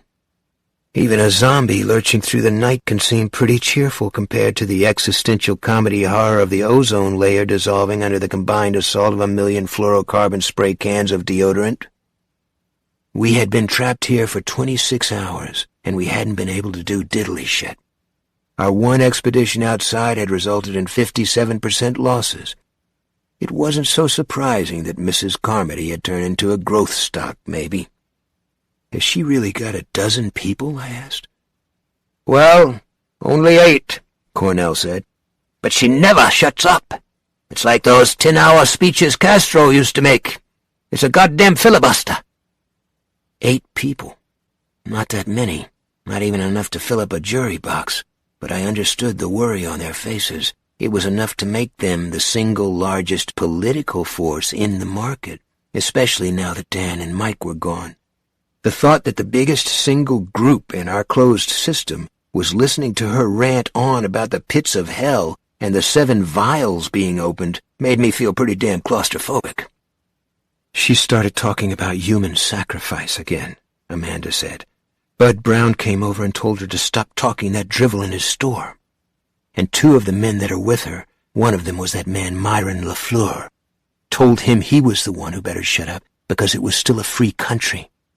He wouldn't shut up, and there was a shoving match, I guess you'd say. Brown got a bloody nose, Cornell said. They mean business. I said, surely not to the point of actually killing someone. Cornell said softly, I don't know how far they'll go if that mist doesn't let up, but I don't want to find out. I intend to get out of here. Easier said than done, but something had begun to tick over in my mind. Scent. That was the key. We had been left pretty much alone in the market. The bugs might have been attracted to the light as more ordinary bugs were. The birds had simply followed their food supply. But the bigger things had left us alone unless we unbuttoned for some reason. The slaughter in the Bridgeton pharmacy had occurred because the doors had been left chocked open. I was sure of that. The thing or things that had gotten Norton at his party had sounded as big as a house, but it or they hadn't come near the market, and that meant that maybe... Suddenly I wanted to talk to Ollie Weeks. I needed to talk to him. I intend to get out or die trying, Cornell said. I got no plans to spend the rest of the summer in here. There have been 4 suicides, Amanda said suddenly. What? The first thing to cross my mind in a semi-guilty flash was that the bodies of the soldiers had been discovered. Pills, Cornell said shortly. Me and 2 or 3 other guys carried the bodies out back. I had to stifle a shrill laugh. We had a regular morgue going back there. It's thinning out, Cornell said. I want to get gone. You won't make it to your car, believe me. Not even to that first rank? That's closer than the drugstore. I didn't answer him. Not then. About an hour later, I found Ollie holding up the beer cooler and drinking a bush. His face was impassive, but he also seemed to be watching Mrs. Carmody. She was tireless, apparently, and she was indeed discussing human sacrifice again, only now no one was telling her to shut up. Some of the people who had told her to shut up yesterday were either with her today or at least willing to listen, and the others were outnumbered. She could have them talked around to it by tomorrow morning, Ollie remarked. Maybe not, but if she did, who do you think she'd single out for the honor? Bud Brown had crossed her. So had Amanda. There was the man who had struck her, and then, of course, there was me. Ollie, I said, I think maybe half a dozen of us could get out of here. I don't know how far we'd get, but I think we could at least get out. How? I laid it out for him. It was simple enough. If we dashed across to my scout and piled in, they would get no human scent, at least not with the windows rolled up. But suppose they're attracted to some other scent, Ollie asked. Exhaust, for instance. Then we'd be cooked, I agreed. Motion, he said. The motion of a car through fog might also draw them, David. I don't think so. Not without the scent of prey. I really believe that's the key to getting away. But you don't know. No, not for sure. Where would you want to go? First, home, to get my wife. David? All right, to check, to be sure. The things out there could be every place, David. They could get you the minute you stepped out of your scout into your dooryard. If that happened, the scout would be yours. All I'd ask would be that you take care of Billy as well as you could for as long as you could. Ollie finished his bush and dropped the can back into the cooler where it clattered among the empties. The butt of the gun Amanda's husband had given her protruded from his pocket. South? He asked, meeting my eyes. Yeah, I would, I said. Go south and try to get out of the mist. Try like hell.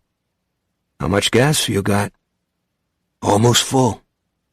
Have you thought that it might be impossible to get out? I had.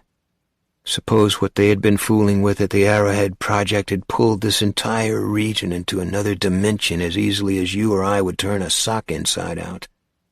It had crossed my mind, I said, but the alternative seems to be waiting around to see who Mrs. Carmody taps for the place of honor.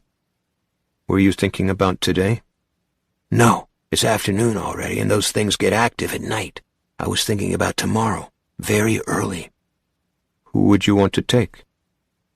Me and you and Billy, Hattie Turman, Amanda Dumfries, that old guy Cornell, and Mrs. Repler. Maybe Bud Brown, too. That's 8, but Billy can sit on someone's lap and we can all squash together. He thought it over. All right, he said finally. We'll try. Have you mentioned this to anyone else? No, not yet. My advice would be not to, not until about 4 tomorrow morning. I'll put a couple of bags of groceries under the checkout nearest the door. If we're lucky, we can squeak out before anyone knows what's happening. His eyes drifted to Mrs. Carmody again. If she knew, she might try to stop us. You think so? Ollie got another beer. I think so, he said. That afternoon, yesterday afternoon, passed in a kind of slow motion. Darkness crept in, turning the fog to that dull chrome color again. What world was left outside slowly dissolved to black by 8:30. The pink bugs returned, then the bird things, swooping into the windows and scooping them up. Something roared occasionally from the dark, and once, shortly before midnight, there was a long, drawn-out, "ah-roo" that caused people to turn toward the blackness with frightened, searching faces. It was the sort of sound you'd imagine a bull alligator might make in a swamp. It went pretty much as Miller had predicted. By the small hours, Mrs. Carmody had gained another 6 souls. Mr. McVeigh the butcher was among them, standing with his arms folded, watching her. She was totally wound up. She seemed to need no sleep.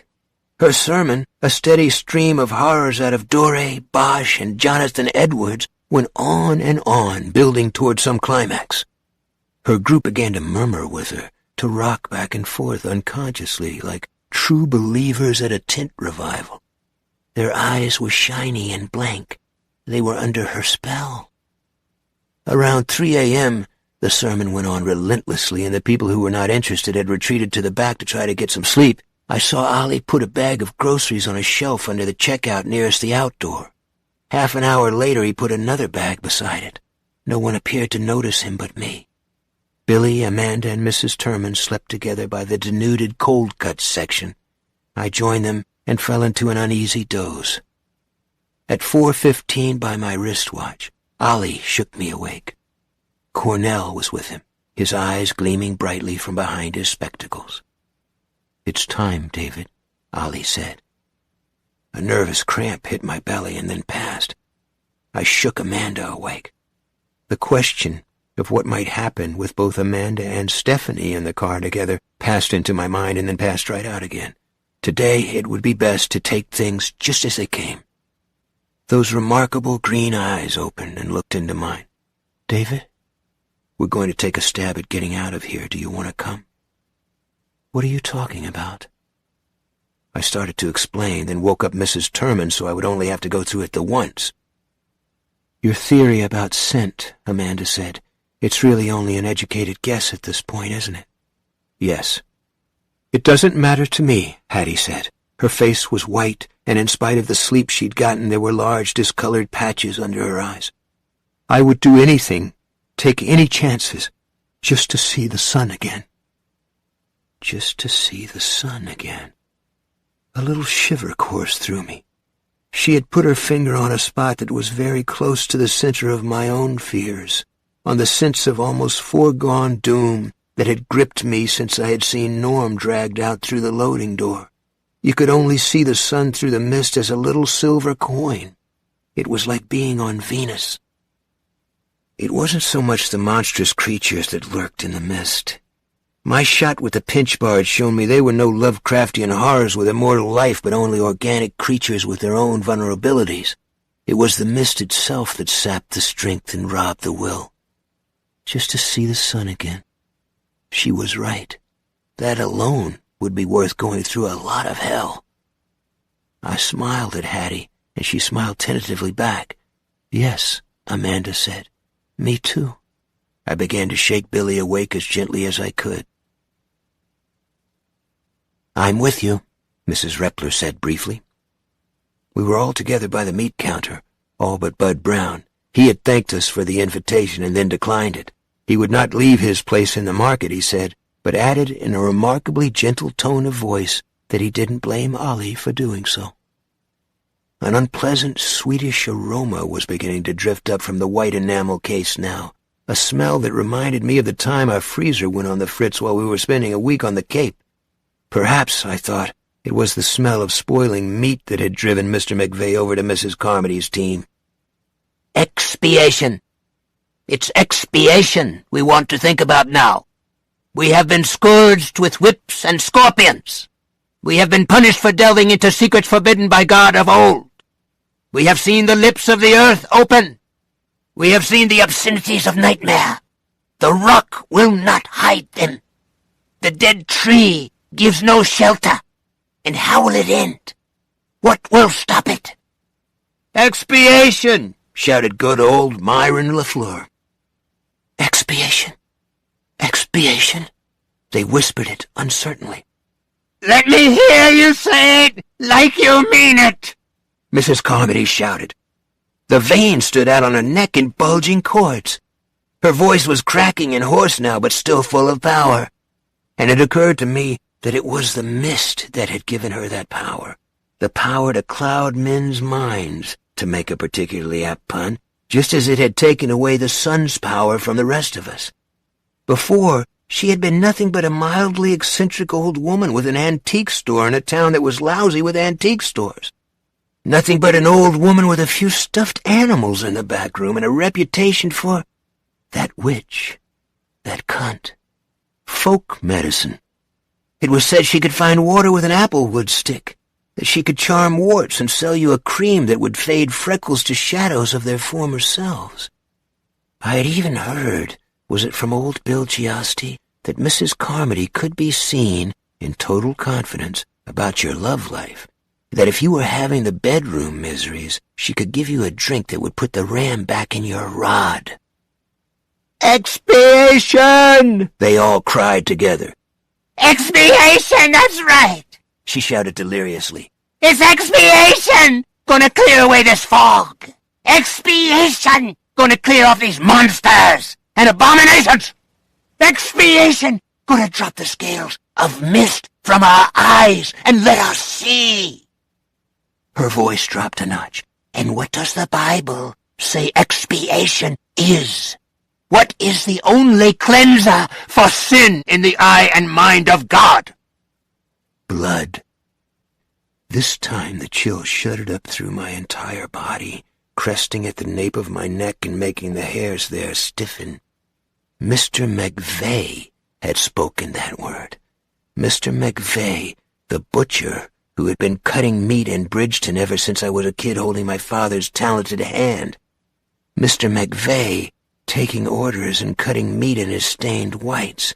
Mr. McVeigh, whose acquaintanceship with the knife was long, yes, and with the saw and cleaver as well.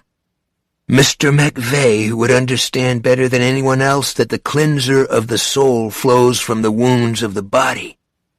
"Blood," they whispered. "Daddy, I'm scared," Billy said. He was clutching my hand tightly, his small face strained and pale. "Ollie," I said, "why don't we get out of this loony bin?" "Right on," he said. "Let's go." We started down the second aisle in a loose group. Ollie, Amanda, Cornell, Mrs. Turman, Mrs. Repler, Billy, and I. It was 4:45 in the morning, and the mist was beginning to lighten again. "You and Cornell take the grocery bags," Ollie said to me. "Okay. I'll go first. Your Scout is a 4-door, is it?" "Yeah, it is." "Okay. I'll open the driver's door and the back door on the same side. Mrs. Dumfries, can you carry Billy?" She picked him up in her arms. "Am I too heavy?" Billy asked. "No, hun." "Good." "You and Billy get in front," Ollie went on. "Shove way over. Mrs. Turman in front, in the middle. David, you behind the wheel. The rest of us will—" "Where did you think you were going?" It was Mrs. Carmody. She stood at the head of the checkout line where Ollie had hidden the bags of groceries. Her pantsuit was a yellow scream in the gloom. Her hair frizzed out wildly in all directions, reminding me momentarily of Elsa Lanchester in The Bride of Frankenstein. Her eyes blazed. 10 or 15 people stood behind her, blocking the in and out doors. They had the look of people who had been in car accidents, or who had seen a UFO land, or who had seen a tree pull its roots up and walk. Billy cringed against Amanda and buried his face against her neck. "Going out now, Mrs. Carmody," Ollie said.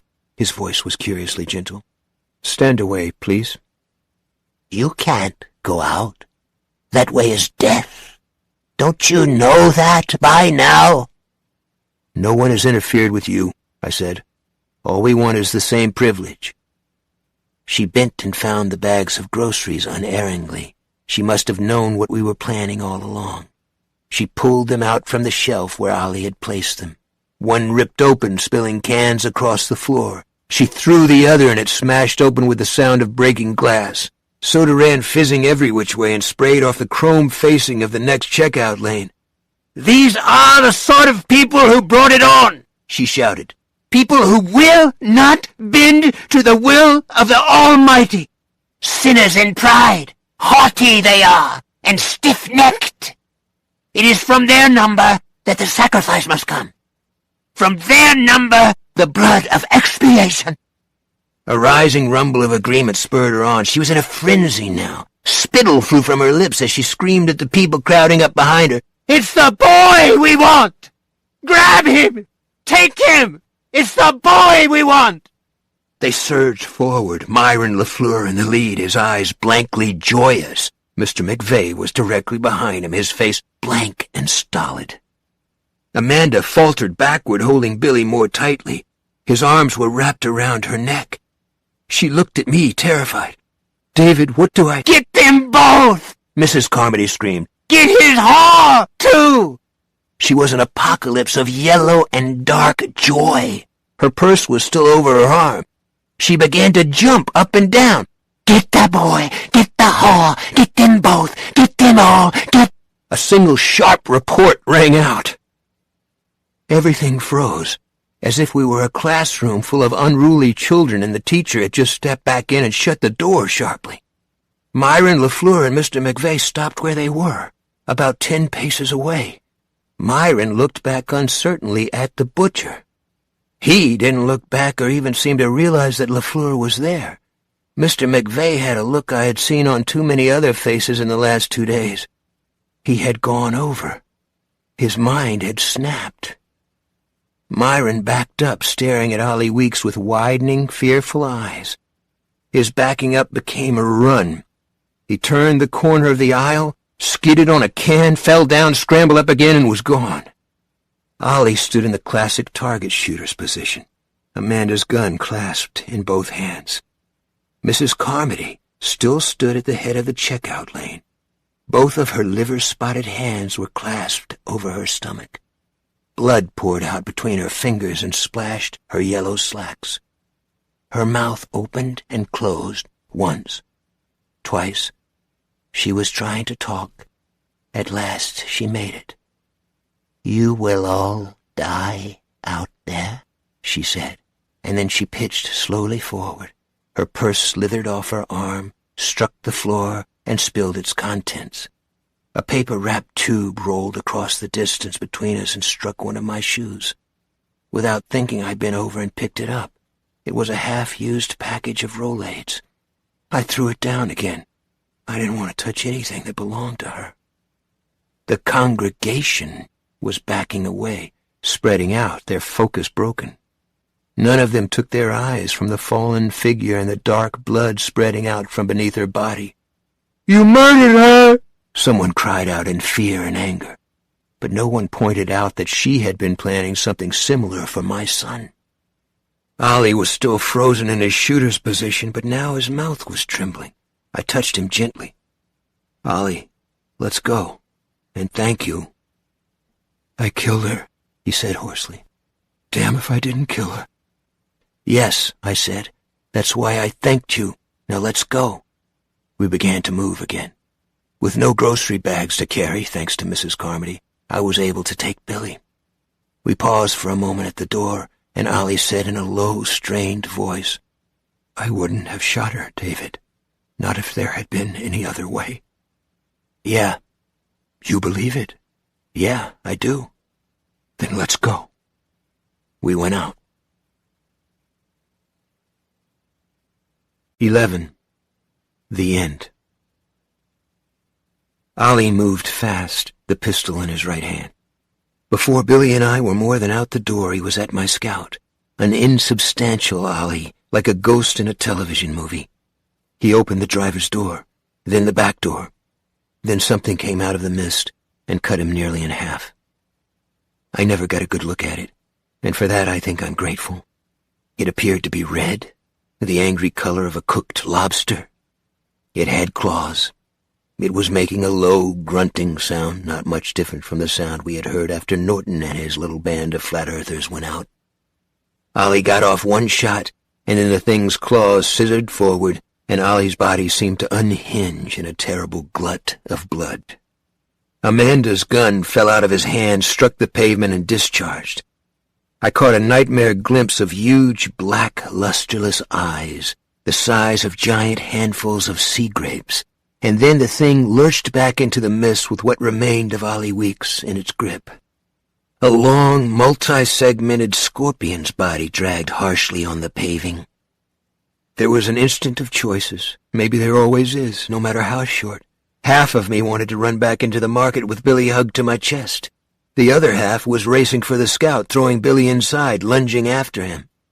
Then Amanda screamed. It was a high, rising sound that seemed to spiral up and up until it was nearly ultrasonic. Billy cringed against me, digging his face against my chest. One of the spiders had Hattie Turman. It was big. It had knocked her down. Her dress had pulled up over her scrawny knees as it crouched over her, its bristly, spiny legs caressing her shoulders.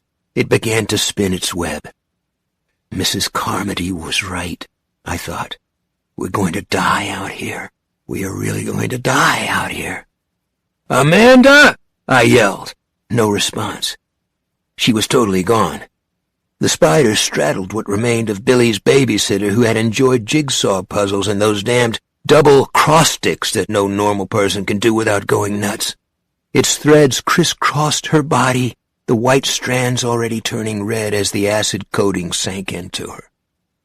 Cornell was backing slowly toward the market, his eyes as big as dinner plates behind his specs. Abruptly he turned and ran. He clawed the inn door open and ran inside. The split in my mind closed as Mrs. Repler stepped briskly forward and slapped Amanda, first forehand, then backhand. Amanda stopped screaming. I went to her, spun her around to face the scout, and screamed, "Go!" into her face. She went. Mrs. Repler brushed past me. She pushed Amanda into the scout's back seat, got in after her, and slammed the door shut. I yanked Billy loose and threw him in. As I climbed in myself, one of those spider threads drifted down and lit on my ankle. It burned the way a fishing line pulled rapidly through your closed fist will burn, and it was strong. I gave my foot a hard yank, and it broke. I slipped in behind the wheel. "Shut it or shut the door, dear God!" Amanda screamed. I shut the door. A bare instant later, one of the spiders thumped softly against it. I was only inches from its red, viciously stupid eyes. Its legs, each as thick as my wrist, slipped back and forth across the square bonnet. Amanda screamed ceaselessly like a fire bell. "Woman, shut your head," Mrs. Repler told her. The spider gave up. It could not smell us, ergo we were no longer there. It strutted back into the mist on its unsettling number of legs, became a phantasm, and then was gone. I looked out the window to make sure it was gone, and then opened the door. "What are you doing?" Amanda screamed, but I knew what I was doing. I like to think Ollie would have done exactly the same thing. I half-stepped, half-leaned out, and got the gun. Something came rapidly toward me, but I never saw it. I pulled back in and slammed the door shut. Amanda began to sob. Mrs. Repler put an arm around her and comforted her briskly. Billy said, "Are we going home, Daddy?" "Big Bill, we're going to try." "Okay," he said quietly. I checked the gun and then put it into the glove compartment. Ollie had reloaded it after the expedition to the drugstore. The rest of the shells had disappeared with him, but that was all right. He had fired at Mrs. Carmody. He had fired once at the clawed thing, and the gun had discharged once when it hit the ground. There were 4 of us in the Scout, but if push came right down to shove, I'd find some other way out for myself. I had a terrible moment when I couldn't find my key ring. I checked all my pockets, came up empty, and then checked them all again, forcing myself to go slowly and calmly. They were in my jeans pocket. They had gotten down under the coins, as keys sometimes will. The Scout started easily. At the confident roar of the engine, Amanda burst into fresh tears. I sat there, letting it idle, waiting to see what was going to be drawn by the sound of the engine or the smell of the exhaust. 5 minutes, the longest 5 of my life, drifted by. Nothing happened. "Are we going to sit here, or are we going to go?" Mrs. Repler asked at last. "Go," I said. I backed out of the slot and put on the low beams. Some urge, probably a base one, made me cruise past the Federal Market as close as I could get. The Scout's right bumper bunted the trash barrel to one side. It was impossible to see in except through the loopholes. All those fertilizer and lawn food bags made the place look as if it were in the throes of some mad garden sale. But at each loophole there were 2 or 3 pale faces staring out at us. Then I swung to the left, and the mist closed impenetrably behind us. And what has become of those people, I do not know. I drove back down Kansas Road at 5 miles an hour, feeling my way. Even with the Scout's headlights and running lights on, it was impossible to see more than 7 or 10 feet ahead. The earth had been through some terrible contortion. Miller had been right about that. In places the road was merely cracked, but in others the ground itself seemed to have caved in, tilting up great slabs of paving. I was able to get over with the help of the 4-wheel drive, thank God for that.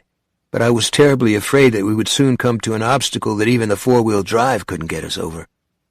It took me 40 minutes to make a drive that usually only took 7 or 8. At last, the sign that marked our private road loomed out of the mist. Billy, roused at 4:45, had fallen solidly asleep inside this car that he knew so well it must have seemed like home to him. Amanda looked at the road nervously. "Are you really going down there?"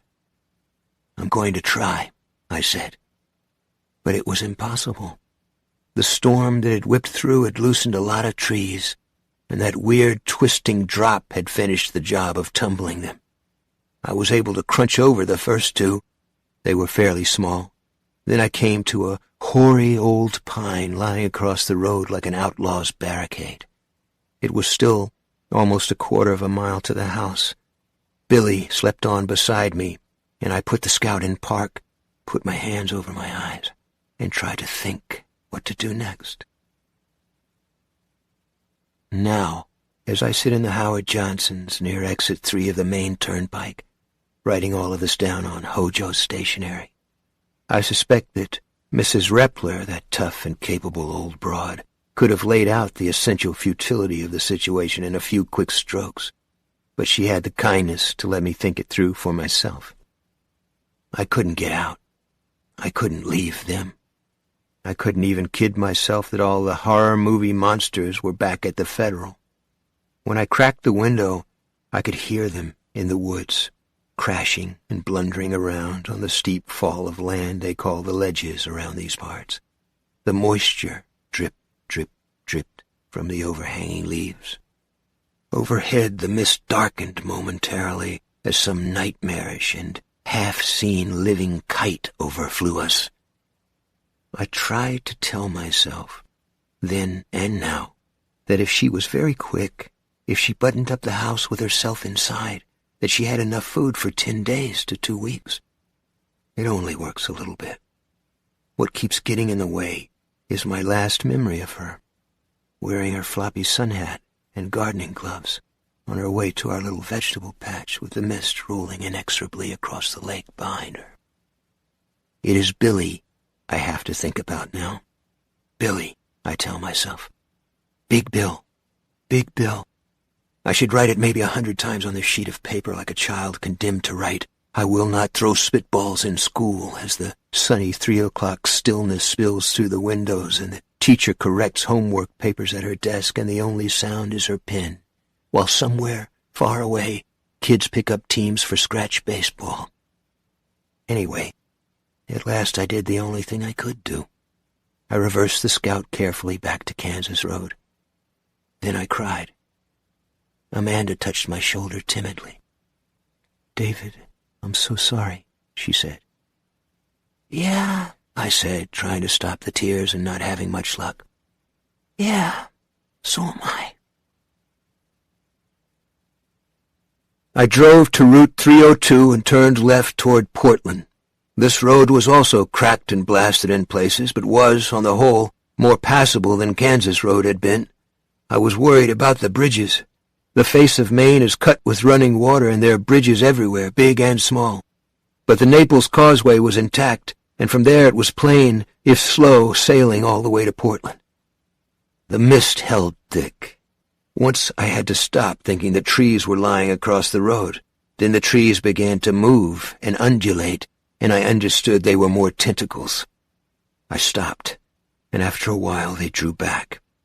Once a great green thing, with an iridescent green body and long transparent wings, landed on the hood. It looked like a grossly misshapen dragonfly. It hovered there for a moment, then took wing again and was gone. Billy woke up about 2 hours after we had left Kansas Road behind and asked if we had gotten Mommy yet. I told him I hadn't been able to get down our road because of the fallen trees. "Is she all right, Dad?" "Billy, I don't know, but we'll come back and see." He didn't cry. He dozed off again instead.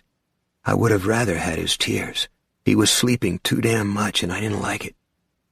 I began to get a tension headache. It was driving through the fog at a steady 5 or 10 miles an hour that did it. The tension of knowing that anything might come out of it, anything at all, a washout, a land spill, or Ghidra the 3-headed monster. I think I prayed. I prayed to God that Stephanie was alive and that he wouldn't take my adultery out on her. I prayed to God to let me get Billy to safety because he had been through so much. Most people had pulled to the side of the road when the mist came, and by noon we were in North Windham. I tried the river road, but about 4 miles down, a bridge spanning a small and noisy stream had fallen into the water. I had to reverse for nearly a mile before I found a spot wide enough to turn around. We went to Portland by Route 302 after all. When we got there, I drove the cutoff to the turnpike. The neat line of toll booths guarding the access had been turned into vacant-eyed skeletons of smashed Pola glass. All of them were empty. In the sliding glass doorway of one was a torn jacket with Maine Turnpike Authority patches on the sleeves. It was drenched with tacky, drying blood. We had not seen a single living person since leaving the Federal. Mrs. Repler said, "David, try your radio." I slapped my forehead in frustration and anger at myself, wondering how I could have been stupid enough to forget the Scouts' AM/FM for so long. "Don't do that," Mrs. Repler said curtly. "You can't think of everything. If you try, you will go mad and be of no use at all." I got nothing but a shriek of static all the way across the AM band, and the FM yielded nothing but a smooth and ominous silence. "Does that mean everything's off the air?" Amanda asked. I knew what she was thinking, maybe. We were far enough south now so that we should have been picking up a selection of strong Boston stations, WRKO, WBZ, WMEX, but if Boston had gone... "It doesn't mean anything for sure," I said. "That static on the AM band is pure interference. The mist is having a damping effect on radio signals, too." "Are you sure that's all it is?" "Yes," I said, not sure at all. We went south. The mileposts rolled past, counting down from about 40. When we reached mile 1, we would be at the New Hampshire border. Going on the turnpike was slower. A lot of the drivers hadn't wanted to give up, and there had been rear-end collisions in several places. Several times I had to use the median strip. At about 20 past 1, I was beginning to feel hungry. Billy clutched my arm. "Daddy, what's that? What's that?" A shadow loomed out of the mist, staining it dark.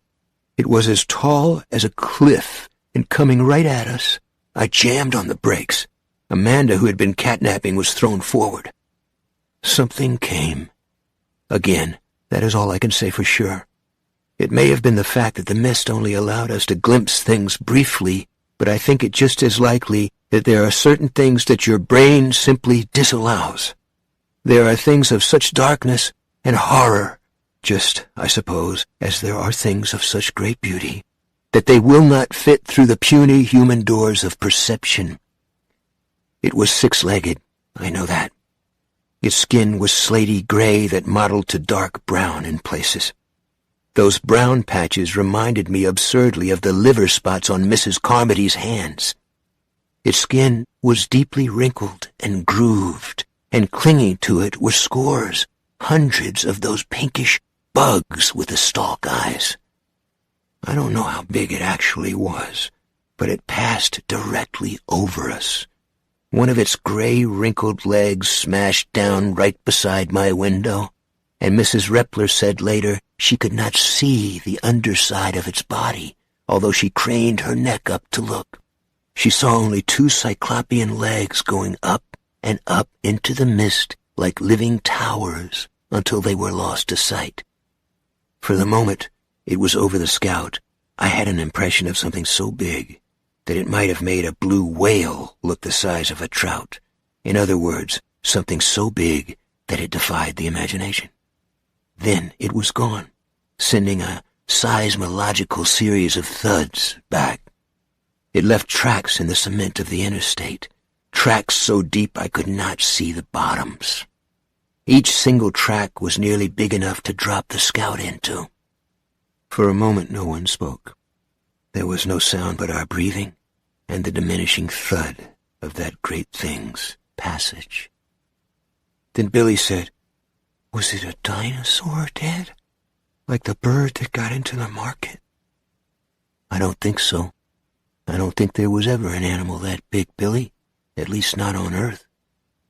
I thought of the Arrowhead Project and wondered again what crazy damned thing they could have been doing up there. "Can we go on?" Amanda asked timidly. "It might come back." Yes, and there might be more up ahead, but there was no point in saying so. We had to go somewhere. I drove on, weaving in and out between those terrible tracks until they veered off the road. That is what happened. Or nearly all. There's one final thing I'll get to in a moment, but you mustn't expect some neat conclusion.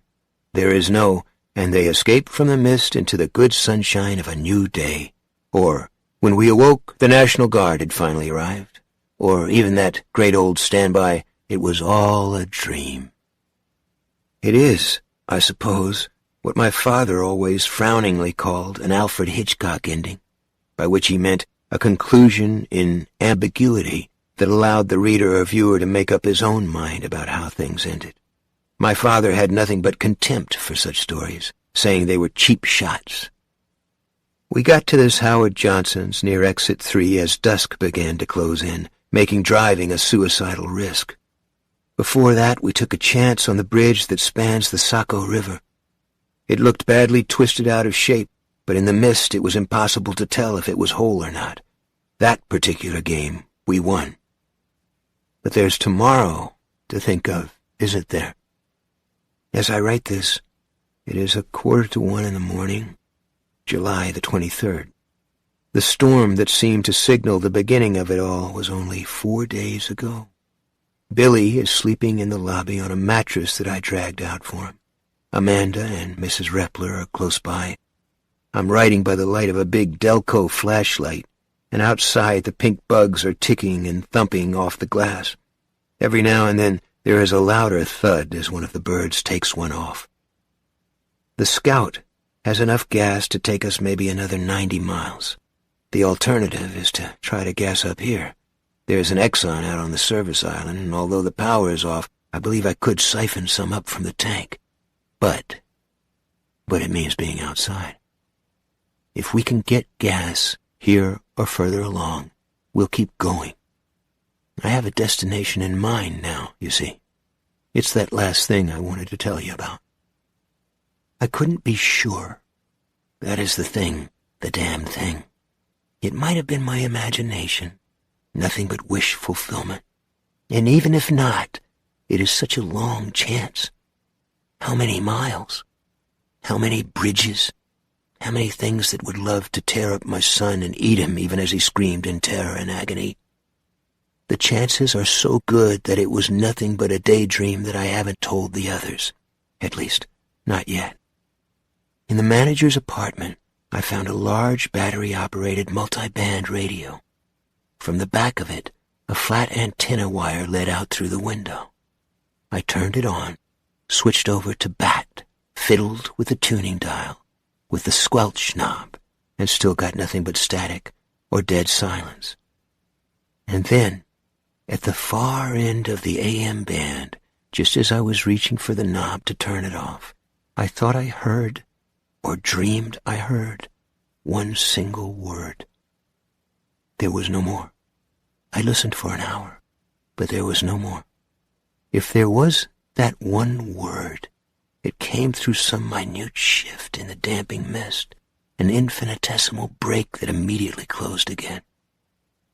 One word. I've got to get some sleep. If I can sleep and not be haunted until daybreak by the faces of Ollie Weeks and Mrs. Carmody and Norm the bag boy, and by Steph's face, half shadowed by the wide brim of her sun hat.